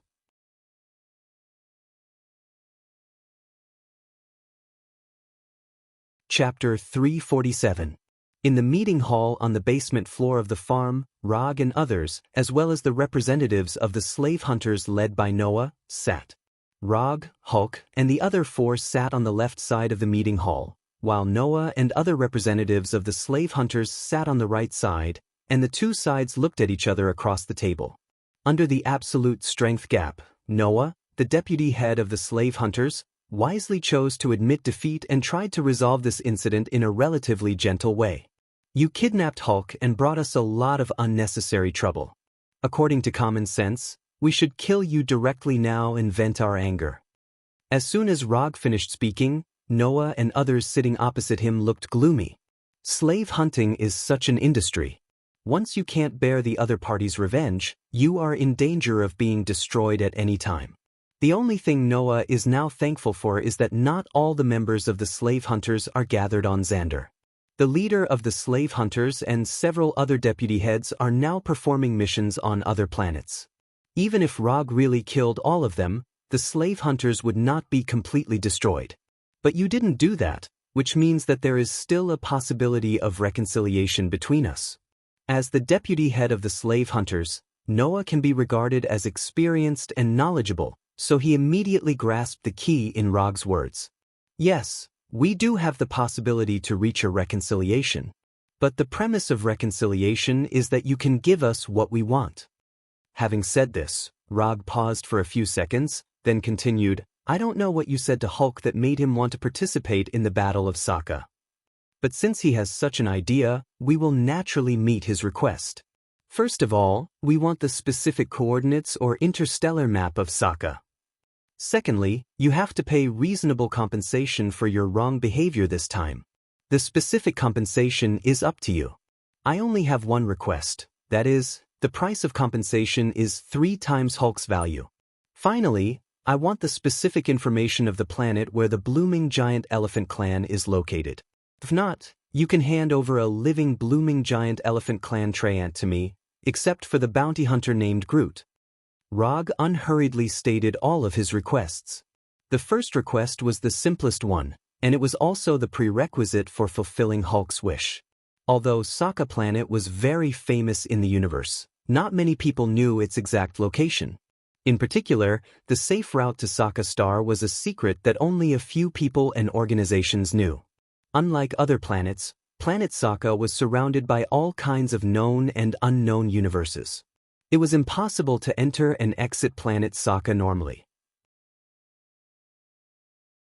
Moreover, there were no public jump points near Sokka Star, so it was very difficult for ordinary spaceships to fly to the star field where Sokka Star was located. Whether it was entering or leaving Sokka Star, it wasn't a simple matter. If one didn't have enough information and rashly went to Sokka Star, the result was likely to be a crash. Noah didn't have any objections to Rog's first request. It wasn't a difficult thing for them to do. The rope grass slavers had a lot of dealings with the ruler of Sokka Star, Gao Tianzun. They had information on how to safely get to Sokka Star. In addition to the first request, Noah also felt that the second request was very reasonable. The loser had to pay reasonable compensation. No matter which planet it was in the universe, this was a common practice. The only thing that gave Noah a bit of a headache was the last third request. The Flower God Colossus clan. Noah knew about this special race. He had done some research on this race before, and even planned some capture plans. Groot was once on their arrest list. But unfortunately, they didn't catch any Flower God Colossus clan treants in the end. Even Groot's traces were intermittent.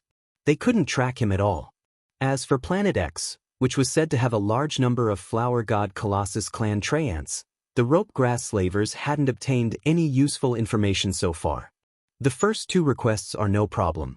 I can make the decision to agree to them now.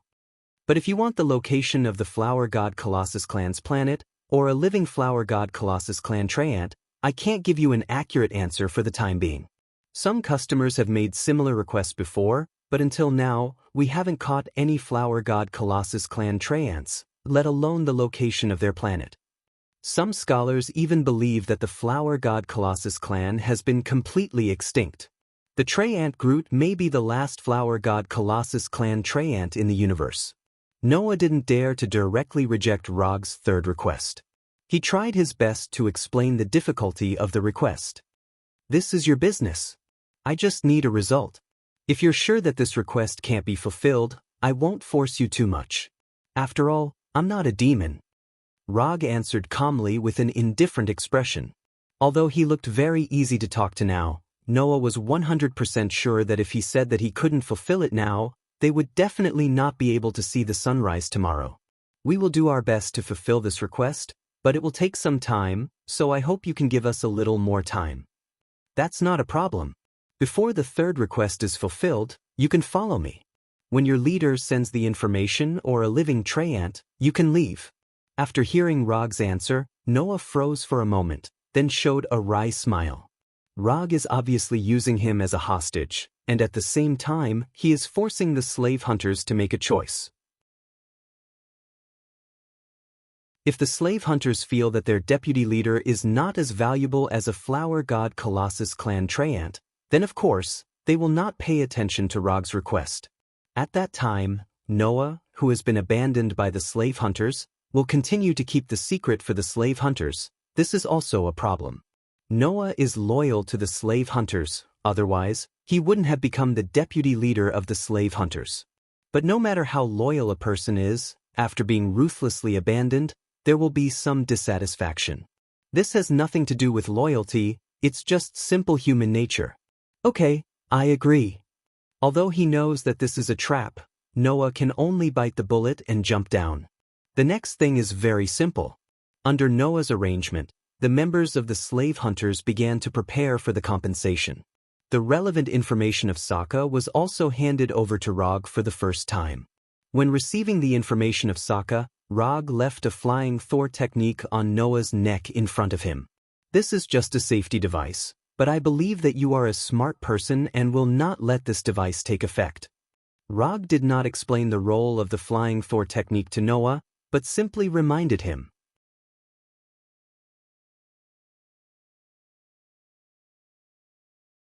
Chapter 348. Are you sure this is the normal way to travel? I feel like the spaceship is about to disintegrate. Rog sat in the co-pilot seat of the spaceship and asked Noah doubtfully. Planet Sokka is surrounded by a large number of universe passages.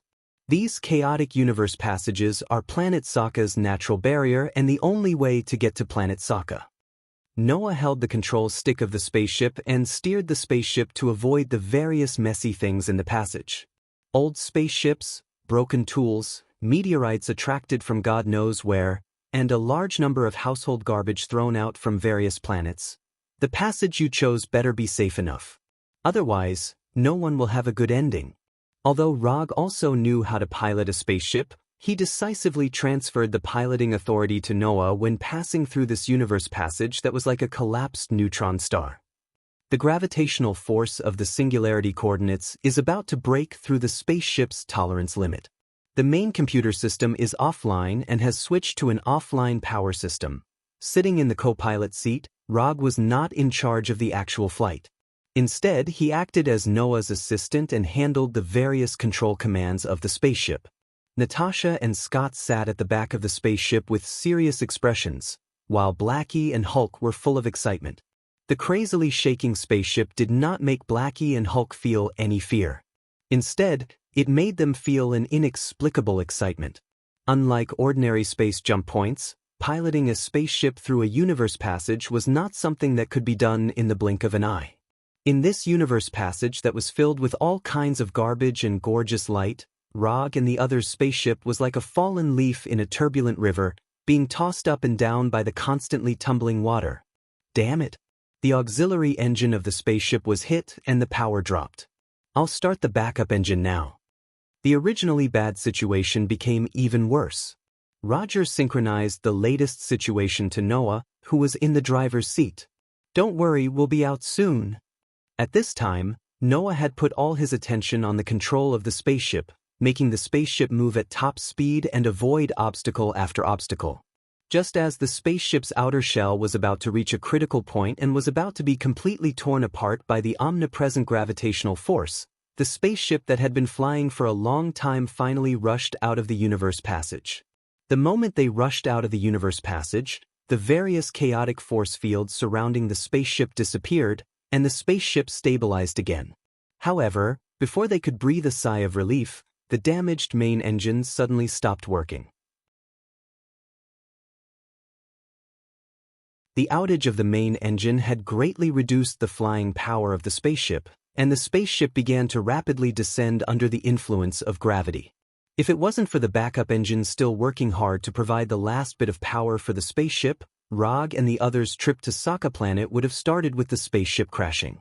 But even so, their final outcome wasn't any better.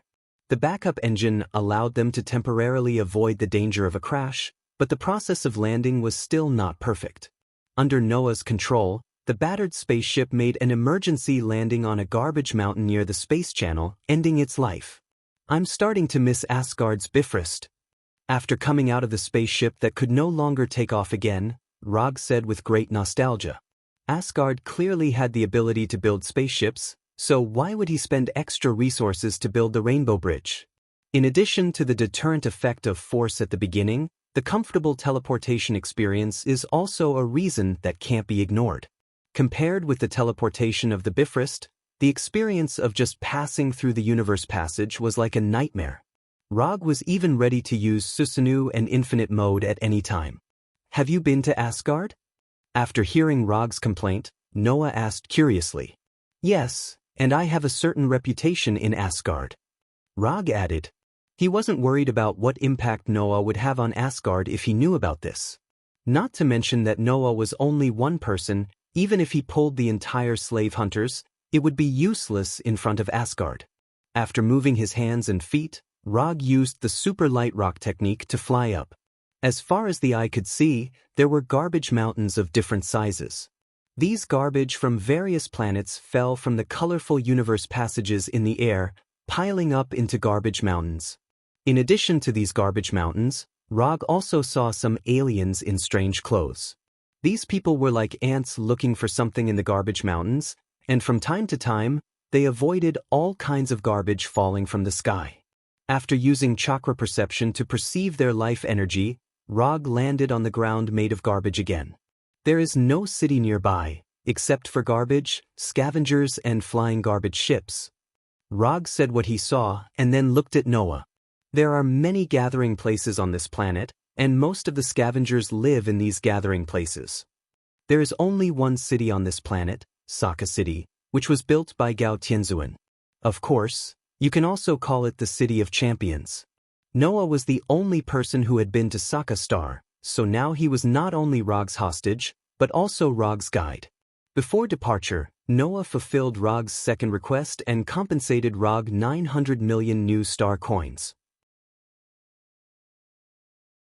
The slave hunters originally planned to sell Hulk for 300 million new star coins, but they did not find a suitable buyer on Xander, so Noah later had the plan to sell Hulk to Gao Tianzuan. Not long after Noah finished his explanation, a group of scavengers armed with all kinds of weapons arrived in front of them menacingly. These scavengers witnessed the scene of the spaceship crash landing, so they rushed over like hyenas on the prairie. It seems that we have a new spaceship. Although the spaceship piloted by these scavengers looks similar to a garbage ship, in any case, it is a spaceship that can fly.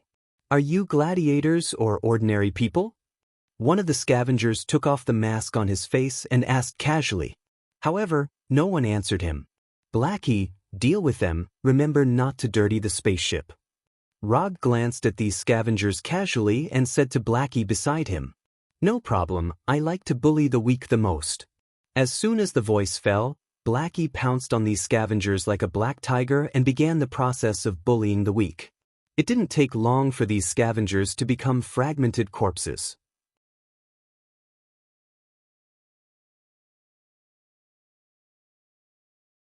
Chapter 349. Sokka City, Central City, Arena Theme Hotel. Under the leadership of Noah, Rog and others piloted a broken spaceship and successfully arrived at Sokka City, where they stayed at the Arena Theme Hotel specially built for extraterrestrial tourists. Although Sokka has an exclusive currency, the currencies of other advanced civilizations, such as Xander's New Star Coin and the Carry Empire's Kree Coin, can also be used here. However, in order to facilitate the transaction, Rog still took out 500 million new star coins from the 900 million new star coins and exchanged it for Sokka Planet's legal currency, champion coins. As for the remaining 400 million new star coins and the more than 100 million new star coins he originally had, Rog has no plans to exchange them for the time being. Xander's new star coins can be used on many planets, while Sokka Planet's champion coins are only valuable on Sokka Planet. Leaving some new star coins will also facilitate their activities on other planets in the future. Although for now, they don't have such plans for the time being. But it's always good to be prepared. The 50 million champion coins exchanged for 500 million new star coins were equally distributed by Rog to Natasha, Scott, and others. Even Xiao He and Hulk received 10 million champion coins that belonged to them. As for Noah, a hostage is not eligible to get a share of the money. After dividing the money, Xiao He took the lead and left with Scott, eager to have some fun. Hulk didn't plan to wander around, so Rog arranged the task of guarding Noah for Hulk. As for him and Natasha, of course, they will rest in the hotel for a while. When night fell, Xiao He returned to the hotel with the exhausted Scott and reunited with Rog and others. After resting comfortably for an afternoon, Rog and Natasha enjoyed a dinner in the style of Sokka Planet before taking them to the most important and most popular place in Sokka City, the Champion Arena. Next to the Champion Arena is the tallest building in the city, which is also the building where the ruler of Sokka Planet, Gao Tianzuan, lives. The shape of the building is like a pile of large and small square blocks stacked together, and the color of the outer wall is as red as blood. On the outer wall of the building, there were 4 conspicuous statues. According to Noah, these 4 heads not only symbolize the 4 strongest champion gladiators, but also the gladiatorial culture of Sokka Star. Horseface Thor, Ares the god of war, two-headed beast, and humanoid. Noah briefly introduced the gladiators represented by the 4 statues. There was a hint of admiration in his tone.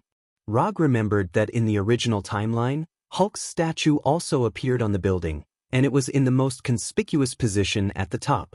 But because of him, the future that should have existed had disappeared. Although Hulk still came to Sokka Star, it was completely different from when he had inexplicably wandered to Sokka Star. Hulk, you can try to carve your own statue too.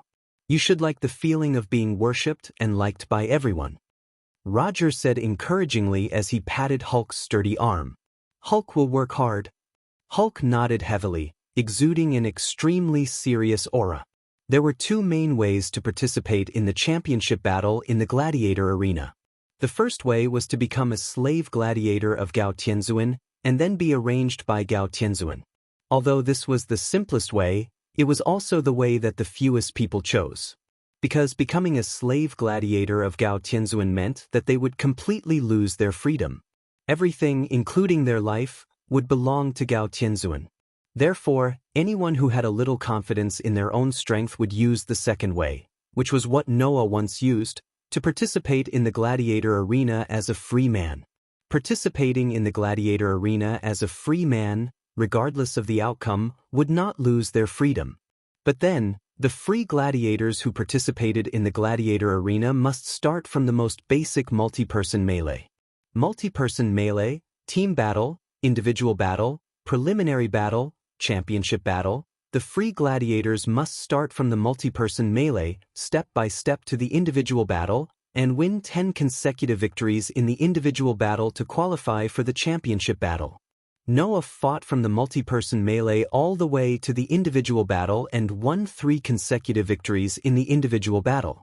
If it was a slave gladiator of Gao Tianzuan, it would be much simpler. As long as one was strong enough, one's first gladiator battle might be the championship battle. There would be a number of gladiator battles every night in the gladiator arena. There would be multi-person melee battles, team battles, and individual battles. The time of the championship battle was not fixed. Sometimes there would be 1 battle every week, and sometimes there might not even be 1 battle in a year. Therefore, every championship battle would cause a strong sensation in the city. If Hulk wanted to achieve the achievement of having a statue on the wall, not only would he have to win the championship battle, but he would also have to win many times in a row in order to obtain the title of the strongest gladiator champion and successfully hang his statue on the building. After helping Hulk register for the free gladiator arena, Rog and the others came to the arena first and booked a VIP box above the arena. Blackie also wanted to register for the competition, but before he could do so, he was pulled away by Rog. Hulk was a warrior anyway. Why would a weapon like you join in the fun? Rog took a cup of Sokka Star's specialty drink and sat casually on the sofa in the box, waiting for the gladiator battle to begin. Are you so sure about Hulk's participation? If Hulk's performance is too good, it may cause Gao Tianzuan to make a move. Noah stood behind Rog and asked doubtfully. There's nothing to worry about. Although Gao Tianzuan likes to gamble, he is not an unreasonable robber. He won't do something like robbing. Even if he really wants to rob Hulk, he has to be able to do it. Rog was not sure what kind of strength Gao Tianzuan had, but he was sure that if he wanted to take Hulk and the others away from Sokka Star, Gao Tianzuan would not be able to stop him. It didn't take long for the list of the first multi-person melee battle to be projected over the arena. In addition to a simple portrait and name, there was also the odds for each gladiator. Rog glanced at it. Hulk's odds were not high, only 1 to 2. Not only was Hulk's odds not high, but the odds for the other gladiators were also about 1 to 2. Only Cronin's odds were 1 to 1. 8. Go and bet on Hulk's victory. As soon as his voice fell, Rog threw his championship card to Noah. It contained the 10 million championship coins he had just exchanged today. Although Hulk's odds were not high, there was no reason to let go of such a sure win bet. When Rog took out his championship card, Natasha and the others also took out their championship cards and let Noah place his bet.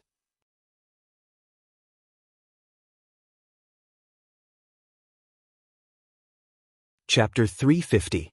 Unlike other gladiators, the number of gladiators in a multi-person melee was not fixed. It could range from 5 or 6 gladiators to 20 or 30 gladiators. The number of gladiators that Hulk participated in this multi-person melee was relatively large.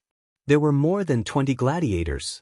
When these gladiators from different planets, with different purposes and with different weapons poured out of the various passages of the arena, the atmosphere in the arena suddenly became fanatical. The cheers of the audience came one after another, and the host quickly introduced the gladiators in the arena with very provocative words. Hulk, who had green skin and a tall stature, was as conspicuous as he could be on Earth. In this arena where a large number of alien races gathered, the big Hulk was not particularly eye-catching. Instead, he looked a little ordinary. At the very least, compared to those opponents who were wearing armor and wielding weapons, he didn't have any weapons in his hands, and he only wore a pair of elastic shorts. He looked so simple and ordinary. If it weren't for his good figure, most of the audience would have regarded him as a cannon fodder character. Hulk, who participated in a gladiator battle for the first time, was not as excited as his other opponents. He just glanced at the arena and the audience curiously. After looking around carefully, Hulk saw Rog and the others sitting in the box on the top floor and immediately showed a simple and honest smile. "I've finished betting. These are the betting vouchers." Noah, who had just returned from betting, took out 4 betting vouchers and planned to distribute the betting vouchers in his hand. "Just take it. Anyway, you'll have to get your bonus later." Rog did not take the betting vouchers in Noah's hand and answered casually. At the same time, he waved his hand at Hulk in the arena. When those gladiators just appeared on the arena, he used chakra perception to sense the strength of life energy in their bodies and then came to a conclusion that he already knew the answer. There were more than 20 gladiators in the arena. Except for Hulk, all of them were small fries. Even if Hulk fought all of them alone, the battle would be over in 3 minutes. In addition to sensing the strength of the gladiators' life energy, he also deliberately sensed the audience in the arena. More than 100,000 spectators had gathered in this circular arena that was comparable to 2 football fields. Most of the audience were ordinary people with nothing special about them. In some of the VIP seats and private rooms, Rog sensed dozens of slightly noteworthy targets. The life energy of a few of them was not much weaker than Hulk and Blackie. It seemed that there were still some special people present at the scene, but he didn't know how strong they were. The strength of life energy was not equivalent to actual combat strength. Some special races were born with astonishing life energy, but their combat strength could not be more ordinary. After the host introduced the gladiators in the arena one by one, a red smoke bomb was launched into the sky above the arena, signifying the start of the battle. The moment the smoke bomb exploded, the atmosphere at the scene reached its peak.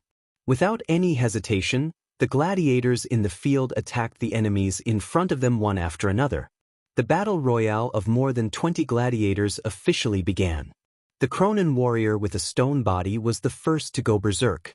He hammered the first enemy to death in a few hits, then strode towards the second enemy.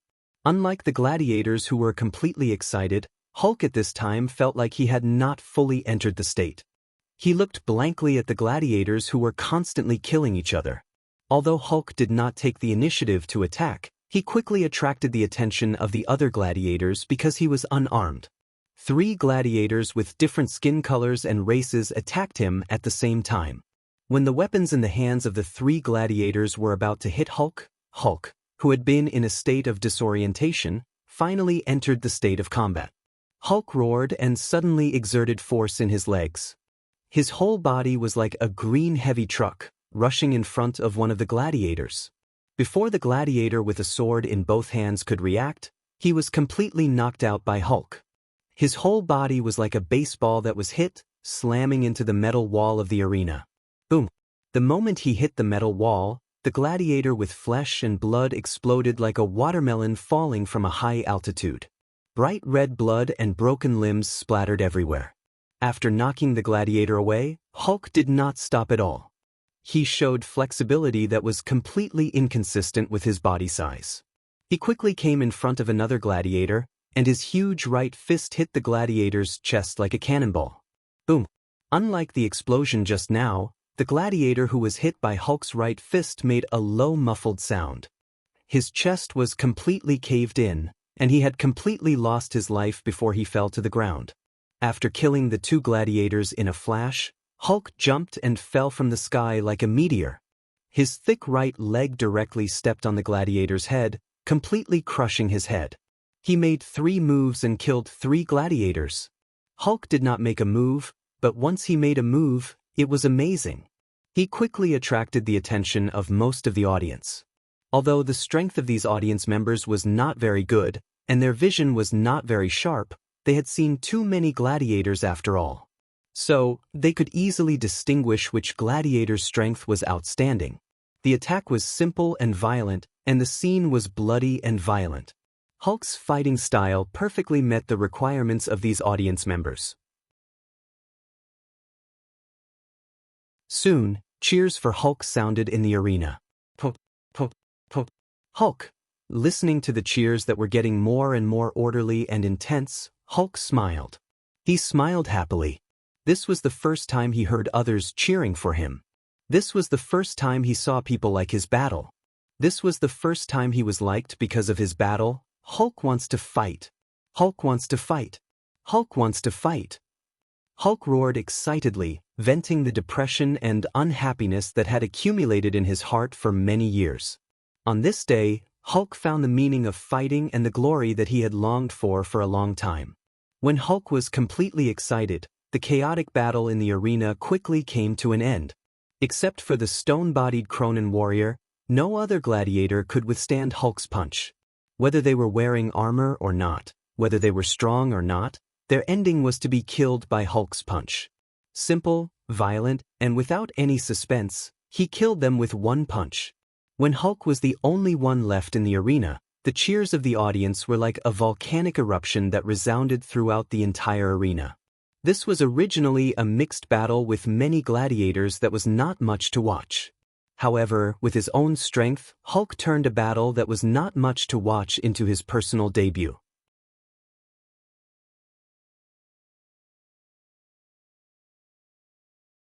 Chapter 351. Hulk, who had obtained his first victory, left the gladiator arena with a satisfied look on his face. When he entered the gladiator tunnel, he turned back and waved enthusiastically at the audience. After that, he left the gladiator arena as if he had not had enough. For Hulk, this battle wasn't difficult at all. It could even be regarded as very simple. However, it was precisely this kind of battle that didn't have much difficulty that made him experience an unprecedented sense of satisfaction.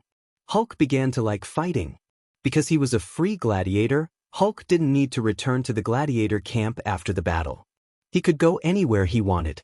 After winning such a satisfying victory, most gladiators would choose to indulge themselves and find the meaning of life again in debauchery. But Hulk wasn't those ordinary gladiators. He had just won the first battle in his life, and he didn't have any unhealthy thoughts in his mind. He walked excitedly toward the box where Rog and others were. Hulk found the meaning of becoming stronger. Hulk wanted to become stronger, and he needed Rog's help. At the same time, Hulk also began to look forward to the physical combat between himself and Rog. Hulk knew that Rog had mastered many magical moves and many magical abilities that he couldn't resist. But in terms of physical combat, that is, close combat, Hulk was still very confident. Hulk was a little pitiful. It wasn't the first time that he had become Logue's test subject. Odama Rasengan, would Dragon Jutsu, would Golem Jutsu, Tsukuyomi. Recalling the scene of being tortured by these ninjutsu and genjutsu, Hulk couldn't help but shake his head as if he wanted to completely forget these sad memories in his mind. Under the guidance of the staff, Hulk smoothly came to the top floor of the arena and went to the box where Rog and others were. However, just after he took a few steps, he was stopped by a Cronin warrior who was taller than him. Hulk didn't know anything about the Cronin race. In his opinion, they were just a group of stone men who could move around. However, the Cronin warrior in front of him, who was nearly 4 meters tall, gave Hulk a sense of familiarity. On the chest of this Cronin warrior, there was a blood-red pattern. This pattern looked like a graffiti that had been casually drawn, but Hulk remembered that there was a similar red pattern on the stone golem that he had smashed into rubble with just a few punches. However, the Cronin warrior he killed was only 2 meters tall. He couldn't be compared to the giant Cronin warrior in front of him. Hulk glanced at the red pattern on this Cronin warrior. He didn't say anything and avoided this Cronin warrior. Because the number of VIP boxes on the top floor was far less than the number of ordinary spectator seats, the passageway on the top floor was much wider than the passageway below. Even with the 4-meter-tall Cronin warrior blocking part of the path, Hulk was still able to easily pass through. However, this Cronin warrior who appeared out of nowhere had no intention of letting Hulk leave so easily. Just as Hulk walked to the side, the Cronin warrior's rock fist arrived in front of Hulk. Hulk, who was in an extremely happy mood, didn't expect to be attacked for no reason. Caught off guard, the rock fist that was several times bigger than his head hit his chest hard. Boom! Hulk flew out uncontrollably as if he was hit by a high-speed train. He crashed heavily into the metal wall dozens of meters away. A hole about the size of Hulk's body appeared on the metal wall that was strong enough to withstand the attack of a rocket. Broken metal fragments scattered all over the ground. The loud explosion attracted the attention of many people. The staff of the gladiator arena quickly rushed over. The doors of the nearby boxes opened one after another, and spectators walked out one after another. When they realized that the one who was sent flying was Hulk, who had just won, many of the spectators immediately guessed the truth of the matter. It wasn't difficult to guess the truth just by looking at Hulk, who was sent flying, and the Cronin warrior who had an unfriendly expression on his face. Hulk had just killed a Cronin gladiator in the gladiator arena. Now, the Cronin gladiator's friends or family members immediately found Hulk and tried to get justice from him. If it was on other planets, this kind of public retaliation against a gladiator would definitely cause strong dissatisfaction in the gladiator arena. But it was different here. This was Planet Sokka. As long as you didn't attack Gao Tianzuan's gladiator, as long as you didn't retaliate in public in the gladiator arena, and as long as you could give enough compensation, Gao Tianzuan wouldn't mind the death of a free gladiator. It was precisely because of this that the Cronin warrior dared to attack Hulk here. Skull Crusher, the master wants you to deal with this guy as soon as possible. The master wants to watch the next battle in a quiet environment. A curvy carry woman came to the side of the Cronin warrior Skull Crusher and said expressionlessly, "Before the next battle begins, I will bring this guy's head back. I will definitely not disturb the master's mood." Although this curvy carry woman was less than half of Skull Crusher's height and didn't have any strength at all, Skull Crusher's reply was full of respect. After getting Skull Crusher's reply, the carry woman didn't even look at Skull Crusher and Hulk. She didn't even look back as she walked into a private room and lightly closed the door.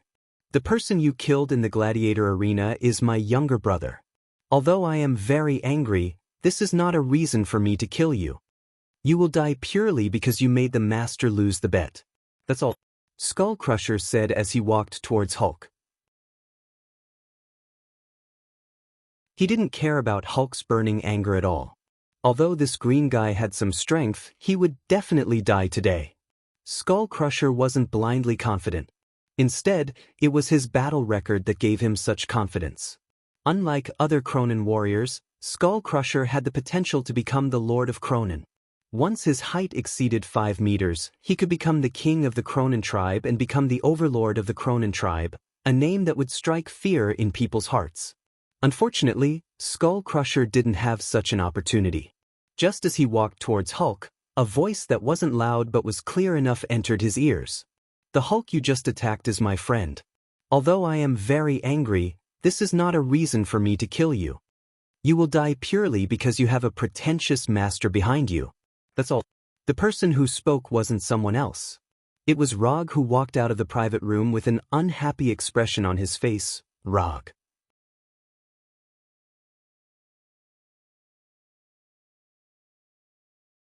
Chapter 352. Rog was originally in a good mood, but this arrogant warrior Cronin and his master completely ruined his good mood. Hulk won the first battle, and it was a beautiful victory. He also won a small bet because he bet on Hulk. If there were no accidents, tonight would be a very happy night. However, there would always be people who would create accidents that would completely ruin your good mood when you were in a good mood. For example, this Cronin warrior called Skull Crusher. Therefore, Rog used Skull Crusher's words to return the favor. As soon as Rog finished speaking, Skull Crusher slowly turned around in this narrow passage and stared at him angrily. After quickly sizing up Rog, Skull Crusher quickly made a judgment. This was an ordinary person from an unknown planet, and he didn't pose any threat. Although Skull Crusher was now a slave who had lost his freedom, before he became his master's slave, he also wandered the universe for a period of time and made a small name for himself. It was also because of his adventures that he met his current master and found a goal that was worthy of his loyalty for the rest of his life. "I don't care if you insult me, but you can't." Skull Crusher clenched his fists and suppressed his anger as he spoke slowly. However, before he finished speaking, Rog raised his right hand and pointed his index finger at him. "Lightning evasion, Thunderbolt finger." A silver-white lightning bolt as thick as a finger appeared on the tip of Rog's right index finger. It instantly crossed the distance and accurately hit Skull Crusher's huge rock head. Boom! Skull Crusher didn't have the chance to say the second half of his sentence because the moment the silver-white lightning bolt hit his forehead, his rock head exploded as if it was blown apart. Rog's sudden attack not only surprised Cronin warrior Skull Crusher, but it also surprised all the spectators and arena staff. They originally thought that Skull Crusher and his master were already domineering enough, but they didn't expect Rog to be even more domineering than them. Cronin's warrior, Skull Crusher, never would have thought that he would die with his head smashed into pieces like his name suggested.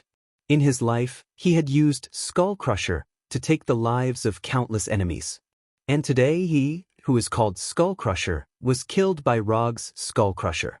Skull Crusher's head completely exploded and fell to the ground, using his life to create a dull sound. After easily dealing with Skull Crusher, Rog put his finger in front of his mouth and blew gently, blowing away the numbness that originally didn't exist. Thunderbolt finger seems to be a new ninjutsu, but in fact, it's just a different use of lightning evasion, lightning palm. There is no difference between the two techniques except for the place where the lightning is released. However, in order to make his attacks look more impressive, Rog gave a new name to the thunder palm that he released with his fingers. The next time you meet someone who's deliberately looking for trouble, you don't have to care about their background. Just beat them to death. "I'll take care of the trouble you cause." After explaining to Hulk, Rog came to the box where the woman just entered and lifted his right foot. Taijutsu, monstrous strength. In order to make his kick violent enough, Rog directly used Taijutsu, monstrous strength. Boom! The metal door that was a few centimeters thick, when it was kicked by Rog, produced a terrifying deformation visible to the naked eye. In the next second, the metal door that could withstand most individual weapons was kicked away by Rog. It flew into the room like a leaf being swept up by a tornado. It crashed heavily into the wall of the room, which was also made of metal. When everyone in the box was attracted, Rog leisurely walked into the box step by step. Just now, there was a guy who couldn't afford to lose. After losing the bet, he asked his men to find trouble with my friend.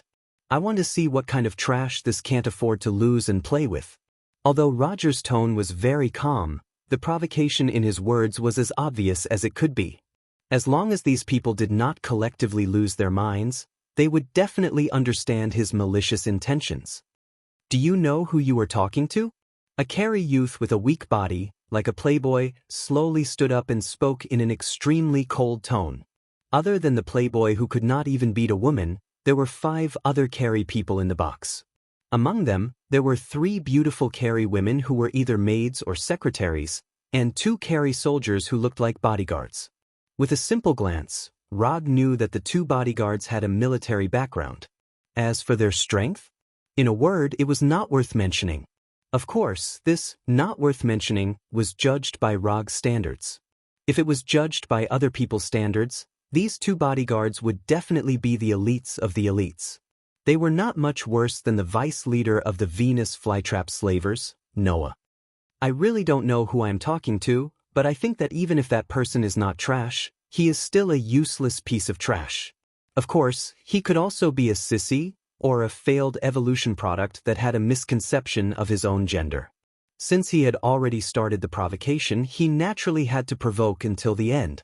Just as a famous person said, since he wanted to pursue excitement, he had to go all the way. Although these were 2 completely different things, the underlying logic was the same. Number 6, number 7, don't kill him so quickly. Give him some unforgettable punishment first, then bring him back to the Empire to play with him slowly.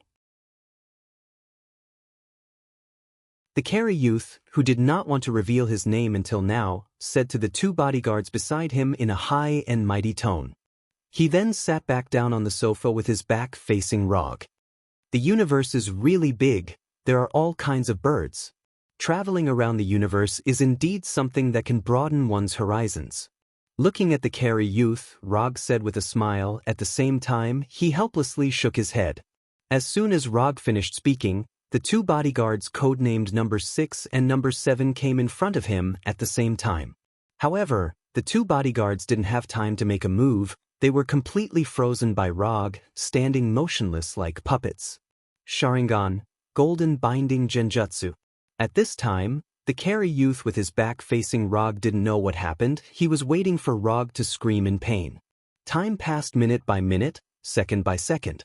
When the expected scream didn't sound, the high and mighty Carey youth furrowed his brows with a gloomy expression.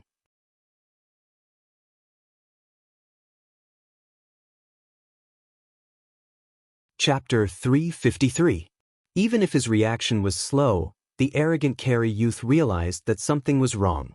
Number 6 and number 7 definitely did not dare to disobey his orders. The Carey youth was 100% sure of this point. Since there was no sound, it meant that number 6 and number 7 had completely lost their ability to move and even their lives when he was completely unaware of what had happened. Although the Carey youth was arrogant, this did not mean that he did not have a brain.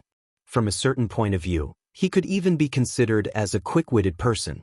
However, Rog's golden binding illusion was something he had never seen or understood before.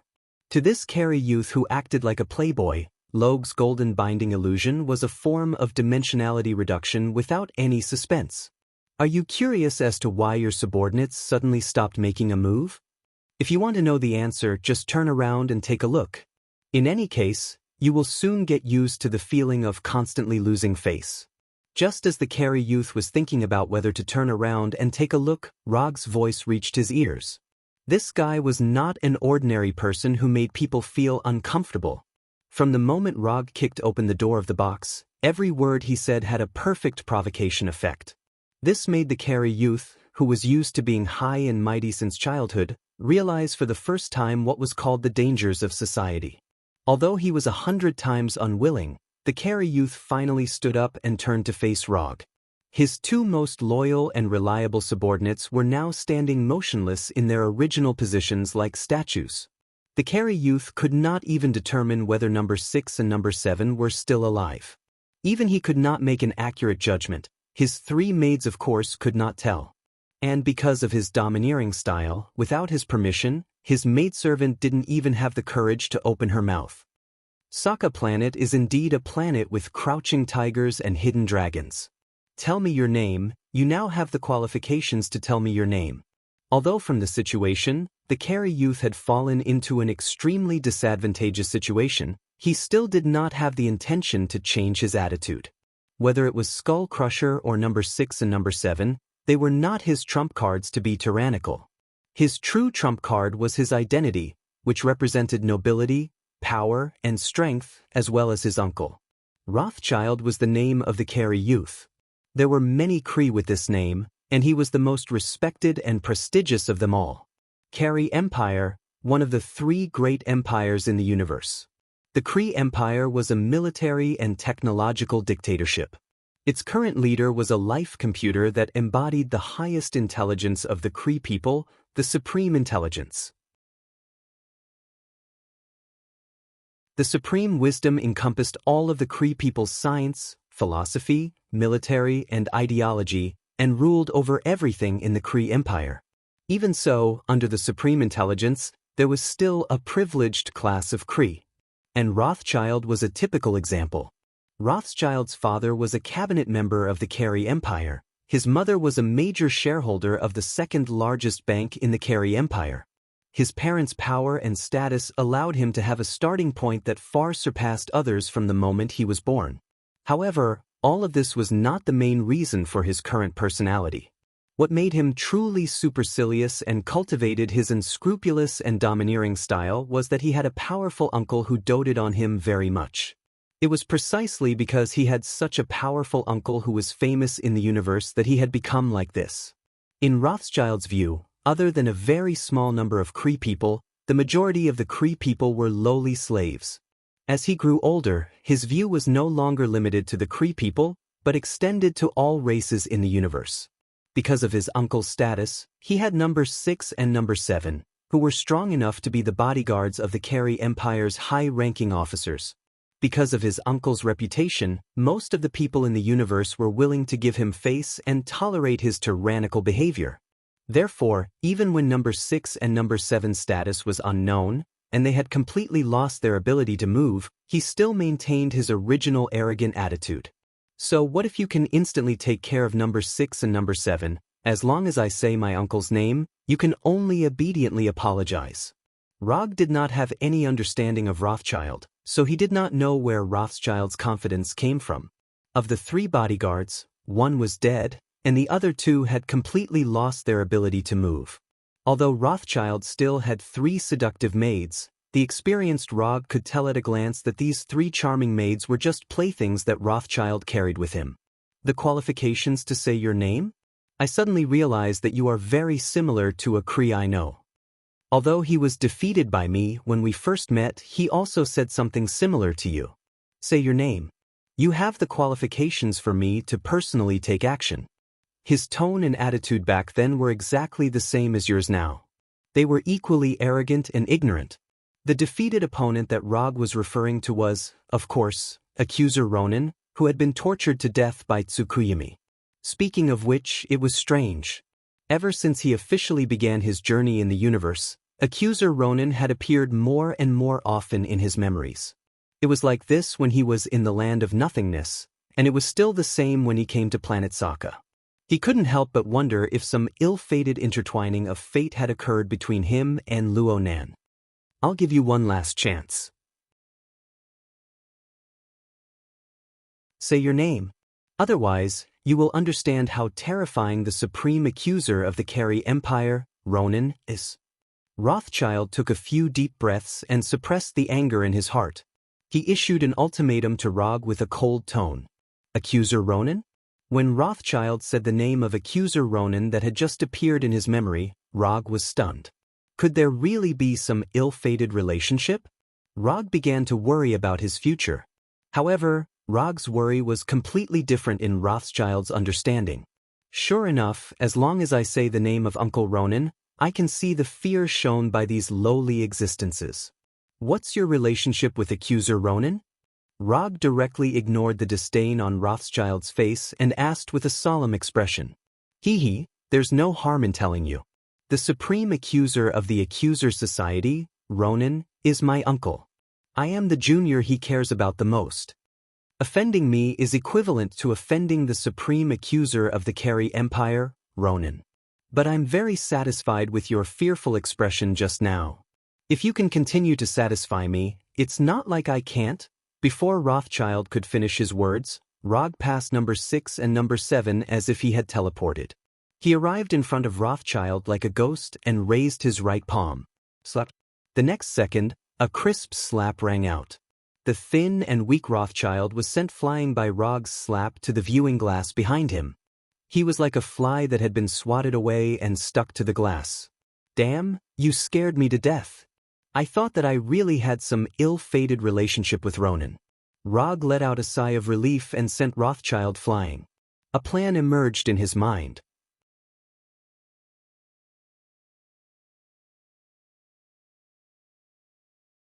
Chapter 354. When Rog let Luonan off the hook last time, he only planned to use Luonan to spread the fame of the 4th Hokage of Earth. So he didn't deliberately find trouble with Luonan or the Carey Empire after starting his journey in the universe. However, he didn't expect that instead of finding trouble with Luonan and the Carey Empire, Luonan's most important nephew took the initiative to find trouble with him. It was as if fate deliberately pushed Luonan in front of him, so that he had no choice but to continue the grudges between him and Luonan. When luck came, it couldn't be stopped. When Luonan came, he couldn't get rid of him. Since fate had arranged it like this, Rog could only accept it with a smile. Rothschild, who was slapped by Rog, was stuck on the cracked glass for a few seconds. Then he fell heavily to the ground under the influence of gravity. Until now, Rothschild still couldn't believe the fact that he was attacked. Moreover, the attack was in the form of a slap. Rothschild had slapped many people since he was born. But this was the first time in his life that he was slapped. Even his parents had never slapped him. Being slapped was miserable enough, but the slap that Rothschild received wasn't an ordinary slap. Although Rog didn't use his monstrous strength and didn't use his full strength, his slap was undoubtedly unbearable for Rothschild, who was thin and weak and had close to zero strength. Rothschild felt that the left side of his face was like being stabbed by a red-hot iron needle at a high frequency. The burning sensation was accompanied by a tingling sensation that made him tremble uncontrollably. Green blood flowed out of the corners of his mouth and nostrils. Not only that, Rothschild's left ear was buzzing, as if hundreds of thousands of bees were flying in his ear. As for the pain from hitting the glass, it wasn't particularly obvious at this time. Especially when compared to the tingling sensation on his left cheek, it seemed to be insignificant. Rothschild lay on the ground with a dull face. After a few minutes, he stood up again as if he had experienced the most painful experience in his life. He dared to look at Rog with anger but didn't dare to speak.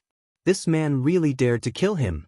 Although Rothschild didn't have any combat experience, he didn't have the ability to sense killing intent.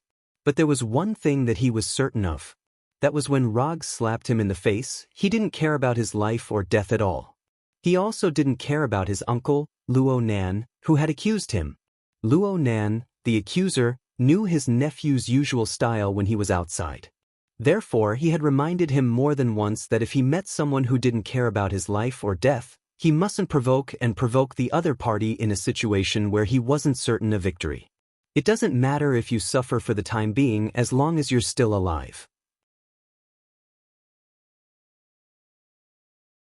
Uncle will take care of the rest for you. Roskilde recalled accuser Luonan's instructions to him. Looking at your appearance, you shouldn't have been beaten into an idiot. So you should still remember how to contact Luonan. Go notify Luonan right now. Have him come to Sokka Planet to save you. Also, when you inform him, remember to tell him who you met. My name is Rog, 4th Hokage Rog. When Rog revealed his identity, the vigilance in Rothschild's eyes instantly turned into shock. He's Rog. He's actually the 4th Hokage Rog. The news of accuser Luonan losing to Rog wasn't widely spread, and the details of the battle weren't spread out. But Rothschild, as Luonan's most doted nephew, was one of the few people who knew the details of the battle. The moment he heard Rog's name, Rothschild finally understood why Rog didn't put him in his eyes from the beginning to the end, and why Rog didn't care about the fact that his uncle was accuser Luonan. I actually used my Uncle Luo Nan to threaten Rog, who defeated my uncle. I'm really fucking smart. This wasn't a matter of losing face, this was purely a matter of having a brain problem. After knowing Rog's identity, Rothschild immediately made a decision. Admit defeat. Obediently admit defeat. Quickly admit defeat. I didn't expect you to be Mr. Rog. I heard your name from my uncle. I apologize for my previous arrogance and all my actions. As long as Mr. Rog opens his mouth, no matter what request you have, I'll do my best to fulfill it. I hope that Mr. Rog can give me, a junior who doesn't know the immensity of heaven and earth, a chance to apologize on account of your acquaintance with my uncle. As soon as his voice fell, Rothschild bowed 90 degrees with a serious face. He didn't have the previous aloof attitude. Looking at Rothschild, who changed his face, Rog didn't say a word. Because he didn't speak, Rothschild didn't dare to raise his head. He silently maintained a 90-degree bow. Time passed by minute. Rothschild felt that time had stopped at this time. It didn't flow forward at all. When Rothschild's legs and back trembled uncontrollably, Rog slowly opened his mouth and said, "For Luo Nan's sake, I'll give you a chance to explain. Get up." After getting Rog's answer, Rothschild straightened his waist with difficulty. Then, he carefully moved his trembling legs and waist. For the first time, Rothschild discovered that it was so difficult to maintain a 90-degree bow for a long time. He felt that his waist didn't belong to him anymore. I was fortunate enough to hear from my uncle about Mr. Rog's heroic appearance in battle. I know that you're a true warrior who constantly pursues strength. I'm ashamed to say that although my uncle personally guided and taught me how to fight, I'm still unable to become a hero like Mr. Rog. So I don't dare to guess what kind of way of apology you would like. I hope that you can give me some pointers and let me learn. It had to be said that although Rothschild wasn't a good person, he was indeed a smart person to a certain extent. After knowing that Rog was an existence that he couldn't afford to offend, he didn't hesitate as he was used to being aloof. He immediately lowered his posture and even directly put himself in the position of a junior. Although it was a bit intentional, he tried to put Rog on the moral high ground that an elder shouldn't argue with a junior. But in general, after understanding that he was in an absolute disadvantageous situation, he quickly made the most beneficial plan for himself and executed it perfectly. Dignity and face were put down without any hesitation. He deserved to be a guy born in a powerful family. He was born with the potential to become a politician. Rog found a few shining points on Rothschild.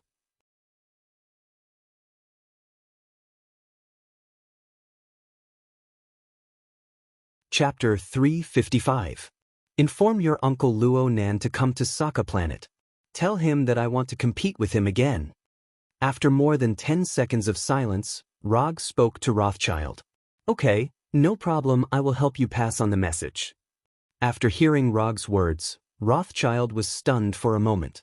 He only replied after a few seconds. Although Rothschild didn't know why Rog wanted to compete with his Uncle Luo Nan, since Rog said so, he could only agree. As for whether Luo Nan could defeat Rog, or what Rog wanted to gain through this competition, it was not within Rothschild's consideration. After telling Rog the hotel where he was currently staying and the contact information, Rothschild respectfully sent Rog away. Rog did not leave the Flying Thor technique on Rothschild, nor did he intend to leave a shadow clone or would clone to watch over Rothschild. Although Rothschild was a little arrogant, he was a smart person. He knew very well what the consequences of secretly escaping would be. Because of this unexpected episode, Rog did not continue to stay and watch the gladiator fight. He returned to the hotel with Hulk and others. In the next few days, Hulk signed up for the gladiator fights every day, and he won again and again. Hulk's simple and violent fighting style was inexplicably in line with the preferences of the Sokka Planet audience. Therefore, Hulk had his own gladiator nickname, World Destroyer. Of course, there were also some audience members who felt that the title of World Destroyer was not domineering enough, so they called Hulk King Hulk.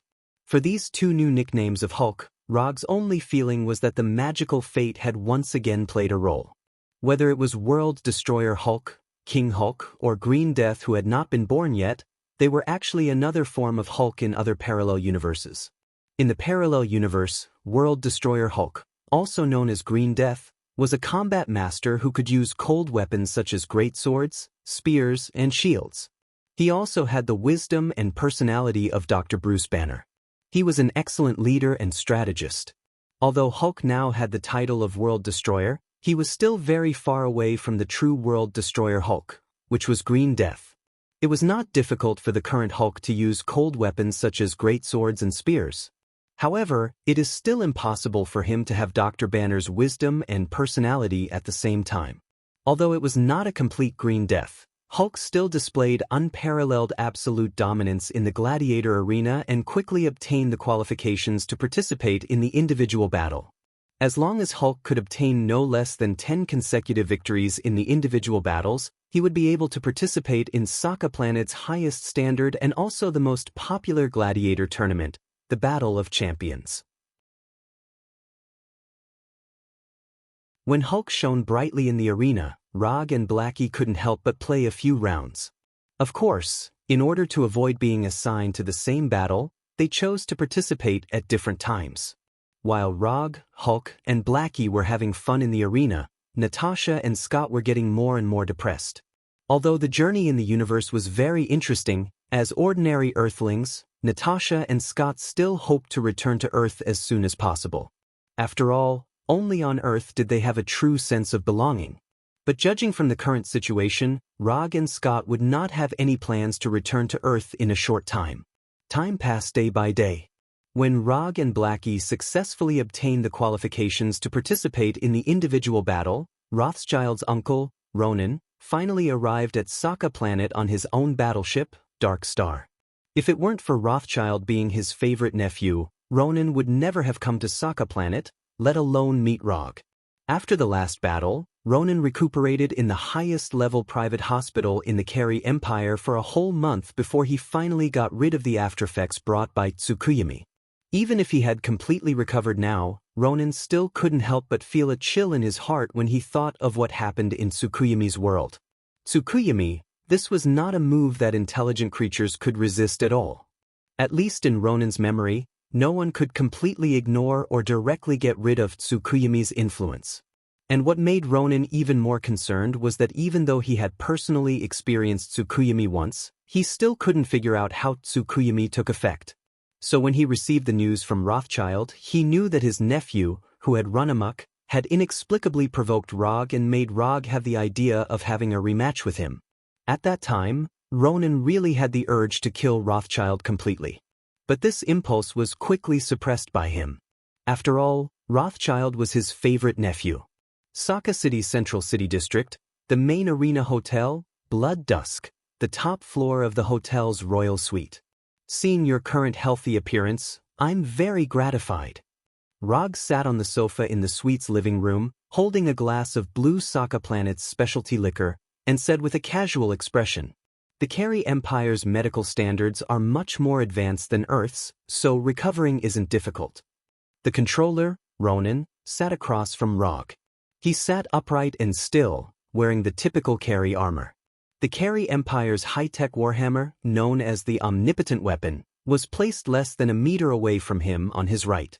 Your nephew should have already told you the general situation, so I won't be long-winded. My request is very simple. I want to have a personal battle with you in the gladiator arena. Regardless of the outcome, you can leave with your nephew.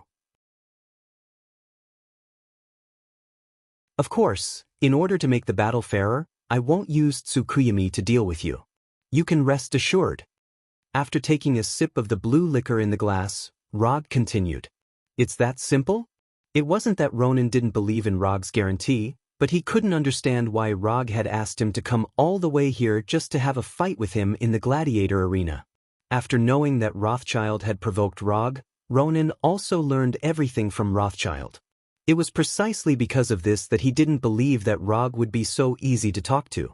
Apart from Cronin, who was killed, and Rothschild being slapped, Rog basically didn't do anything. According to Ronan's conjecture, Rog shouldn't be so easy to talk to. It's that simple. After the fight, you can leave with your nephew. But speaking of which, I suddenly have a small question. I learned from Rothschild that although you and his father are brothers, your relationship hasn't been good since you were young. He likes to use wisdom to solve problems, so he embarked on the path of politics and finally became a member of the cabinet. As for you, you like to use force to solve problems, so you became a warrior and joined the controllers, who have military power. You were appointed as the Supreme Controller by the Supreme Wisdom. The relationship between the two of you isn't good, but you inexplicably dote on his son. I can't help but think of some bad things. And I heard that his mother met you first before she met his father. Originally, Roger didn't really want to know about this matter. But when he saw Luo Nan personally rush to Sokka planet from far away, and when Luo Nan didn't hesitate to risk his life to exchange blows with him, his gossipy soul suddenly ignited.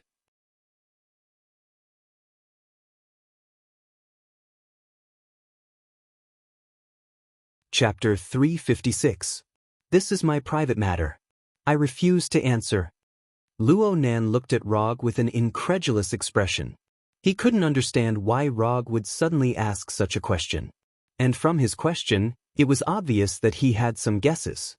As a warrior, and a warrior with such outstanding strength, it was completely unreasonable for him to have this kind of gossipy mentality.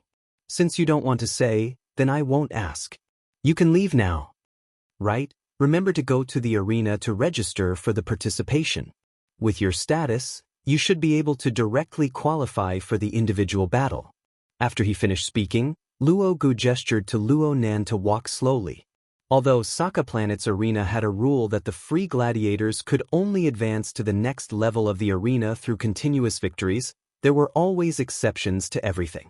For an existence like the accuser Luo Nan, who had a great reputation in the universe, even if he wanted to participate, he wouldn't necessarily have to start from the lowest level of the melee. After all, a person's reputation was like a tree's shadow. For an existence like Luo Nan, participating in a low-level battle would only result in a one-sided slaughter without any suspense. For the viewing effect of the battle, the arena would certainly make an appropriate balance. If Rog had reported his name as the 4th Hokage when he registered, he would have had a great chance to directly qualify for the individual battle. When Luo Nan left the living room, he left the hotel with the guard waiting outside and the instigator of all this, Rothschild. Do you really want to fight with him again? Didn't you already win against him before? Natasha came to the living room and sat directly next to Rog. She asked doubtfully. Although I won against him last time, he underestimated me too much at that time, so the fight wasn't very satisfying. And I just happened to be learning some new moves recently. I want to try it out on him. Rog didn't say what move he was learning now. Even if he said it, Natasha might not understand. Well, when do you plan to return to Earth? After defeating the accuser Luo Nan, or after Hulk wins the championship battle and hangs his statue on Gao Tianzuan's champion building? Natasha continued to ask. We'll see how it goes. Don't worry, we won't be staying on Sokka Star for too long. No matter what, this is a trash planet. I'm not a weirdo like Gao Tianzuan. I don't plan to live here for a long time. He will definitely return to Earth. Not to mention that all of his subordinates and forces are on Earth, even if it's for the 300 ninja coins given by the system, he will definitely return to Earth. Ninja coins, he would never complain about having too little, just like no one would complain about having too much money. The news of the Carey Empire's famous accuser, Ronin, signing up for the gladiator fight quickly spread out, and it quickly caused a wave of excitement. Anyone who roamed the universe would have a certain understanding of the Carey Empire. The Carey Empire's way of doing things was tyrannical and unyielding. Although they were one of the 3 great empires in the universe, the news that spread out was mostly bad. Accuser Luo Nan was the highest accuser of the Kree Empire's accuser group. His strength was outstanding and his fame was illustrious. His initiative to participate was not only a surprise to the audience on Sokka Planet, but it was also a pleasant surprise. There were even many audience members who speculated that the ruler of Sokka Planet, Gao Tianzuan, would specially arrange a championship fight for Luo Nan. Indeed, Luo Nan had not participated in any gladiator fight, but his past record was enough to prove that he had the strength to participate in the championship fight. Although Luo Nan's registration set off a heated discussion among the audience, the ruler of Saka Planet, Gao Tianzuan, did not announce the championship fight for a long time. In the champion building next to the gladiator arena, Gao Tianzuan, with gray hair and a silver stripe from his lower lip to the center of his chin, sat on a huge high-back chair. He said to a sturdy female guard wearing armor beside him, "Recently, the strength of the free gladiators who participated in the gladiator fight is very good, especially the world destroyer Hulk. I like him very much." "Understood, I'll arrange for people to catch him." Gao Tianzuan just finished speaking when the female guard with a serious expression said in a serious tone, "When did I say I want to catch Hulk? No, no, no, no, I don't want to catch Hulk. I want to arrange a perfect match for him. The accuser who just signed up today seems to be quite good." Gao Tianzuan, who was wearing a gorgeous golden coat, nodded as he spoke, as if to confirm whether his arrangement was correct. However, he soon overturned his plan. Luo Nan can't do it. His match with Hulk won't be very fair. This will disappoint the audience. Luo Nan is not suitable, and the other gladiators are not suitable either. Why don't I have a gladiator like Hulk in my hands? This is really sad news. Gao Tianzuan suddenly sighed bitterly when he said this. The tall female guard beside Gao Tianzuan was already used to Gao Tianzuan's muttering and sudden mood changes. By the way, Hulk's companions, the symbiotic demon named Blackie and the earthling named Rog, are not bad. Why don't we arrange for them to have a life and death battle with their companions? Friendship, bonds, companions with deep feelings, and a life and death battle for the glory of victory. The loser will lose his life, and the winner will live a miserable life in regret. This will be a battle that shakes the soul. Gao Tianzuan suddenly became excited when he thought of something. He stood up excitedly and waved his hands wildly. However, Gao Tianzuan's excitement only lasted for a few seconds before it disappeared. He sat back on the high-back chair with a dispirited look. "No, it still won't do. This is not suitable for Hulk. Hulk, World Destroyer Hulk, King Hulk. Hulk with green skin." Gao Tianzuan began to talk to himself again. Then, his eyes lit up as he suddenly thought of something. Green-skinned, a man and a woman. One fights simply and violently, while the other has exquisite combat skills. One has amazing strength and endurance, while the other has a small and agile figure. It's her. That's right, it's her. The most dangerous woman in the universe against the craziest man in the universe. A top-level female assassin against a top-level male warrior. This is a fair match for Hulk. After excluding Luo Nan, Blackie, Rog, and the others, Gao Tianzuan finally arranged an opponent for Hulk in the next match. In his opinion, it was an opponent who was evenly matched and could make the gladiator fight the best. The survivor of the Zihu people, the most dangerous woman in the universe, the adopted daughter of the crazy Titan Thanos, Kimura Jean Huberly Ben Titan.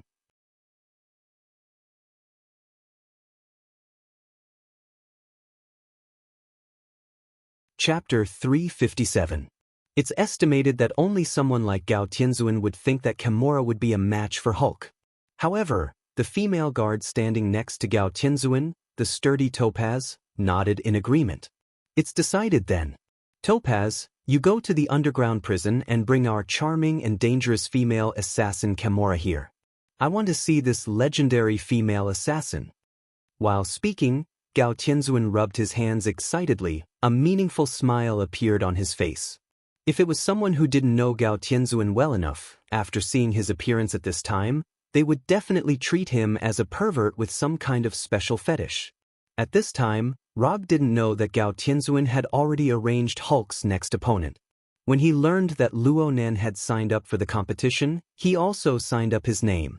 As long as Hulk didn't sign up during this time, then Rog would be the only opponent that could match Luo Nan. Whether it was to give the audience a good viewing experience, or to make the competition more fair, the gladiator arena could only arrange the two of them together.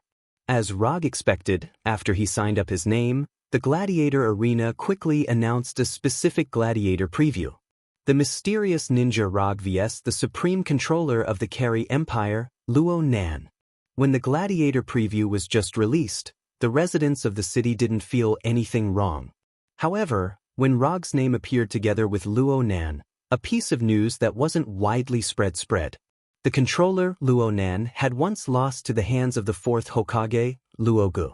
After coming to Sokka Planet, although Rog didn't deliberately spread his name as the fourth Hokage, the residents of Sokka City were very gossipy and quickly dug out his identity, including the news that he once defeated Luo Nan, as well as his 9 consecutive victories in nothingness. After confirming that the ninja Rog who recently shone in the gladiator arena was the fourth Hokage who once defeated controller Luo Nan, the tickets for the gladiator night were quickly sold out, and the amount of bets on the gladiator night was getting higher and higher. As the time of the gladiator fight got closer and closer, the matter of Rog's dispute with Rothschild on the top floor of the gladiator arena was also dug out by the curious audience. There were even many audience members who deduced the whole process of the matter. Carry Empire's Hegemon Rothschild, because he lost the bet, sent people to attack Hulk who had just come down. As Hulk's friend, Rog immediately took action, killing Rothschild's men, and broke into Rothschild's box. Roger taught Rothschild, who didn't know the immensity of heaven and earth, a lesson in the VIP room.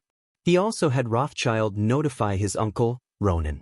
And so, Carry Empire's Supreme Controller Luo Nan rode his own warship, Dark Star, to planet Sokka.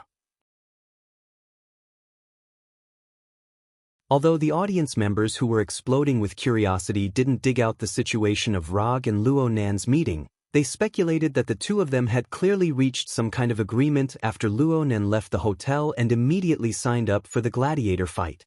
That's why there was this gladiator fight that attracted so much attention. As more and more inside information was dug out, the audience's enthusiasm grew higher and higher. The individual battle between Rog and Luo Nan that hadn't started yet had a faint momentum of a championship battle. The fourth Hokage Rog's battle to make a name for himself. The controller Luo Nan's battle for revenge. A powerful ninja from the backward civilization of Earth against the supreme controller of the Carry Empire, one of the 3 great empires in the universe. All kinds of exaggerated gladiator fight titles were passed on one after another. The scalped tickets for the gladiator night also became hard to find, and the price was higher than the sky. Although the news was already in full swing outside, there were even many fanatical audience members who broke into the hotel where Rog was staying, Scarlet Dusk, trying to dig out more inside information from Rog before the gladiator fight. Rog didn't pay attention to what was happening outside. Right now, he was making the final preparations for the gladiator fight.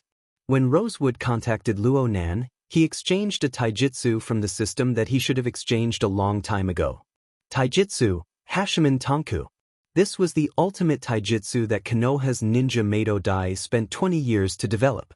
By unlocking the chakra channel in the body, he could temporarily obtain a powerful strength. When the Hashimon Tonku is fully opened, he could instantly obtain 10 times the strength of the 5 Kages. The power of the Hashimon Tonku depends on the user's own strength.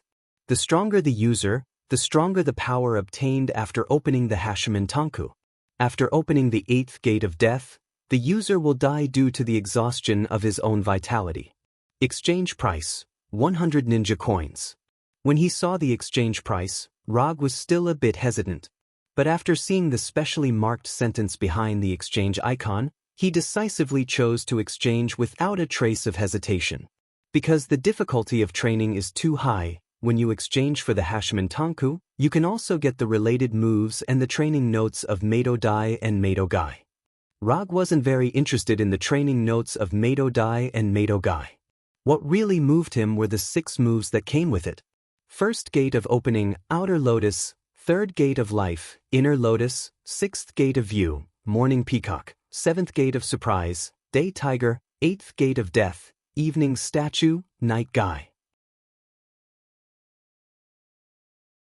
While waiting for Luo Nan's arrival and practicing in the gladiator arena, Rog had been practicing the Hashimon Tonku, and the progress was very amazing. Although it was only less than a week, he had successfully practiced the Hashimon Tonku to the 5th gate of limit, and he also faintly touched the opportunity to open the 6th gate of view. It was also because of this that he didn't leave the hotel even once after Luo Nan left. Even when he signed up for the gladiator arena, he asked Hulk for help. In the empty room, Rog, who was sitting cross-legged on the floor, emitted a light blue chakra visible to the naked eye.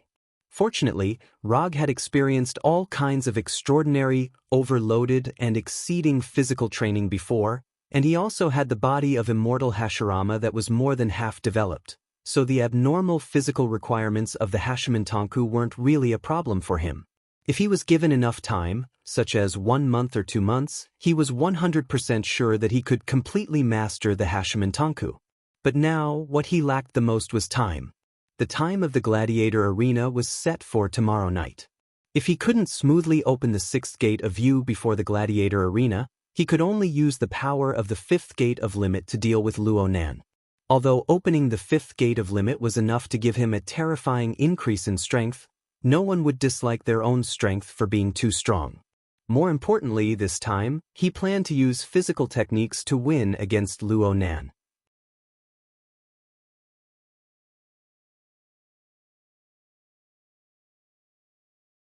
Chapter 358. Saka City, Gladiator Arena. After a series of lively promotions, the battle between the 4th Hokage, Rog, and Ronin, the manipulator, began as scheduled. However, before they appeared on the stage, there would be a personal battle that served as an introductory match. It would hype up the already fanatical scene for the two of them. Rog sat in the lounge, wrapping the white bandage around his arm with great seriousness. Since he and Ronin were both free gladiators, they could use any equipment they chose in the arena. Of course, firearms and other hot weapons were absolutely prohibited. While Rog was wrapping the bandage around his arm, Ronin, who was in another lounge, was also wearing a custom-made armor with the help of a guard. Ronin, who had already fought with Rog once and was defeated, was fully prepared for this battle. In addition to the custom-made armor and the omnipotent weapon, Warhammer, Ronin also wore a helmet that he had never worn before. Although Rog had promised not to use Tsukuyomi, Ronin still had some worries in his heart. Tsukuyomi's terrifying power only needed to be experienced once, and it would leave an unforgettable memory. If it weren't for Ronin's strong will, he would even consider admitting defeat at this moment. The lounge wasn't far from the arena. Moreover, it was unknown if it was intentional, but the soundproofing function of the lounge wasn't perfect at all. It allowed the gladiators in the lounge to clearly hear the cheers of the audience. After the referee in the arena announced the outcome of the introductory match, Rog and Ronin left the lounge at almost the same time and walked towards their respective gladiator passageways. The exciting introductory match is finally over. I believe that many of the audience can't wait any longer, because the next battle is the ultimate goal of your coming here tonight. Although all of you can't wait any longer, as the referee and commentator of this battle, I still want to introduce the next 2 gladiators to everyone. First of all, let us use the most enthusiastic cheers to welcome this legendary ninja from a backward planet. He is the most powerful ninja in the universe, the 4th Hokage, Ro. Who? The red-skinned middle-aged referee with delicately combed hair roared loudly in an extremely exaggerated tone. As his voice rang out, colorful fireworks soared into the sky, exploding into gorgeous patterns in the air. Rog. Under the cheers of more than 100,000 spectators, Rog walked out of the gladiator passage step by step and went straight to the center of the arena. Rog, who was wearing the 4th Hokage Heiori, waved at the surrounding audience. He then adjusted his state of mind, allowing himself to enter his best battle state. At the same time, the referee and commentator who advocated the roaring style began to introduce Rog's battle record. Defeat Luo Nan, the controller who attempted to invade Earth. 9 consecutive victories in the Land of Nothingness, 5 consecutive victories in Saka Planet's arena. Many of the names of the opponents that Roger could not even remember were named by the referee one by one. Along with his introduction, the spectators in the arena became more and more fanatical. When Rog's short list of battle records was finished, the fully armed controller Luo Nan also came to the arena amidst the cheers of the spectators. He stood about 20 meters away from Rog. Compared to Rog's battle record, Luo Nan's battle record was clearly much better. Of course, This was also related to the fact that Rog had always been active on Earth and did not show his face in the universe. If his battle record on Earth was included, not only would his battle record not be less than Luonan's, it would even be richer. Luonan, who was holding the universal weapon, Warhammer, did not pay attention to the referee's introduction. His eyes were fixed on Rog as he spoke in a serious tone. Although I still don't understand why you insist on fighting me in the arena, I will let you know that your decision is very unwise. Is that so? I hope your next performance will prove your words. Luogo could see that Luonan had already roused himself to 120%. He was no longer the enemy who was filled with contempt and arrogance from before. This was an enemy who was completely serious. Very good. Very good. Only an enemy like this was worthy of him using the 8 inner hidden gates. When the referee's introduction was completely finished, the bell that represented the beginning of the battle rang. Rog and Luonan ran toward each other at the same time. 20 meters passed in the blink of an eye. The unarmed Rog and the Warhammer-wielding Luonan were facing each other head-on. Body technique, monstrous strength. The physical fitness of the Kree people was much stronger than that of the people on Earth. This was especially true for Luonan, who was an outstanding member of the Kree people. His physical fitness was far superior to that of the ordinary Kree people. So when Rog arrived in front of Luonan, he did not hesitate and immediately used monstrous strength. His right fist, wrapped in light blue chakra, was like a cannonball that shot out of the barrel as it attacked Luonan's chest. The warhammer in Luonan's hand also smashed toward Rog's head with the force of 10,000 pounds. Because they had already fought once, Rog and Luonan had a rough understanding of each other's tactics. Facing Luonan's thunderous hammer, Rog did not have any thoughts of dodging. Although his right fist had not yet hit Luonan, he was 100% sure that Luonan's warhammer would not fall on his head. In a flash, Rog's right fist hit Luonan's chest first. Energy shield. Rog's right fist seemed to have hit Luonan's chest, but in fact, it only hit the thin layer of energy shield on Luonan's chest. Although the energy shield condensed in an instant could not completely block Rog's attack, it could buy a little bit of time. Luonan did not condense the energy shield at the beginning because he wanted to let Rog's attack hit him first. In terms of speed, Luonan was far from being Rog's opponent. So in order to let Rog obediently enter his attack range, Luonan did not hesitate to use himself as bait. The black energy shield instantly shattered and Rog's right fist finally hit Luonan's chest. But all of this was within Luonan's plan. With the energy shield and armor, Luonan smoothly took on Rog's monstrous strength fist. And the warhammer in his hand finally arrived above Rog's head. Although Luonan's warhammer was about to smash his head, Rog did not panic in the slightest. Although the warhammer's attack speed was fast, if he wanted to dodge, it would not be too difficult. As long as he was willing to use ninjutsu, he had several methods to instantly escape. But right now, he had no plans to use ninjutsu at all. Sometimes, physical techniques can also do things that ninjutsu can do. First gate, open. Open. The massive amount of chakra in Rog's body instantly erupted. The restriction set by the consciousness of his brain was instantly broken.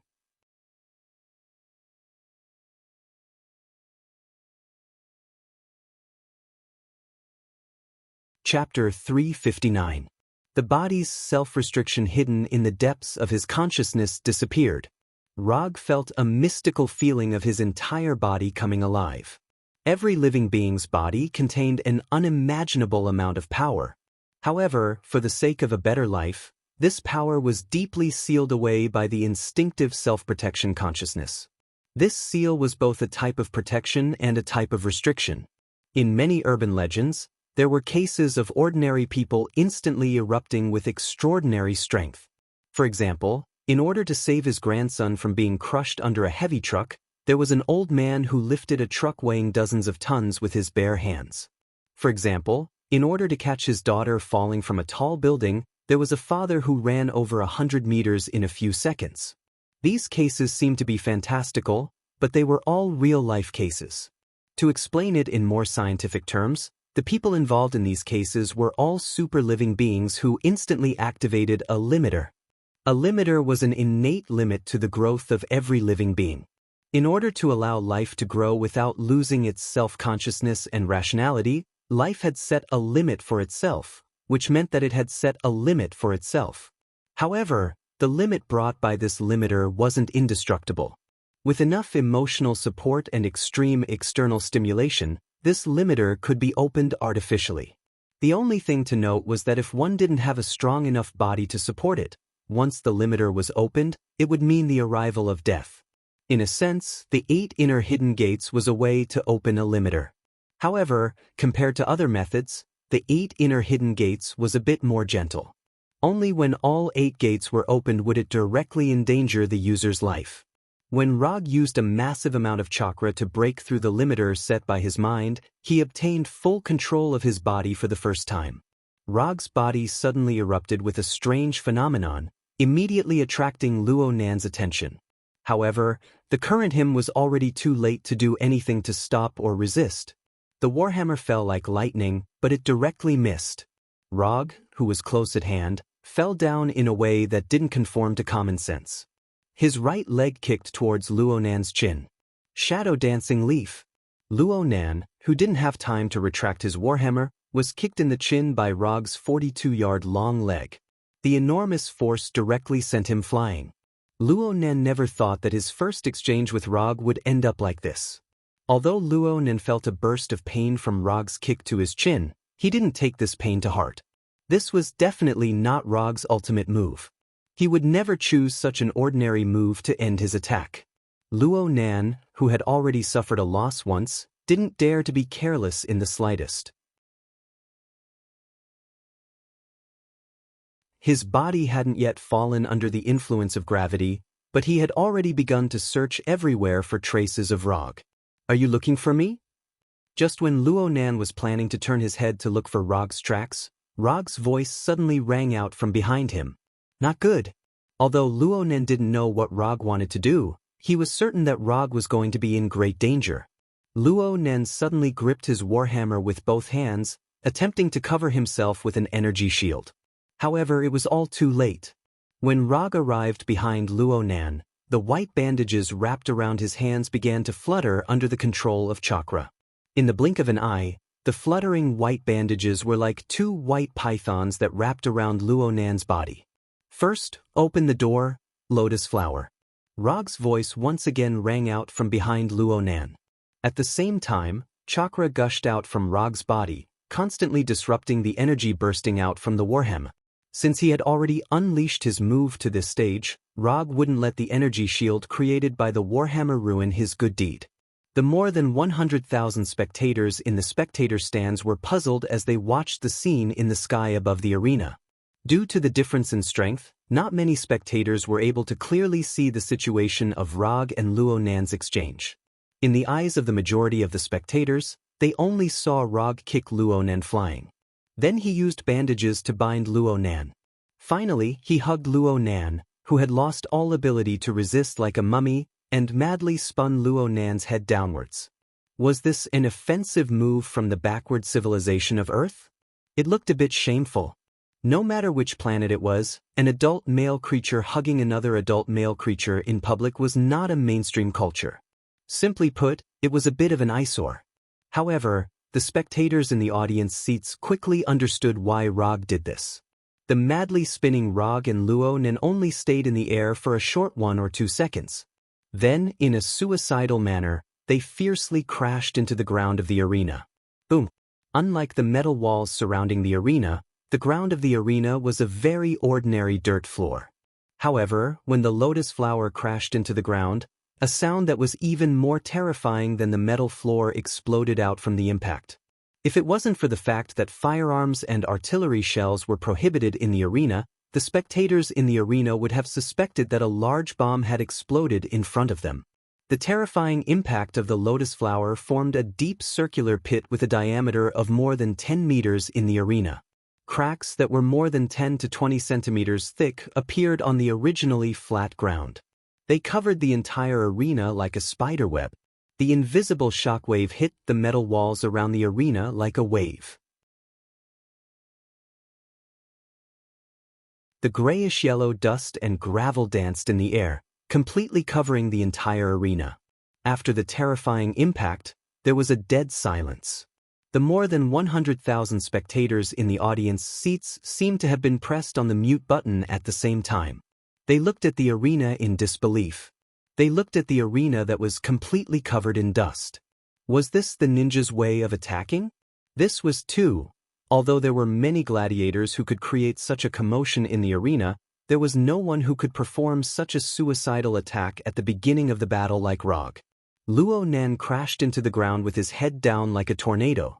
Just thinking about this kind of attack in one's mind was enough to make people gasp. Although these spectators didn't know what Rog's move was called, they knew that from now on, they had completely fallen in love with this violent and bloody move. This was the scene that a gladiator should have. This was the momentum that a gladiator should have. This was a life and death battle that could make people's blood boil. Ah! Beautifully done. Rog, Rog, Rog, Rog. The dust in the arena hadn't dispersed yet. The figures of Rog and Luo Nan hadn't appeared yet, but the enthusiasm of the spectators had completely exploded. Hashiman Tonku, First Gate, Lotus Flower, made its debut in the arena of Sokka Planet.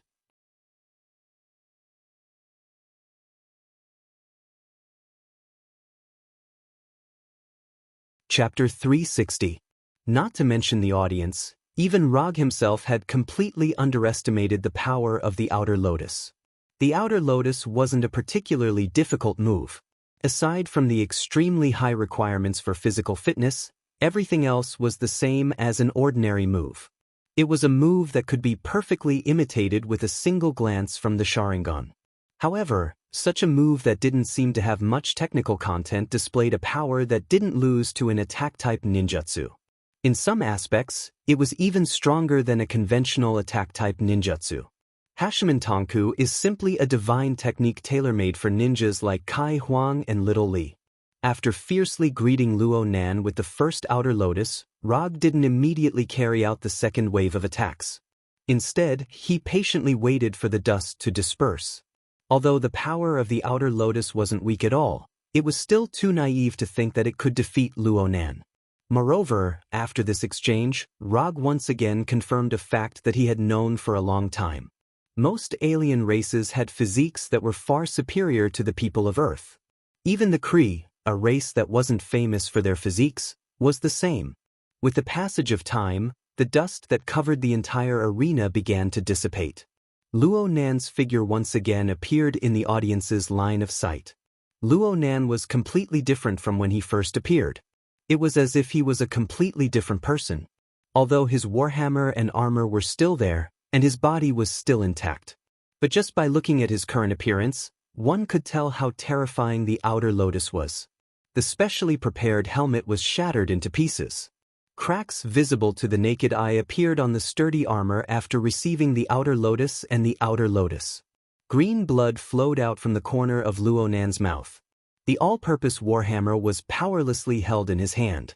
If it wasn't for the armor and his superior physique that far surpassed that of ordinary Kree, Luo Nan would have been taken away by Rog's Outer Lotus. But even so, Luo Nan couldn't avoid the headache, nausea, dizziness, tinnitus, and other symptoms of a concussion. After personally experiencing the power of the Outer Lotus, Luo Nan finally understood why Rog wanted to fight with him again. To train the opponent, or in other words, test the target. The surrounding audience might not be able to see it, but Luo Nan, as the chief experiencer of the surface lotus flower, sensed the unfamiliarity of Rog's use of the surface lotus flower. This negligible unfamiliarity didn't affect the might of the lotus flower, but it allowed Luo Nan to understand Rog's true intentions. When Luo Nan was sent flying by Rog's shadow dancing leaf, he was still wondering why Rog didn't use ninjutsu. Now he knew the answer. Luo Nan did his best to calm his somewhat chaotic breathing and the various sensations of pain that came from his body. He walked out of this 1-meter-deep crater. No wonder you said that you definitely wouldn't use Tsukuyami this time. So you had already planned all of this. There wasn't any anger in Luo Nan's tone. Though being treated as a test subject made him very unhappy, in the end, This was the problem of the difference in strength. If he was in Rog's position, he would do the same thing. Testing power in actual combat wasn't only done when testing weapons. It was also done when testing new moves, especially those who had absolute confidence in their own strength. The more likely they were to do this. Your observational skills are pretty good. You understood faster than I expected. While speaking, Rog took off the remaining bandages wrapped around his hand and casually threw them to the side. These bandages were only useful when using the surface lotus flower. The remaining moves didn't need the bandages. What's the name of your fighting technique? This kind of powerful fighting technique should have a name worthy of its power. Hashimen Tanku. Compared to fighting techniques, ninjas prefer to call this attack method taijutsu. Rog directly told Luo Nen the name of the Hashimen Tanku. Alright, the move I used to hit you just now is called Surface Lotus Flower. It's the move after opening the first gate of the Hashimen Tanku. Out of respect for the test subject, Rog also told Luo Nen the name of the Surface Lotus Flower. The first gate of the Hashimen Tanku? Although Luo Nen didn't know what the first gate of the Hashimen Tanku was, he didn't know what kind of effect the first gate of the Hashimen Tanku would bring. But as long as he thought about the name of the Hashimen Tanku, he could roughly speculate some things. Just opening the first gate of the Hashimen Tanku already had this kind of power. If the remaining 7 gates were opened, then this Hashimen Tanku. Luo Nen didn't dare to imagine the beautiful scene after all 8 gates of the Hashimen Tanku were opened. Don't worry. I just learned the Hashimen Tanku not long ago, so I haven't completely mastered it.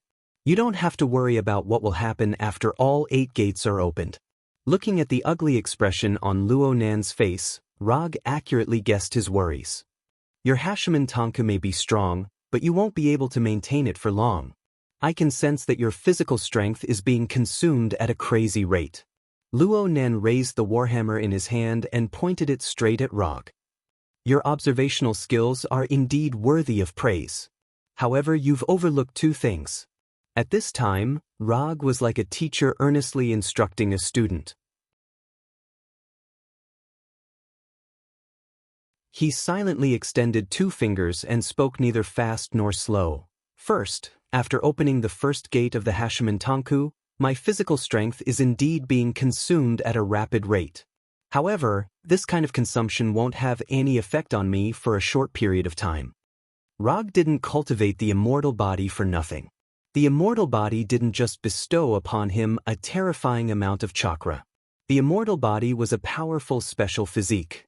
How could it be lacking in the basic attributes of strength, speed, endurance, and so on?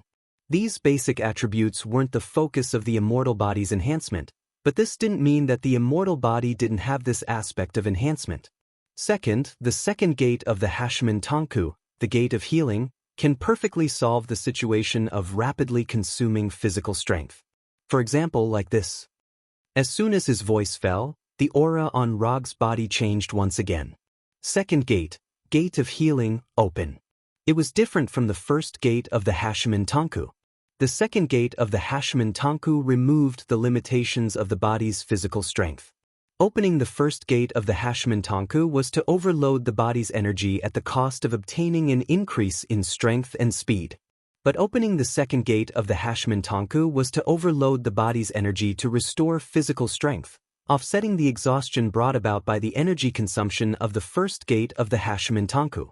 In other words, after opening the second gate of the Hashimen Tanku, Rog was not only faster and stronger, but he could also last longer.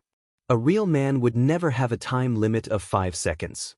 This is the power of the second gate of the Hashimen Tanku. Can you feel it?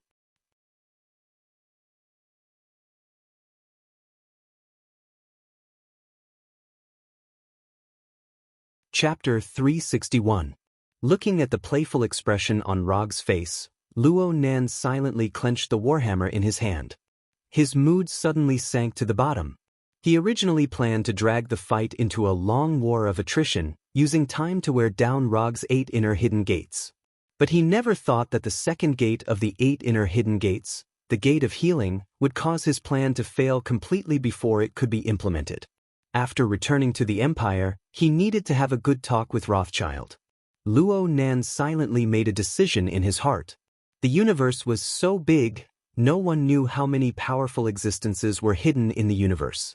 If it was within the Carey Empire's control, then it would be fine. But Rothschild was someone who couldn't stay idle.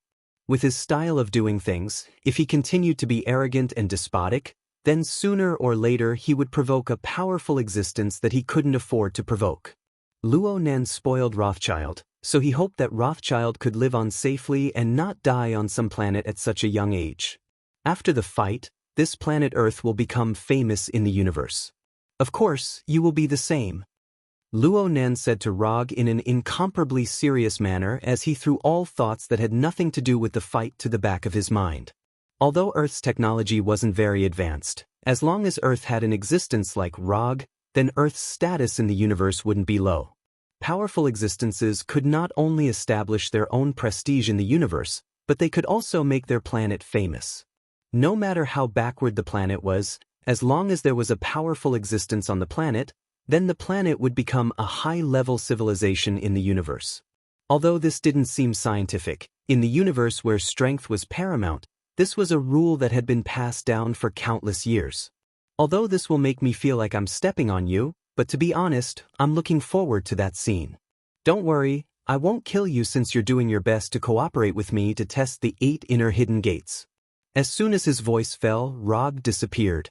Although opening the second gate of healing could offset the exhaustion brought by opening the first gate. But there was always a time limit. The current Rog was overloading his body's energy. The instant Rog's figure disappeared, Luo Nan didn't hesitate at all. He immediately urged his warhammer to construct one energy shield after another around himself. Luo Nan's choice seemed a bit cowardly, but this was already the best choice he could make. Whether it was strength or speed, he was far inferior to Rog, who had opened the 8 inner hidden gates. If it weren't for the fact that he was still holding the useless weapon in his hand, he would have already admitted defeat. Pitch-black energy shields of various sizes continuously appeared all around Luo Nan.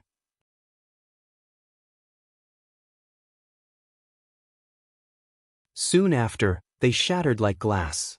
Luo Nan was like a target right now, receiving attacks from all directions.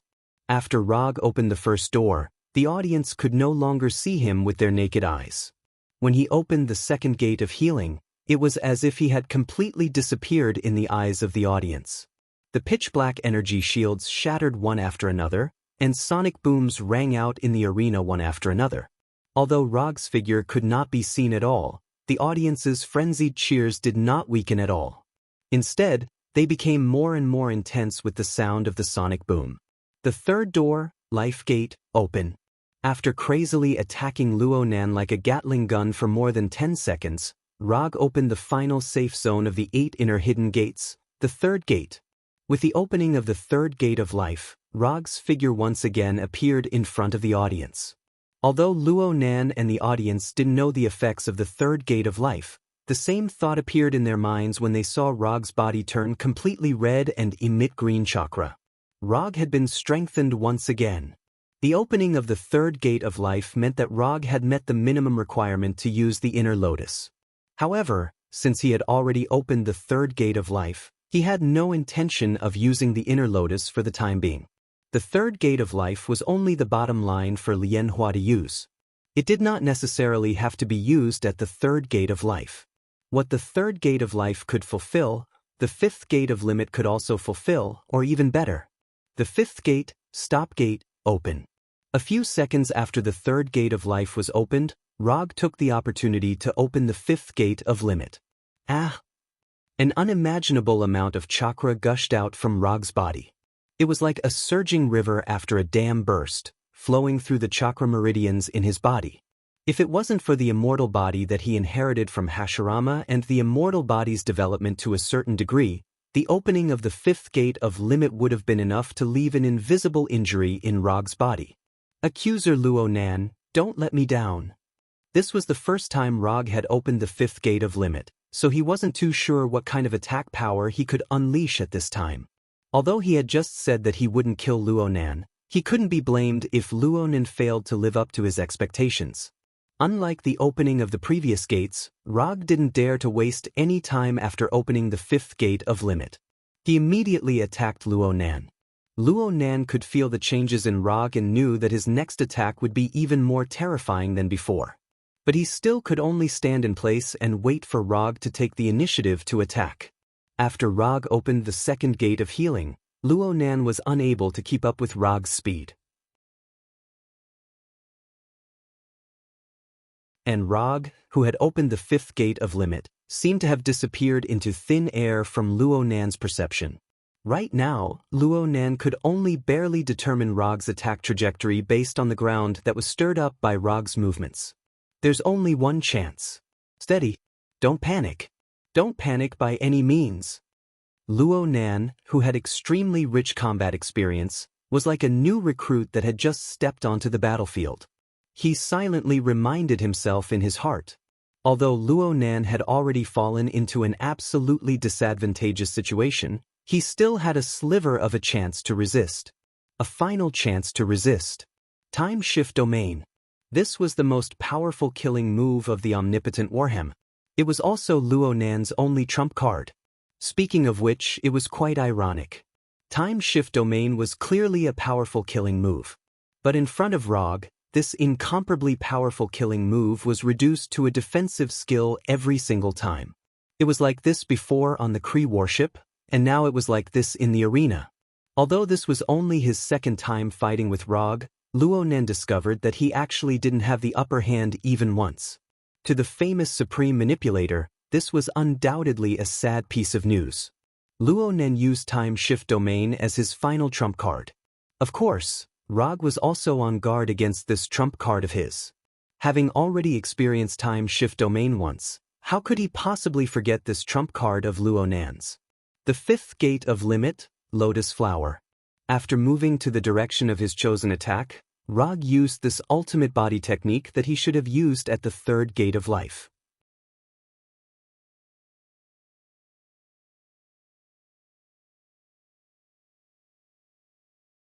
Chapter 362.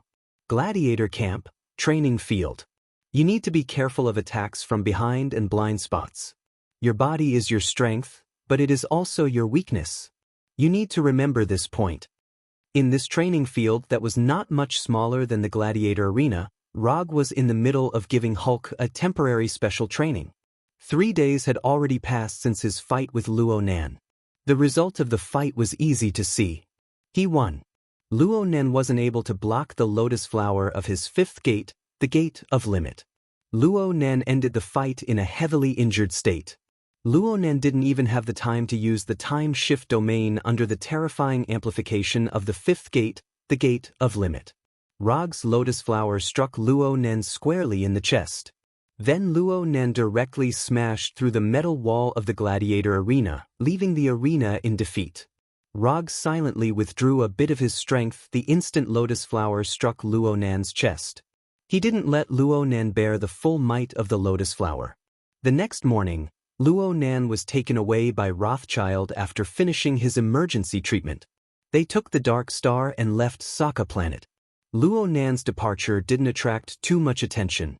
Or it could be said that the residents of Sokka City didn't care about the whereabouts of the loser. And at noon on the same day, the residents of Sokka City received another piece of news that was enough to make them excited. The recently famous Destroyer of the World, Hulk, was going to fight against the top assassin with the title of the most dangerous woman in the universe, Gamora. And the time of the fight was tonight. This was also the reason why Rog was in the Gladiator Camp's training field today to give Hulk special training. On the surface, the difference in strength between Gamora and Hulk was like a heavenly moat. It was impossible for Gamora to be Hulk's opponent. But the problem was that Gamora wasn't a warrior like Hulk or Luo Nan. She was an assassin. A top-notch assassin with exquisite killing techniques and incomparably rich experience. Before Gamora obtained the title of the most dangerous woman in the universe, many people looked down on her. Even the targets of her assassination didn't take her assassination to heart. However, when Gamora officially started her career as an assassin, going around the universe to assassinate targets, people's evaluation of her became higher and higher. According to the latest news that Rog had received, since his debut, anyone who had been targeted by Gamora for assassination had all died without exception. Although Gamera's assassination method was different from what most people imagined, it was undeniable that her assassination success rate was 100% so far. In this aspect, Gamera was very similar to Rogue. Both of them maintained a 100% success rate in their careers. However, one of them was an assassin, while the other was a ninja. In order to avoid Hulk's sudden failure, Rogue had to let Hulk understand the fighting style of assassins and ninjas, which was completely different from that of warriors. Hulk is very strong. Hulk is not afraid of these attacks. Hulk, who was hit by Rogue's blind spots one after another, did not take these attacks to heart. From his point of view, these attacks were no different from scratching an itch. However, this was exactly what Rogue was worried about. Hulk was used to fighting head-on. Even if he encountered some blind assassins, his super physique would ensure that he would not be fatally injured. If it was a head-on battlefield, Hulk's approach would have no problem. But the problem was that the Colosseum was not a head-on battlefield, and Gamera was not a serious warrior. If it wasn't for the prohibition of firearms and other hot weapons in the Colosseum, as well as inhumane poison gas and biochemical attacks, Rogue was even certain that Gamera would have set up all kinds of deadly traps in the Colosseum. No, you should be afraid of these attacks. No matter how strong your body is, there are still many weak spots. For example, these places. As soon as he finished speaking, Roger circled behind Hulk and launched a combo attack on his ears and eyes while Hulk couldn't see him at all. Rogue didn't intend to completely blind or deafen Hulk, but even so, when he changed the attacking parts to the eyes and ears, Hulk still felt what is called the natural weakness of creatures. If it weren't for taking care of Hulk's dignity, Rogue wouldn't even mind letting him experience Konoha's secret taijutsu, Millennium Kill. It hurts. You hurt Hulk. He didn't know why, when Hulk, who was more than 2 meters tall and strong, suddenly said this sentence. Rogue felt that the style seemed to have become a bit wrong. Otama Rasengan. Rasengan. Rasengan. In order to make this seemingly deviated style return to normal, Rogue's right hand condensed an Otama Rasengan with a diameter of 1 meter and hit it hard on Hulk's thick and broad back. Boom.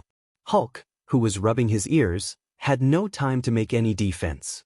His whole body flew out like a baseball hit and then fell heavily to the ground, raising a cloud of dust. If you don't get serious, you won't be able to eat anything from now until the start of the gladiator fight. To deal with Hulk, who was similar to a naughty child, sometimes it was necessary to use some seemingly childish behavior. After being warned by Rogue, Hulk reluctantly got up from the ground and continued the special training tailored for him by Rogue. Time passed little by little, and when night began to fall, Hulk finally ended this special training that was completely out of his fighting style. He enjoyed a super large dinner that was heavier than Rogue's weight. Ladies and gentlemen from different planets, I'm your most familiar old friend Joe. Yes, tonight's high-profile individual battle will still be me as the commentator and referee. Now, let me see your excited hands.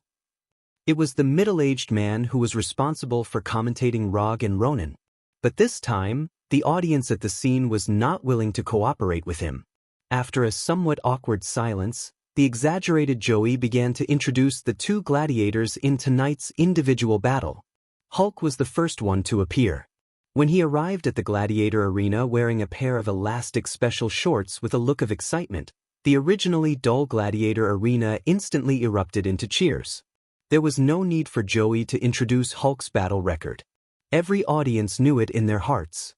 He was different from Luo Nan, the controller, who had already made a name for himself. Hulk only gradually made a name for himself after arriving on Sokka Planet. In other words, Hulk walked step by step under the gaze of the audience.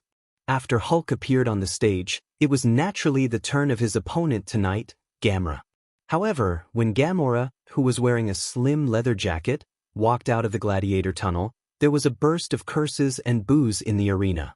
At this time, Rogue still booked a VIP box on the top floor of the arena. Unlike the crazy curses and boos of the audience, when Gamera walked out of the tunnel, Rogue's face showed an incomparably serious expression. The most dangerous woman in the universe, the top assassin, the cold-blooded butcher, the lackey of Thanos' overlord, the inhumane Zeobali. Gamora had a lot of unpleasant nicknames, but what really made Rog care was not these nicknames, but her status. In other words, her position in Thanos' overlord's heart.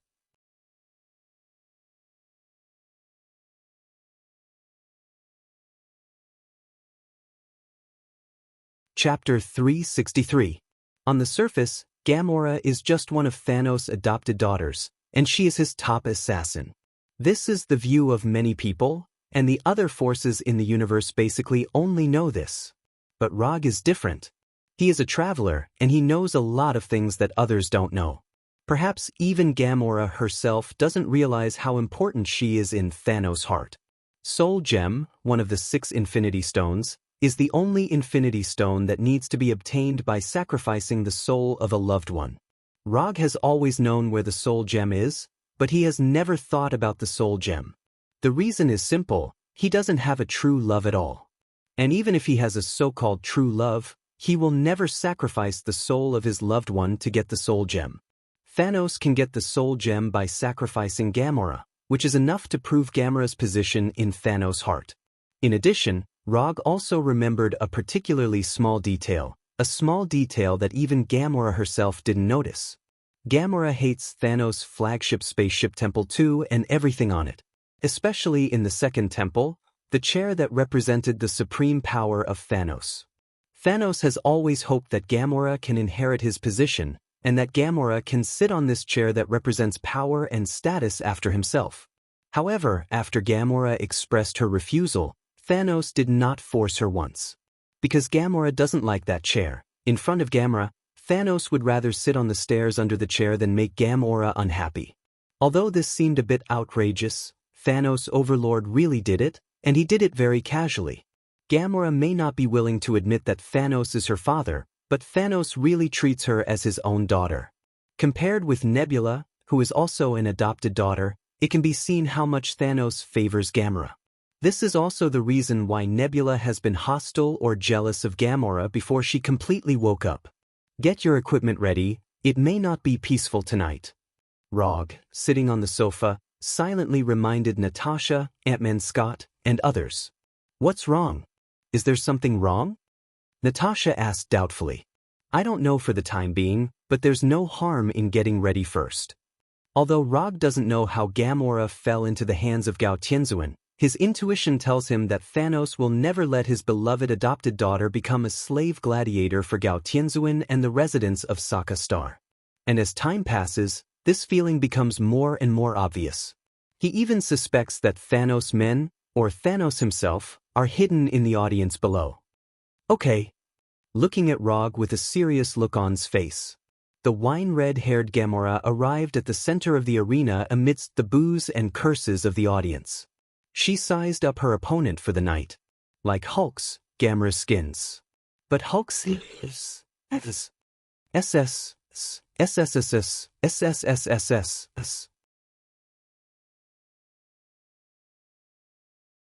And because his opponent was Gamora, Hulk didn't plan to use any weapons in this battle. Hulk stood barehanded about 20 meters away from Gamora, his face serious as he looked at Gamora, whose waist was even smaller than his arms. Although he had been forced to undergo special training by Rog, Hulk still did not feel that Gamora could pose any threat to him. I can kill an opponent with such thin arms and legs with one punch. Hulk silently made a judgment in his heart. Although he thought so, Hulk did not intend to kill Gamora. Women would always receive some preferential treatment, especially beautiful women with curvy figures. In Hulk's opinion, Gamora, with her green skin and wine-red hair, was much more beautiful than the women on Earth. Gamora's green skin just happened to hit Hulk's aesthetic point. Hulk didn't know why, but after seeing Gamora, he suddenly thought of what Rog and Natasha had told him, the so-called gentlemanly demeanor. Hulk likes you. Hulk doesn't want to hurt you. Just admit defeat. After a few seconds of silence, Hulk suddenly said, Like me? Hulk's sudden words made Gamora a little stunned. As a top assassin, and a female assassin, Gamora was very good at using her feminine advantages. She also knew what kind of charm she had. Gamora had heard a lot of disgusting or strange confessions, many of which she had heard from her assassination targets.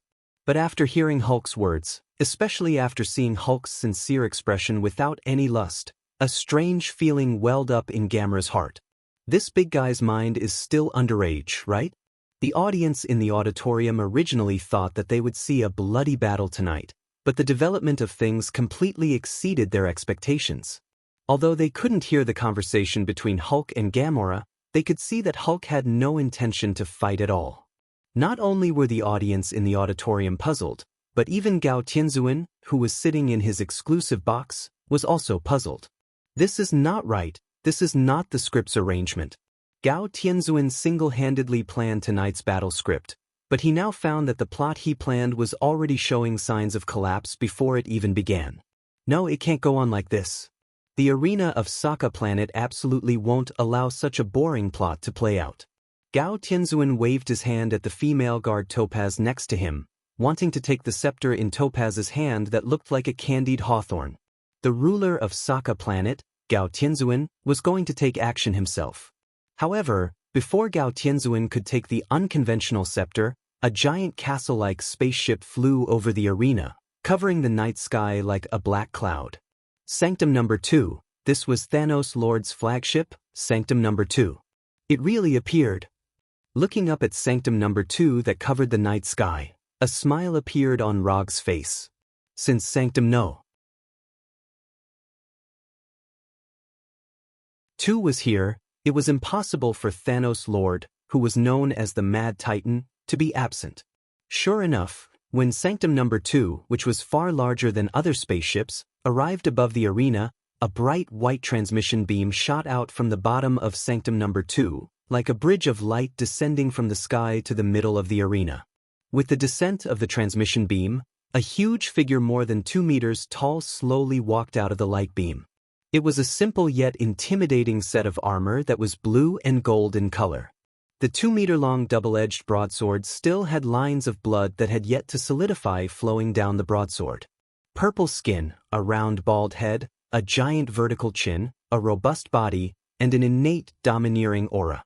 This was Thanos Lord, the Mad Titan Thanos Lord, the Thanos Lord known as the Emperor of the Universe. Thanos Lord had appeared in person.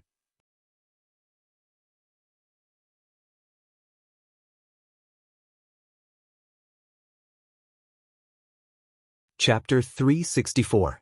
For others, intervening in the battle before the outcome of the battle has been decided is a direct slap to the face of the ruler of Sokka Planet, Gao Tianzuan. But for Thanos Overlord, this slap is a slap in the face. There is no need to worry about it. Gao Tianzuan has an almost infinite lifespan. It is said that he also has a variety of powerful abilities, and is a member of the Universe Elders Council. Although not many people have seen Gao Tianzuan in action, from the fact that he built Sokka Planet and turned it into a gladiator planet that is not controlled by any civilization, one can know that he is more unfathomable than he looks on the surface.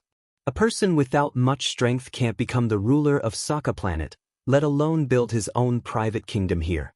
Normal people wouldn't slap Gao Tianzuan's face in Sokka Planet, especially in the arena where more than 100,000 spectators gathered. But Thanos Overlord is not a normal person. If Thanos Overlord was a normal person, he wouldn't have come up with a crazy plan to destroy half of the life in the universe and carry it out. Natasha, if a fight breaks out later, the three of you go back to the hotel directly, I will take Hulk back. Since Thanos Overlord entered the arena, Rog's eyes have been focused on Thanos Overlord, and at the same time, he used chakra perception to perceive Thanos Overlord's situation. As he expected, he felt a powerful energy signal from Thanos Overlord's body. Although the strength of this energy signal is not as strong as Mephisto in Hell, nor as strong as Odin in Asgard, it is still amazing. Inferior Heavenly Father. The current Thanos Overlord is without a doubt an inferior Heavenly Father. Little Black, it's time to do something serious. As soon as Rog's voice fell, Little Black, who was standing next to Ant-Man Scott, showed a ferocious smile, and his figure instantly shrank, turning back into the pitch-black Northern Cold Blade form. Wearing the Northern Cold Blade on his belt, Rog directly disappeared from the box with the Flying Thunder God and came to Hulk's side. After knowing that Hulk's next opponent is Gamora, Rog quietly left the flying Thor technique on Hulk, ready to support Hulk at any time. Hulk was strong, very strong, but Thanos was stronger. In Rog's memory, Thanos was the only one who defeated Hulk with a physical attack with his bare hands. Although Ancient One can also stun Hulk with a single palm strike, Ancient One used magic to push Hulk's soul out of his body, not in the real sense of knocking him down. Moreover, what Ancient One pushed out of the body at that time was not Hulk's soul, but Banner's soul. Gamora, come with me. After arriving at the arena, Thanos completely ignored Hulk, who was not far away, and ignored Rog, who had just arrived at the arena, and said softly to Gamora, "If it weren't for the double-edged sword in Thanos Overlord's hand that was still dripping with blood, Thanos Overlord at this time looked like a kind old father." However, Gamora did not intend to cooperate with Thanos. After hearing Thanos' words, Gamora pulled out 2 slender scimitars from her back. These 2 scimitars were originally intended to be used by Gamora to deal with Hulk. Now, it had become a weapon against Thanos. Gamora replaced her answer with practical actions, making the gentle expression on Thanos' face disappear suddenly. Looking at his daughter who was facing him with a sword, Thanos Overlord didn't say anything. There was no anger, and he didn't even say anything in a heavy tone. After looking at Gamora silently for a few seconds without saying a word, Thanos Overlord finally retracted his gaze from Gamora and looked at Rog and Hulk, who were not far away. Thanos Overlord's gaze only stayed on Hulk for a second or two before it swept away, and then it stopped on Rog, who was wearing casual clothes. In the eyes of the audience of Sokka Planet, Hulk is the absolute king in the arena, and he is a well-deserved superstar in their hearts. However, in the eyes of Thanos Overlord, the current Hulk is just a warrior with a slightly decent strength. Compared with Hulk, Thanos Overlord obviously values Rog around Hulk more. Don't look at the current Rog only wearing ordinary black casual clothes, but Thanos Overlord saw a sense of déjà vu on Rog. In addition, Thanos Overlord also found that he seemed to have no way to immediately see through Rog's strength. This is an extremely rare situation for the battle-hardened and powerful Thanos Overlord. Young man, your strength is good. Are you interested in joining my side? After looking at Rog seriously, Thanos Overlord said to Rog, "Sorry, I'm not interested for the time being." During the conversation, Rog came from Hulk's side to Hulk and protected Hulk behind him. Now is not the time to let Hulk confront Thanos Overlord one-on-one, and Rog does not want Hulk to have any psychological shadow. "It's a pity, if you can join me, we may be able to become good friends," Thanos Overlord said with a little regret. At this time, Thanos Overlord's other adopted daughter, Nebula, and his 5 most powerful men, the 5 Black Radiance generals, also came out of the transmission beam and stood silently behind Thanos Overlord. Nebula's image was no different from Rog's memory. She was still a blue-skinned half-human half-machine. As for the 5 Black Radiance generals, according to Rog's evaluation, they were uglier than the other. Not to mention Ebony Throat, who was pale and didn't look like a good person. The head of the 5 Black Radiance generals, the Death Blade General with a sickle-like long blade, and his lover, Proxima Centauri, were also not in line with Rog's aesthetic at all. As for Black Short Star, who was taller than Hulk and had the strongest defense among the 5 Black Radiance generals, as well as the universe-level scout supergiant, whom Roger had never seen before, who was wearing a white battle suit, they had nothing to do with being good-looking. Thanos Overlord, Nebula, and the 5 Black Radiance generals, although there were only 7 of them, when they appeared in the arena, the audience in the auditorium, without exception, felt a powerful oppressive force, an oppressive force that seemed to come from the depths of their souls. Whether it was Thanos Overlord, Nebula, or the 5 Black Radiance generals, they were all bloody butchers whose hands were stained with blood. Furthermore, they were different from the other butchers who had killed tens or hundreds of people. The number of people they had killed was much higher. At the very least, it was tens or hundreds of times more. For a super fierce person like Thanos Overlord, his killing unit was calculated in planets. Slaughtering an entire civilization or planet, For others, was just a description. But for Thanos Overlord, it was a real bloody record. Of course, under normal circumstances, Thanos Overlord would kill half of them and leave the other half alive. He didn't often do things like completely slaughtering the life of an entire planet.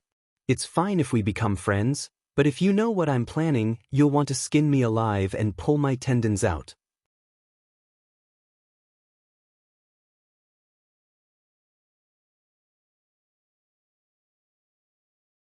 Chapter 365. Rog's answer quickly aroused the dissatisfaction of the 5 Black Generals and Nebula. Although Thanos didn't say anything, he couldn't help but frown slightly after hearing Rog's answer. He didn't know if it was his own illusion, but Thanos always felt that Rog knew a lot of secrets related to himself. This kind of feeling of being completely seen through made him very uncomfortable. "You know me very well?" After thinking for a few seconds, Thanos asked in a domineering tone as usual. "I don't dare to say that I know you very well, I can only say that I know a little bit." Although Thanos didn't deliberately release his powerful momentum, it was difficult for ordinary people to keep calm in front of a powerful and famous person like him. But just like Thanos wasn't a normal person, Rog wasn't an ordinary person either. If Thanos was a powerful madman, then Rog was the same as him, a madman with amazing strength. The only difference was that the craziness of the two of them was a little different. "Your Excellency, I hope to teach this kid who doesn't know the immensity of heaven and earth a lesson for you." Before Thanos answered, Ebony Throat, who was standing behind him, knelt down on one knee and said very respectfully, "Keep him alive, I want to know what he knows." When Ebony Throat took the initiative to propose to teach Rog a lesson, Thanos thought for a few seconds and then agreed to Ebony Throat's request. Although it was the first time Thanos saw Rog, he instinctively felt something called trouble in Rog. This guy is not simple. This was purely an intuition, but Thanos firmly believed that his intuition would not be wrong. "Praise your benevolence. Your will is my mission." After speaking, Ebony Throat, whose skin was pale like the undead, stood up and looked at Rog not far away with a proud face. "I'll leave that big black guy to you, I'll deal with the others." Rog ignored the hostility in Ebony Throat's eyes and turned to Hulk next to him. Hulk's physical attack and physical defense were extremely outstanding. Letting him fight against Black Short Star, who had the strongest defense and physical strength among the 5 generals of Black Radiance, was a battle plan that did not require much consideration. Rog planned to deal with Ebony Throat, who had telekinesis abilities, Supergiant, who had mind control abilities, as well as his lovers who had outstanding close combat abilities, Deathblade General and Proxima Dark Knight. Of course, Thanos was also handled by him. As for Thanos' other adopted daughter, Nebula, she was naturally Gamera's opponent. Ebony Throat took the lead to walk out from behind Thanos and went straight to Rog, who was not far away. Just when Ebony Throat moved, Rog also used ninjutsu. Would release, would clone. 4 wood clones that looked exactly like him rushed out from behind him and attacked Ebony Throat and the others. Rog did intend to deal with Ebony Throat and the other 3 by himself, but he did not intend to do it himself. Generals against generals, kings against kings. Thanos' subordinates only needed wood clones to deal with them. When Rog's wood clones attacked Ebony Throat and the others, the guards of Sokka Planet's ruler, Gao Tianzuan, finally arrived at the arena. However, Luogu, Thanos, and the others didn't care about these guards at all. Thanos waved his left hand casually, and small spaceships of different shapes flew out from Temple No. 2 above the arena. A donut-like circular spaceship, a triangular pillar-like landing ship, and a dense number of small troop carriers. This time, Thanos did not send the Chitauri Legion that had appeared in the Battle of New York, but another legion under his command, the Vanguard Guard Legion. Judging from Thanos' arrangement, it was obvious that he came to Sokka Planet this time not just to take Gamora home. The circular spaceships and landing ships that flew out of Temple No. 2 did not take the arena as their main target, but flew to different corners of Sokka City and began to attack the entire city. It didn't take long for explosions to come from Sokka City. The complete attack of the Vanguard Guard Legion made Gao Tianzuan's face extremely ugly. He thought that Thanos only wanted to take Gamora away, but it turned out that Thanos had come with an all-out attack on Sokka planet from the beginning. Inform all the troops in the city to fight back against the invaders. Let the slave gladiators also participate in the battle. Tell them that those who perform well will be restored as free gladiators after the war. Gao Tianzuan, who was holding a scepter in his hand, gave the order with a cold face, his eyes fixed on Thanos in the arena. Since he wants war, we'll give him war. Although Sokka planet was a dictatorial planet with a special shape, the armed forces of Sokka planet were not weaker than those of other civilized planets. To some extent, Sokka planet could even be regarded as having all its citizens as soldiers. Gao Tianzuan's order was quickly passed down, and the defense of Sokka City officially began. As Rog expected, Nebula went directly to Gamora, and the sisters engaged in a life-and-death battle. Hulk was entangled with the tall and strong Dark Short Star, and the two were like two crazy beasts engaged in a hand-to-hand fight.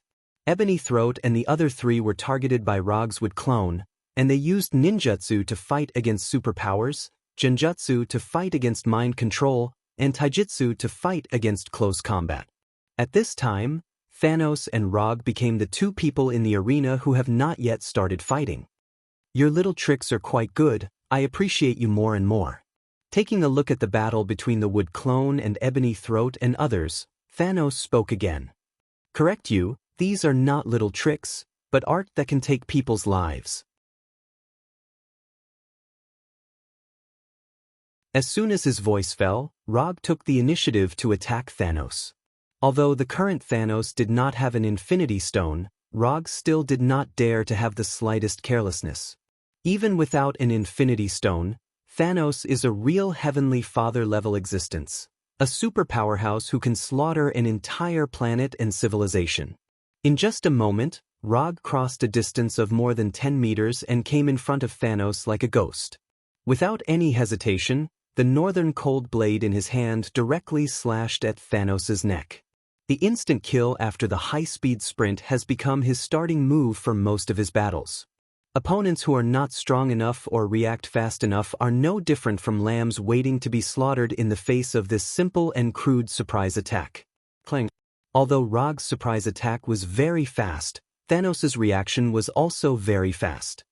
Thanos raised the double-edged saber in his right hand and blocked Rog's lightning-fast slash.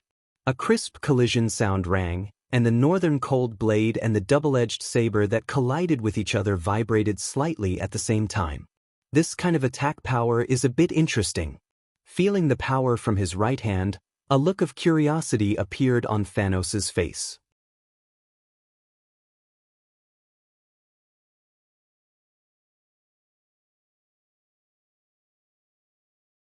Chapter 366.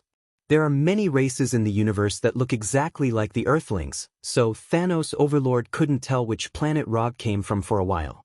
However, in his memory, even if it was Asgard, not everyone has such outstanding physical strength. Regarding this, the main reason is that Thanos Overlord came a little too late. If he came to Sokka Star earlier, even if it was only a few hours, he could easily know the origin of Rog. Although he was a little curious, Thanos Overlord did not stop his movements. Thanos Overlord's right wrist gently turned, and the 2-meter-long double-edged sword with amazing weight turned in a direction extremely flexibly, slashing diagonally from top to bottom. If he was cut, with Rog's current physique, cutting him in half would be his best ending. Although Rog didn't know who helped Thanos Overlord build such a domineering weapon, he knew that the double-edged sword in Thanos Overlord's hand had a super attack power that could cut through vibranium shields. The existence of the immortal body allowed him to have a physique far beyond that of the Earthlings. But no matter how strong it was, the immortal body could not strengthen his body to be stronger than vibranium. In the face of Thanos Overlord's casual but powerful counterattack, Rog did not dare to hesitate and immediately used ninjutsu to retreat. Lightning release. Lightning body flicker. Compared with the ordinary body flicker technique, lightning body flicker is not only faster, but also better looking, which is more in line with Rog's combat aesthetic. The huge and sharp double-edged sword directly cut through the position where Rog was originally standing and passed through the light blue electric current left by Rog's lightning body flicker. Thanos Overlord was not surprised that the counterattack failed. If Rog couldn't even avoid such an attack, Thanos Overlord would feel abnormal. After quickly pulling away, Rog did not immediately launch a second wave of attacks, but carefully looked at Thanos Overlord. Because the current Thanos Overlord does not have any Infinity Stone, he does not need to worry about Thanos Overlord's incredible energy attack. But even so, Thanos Overlord, who can only use physical attacks, is still a difficult enemy. Although the rapid surprise attack was blocked by Thanos, it also allowed Rog to have a preliminary understanding of the physical strength possessed by Thanos. Among the opponents he had encountered so far, Thanos' physical strength was well-deserved to be number one. Even Thor and Hulk were weaker than Thanos in terms of physical strength. If Slayer Overlord didn't have the advantage of making the first move and the speed of the surprise attack, Slayer Overlord's block just now had a great chance to directly send the Northern Cold Blade in Rog's hand flying. Until now, Roger's right hand still felt waves of pain from the web between his thumb and index finger.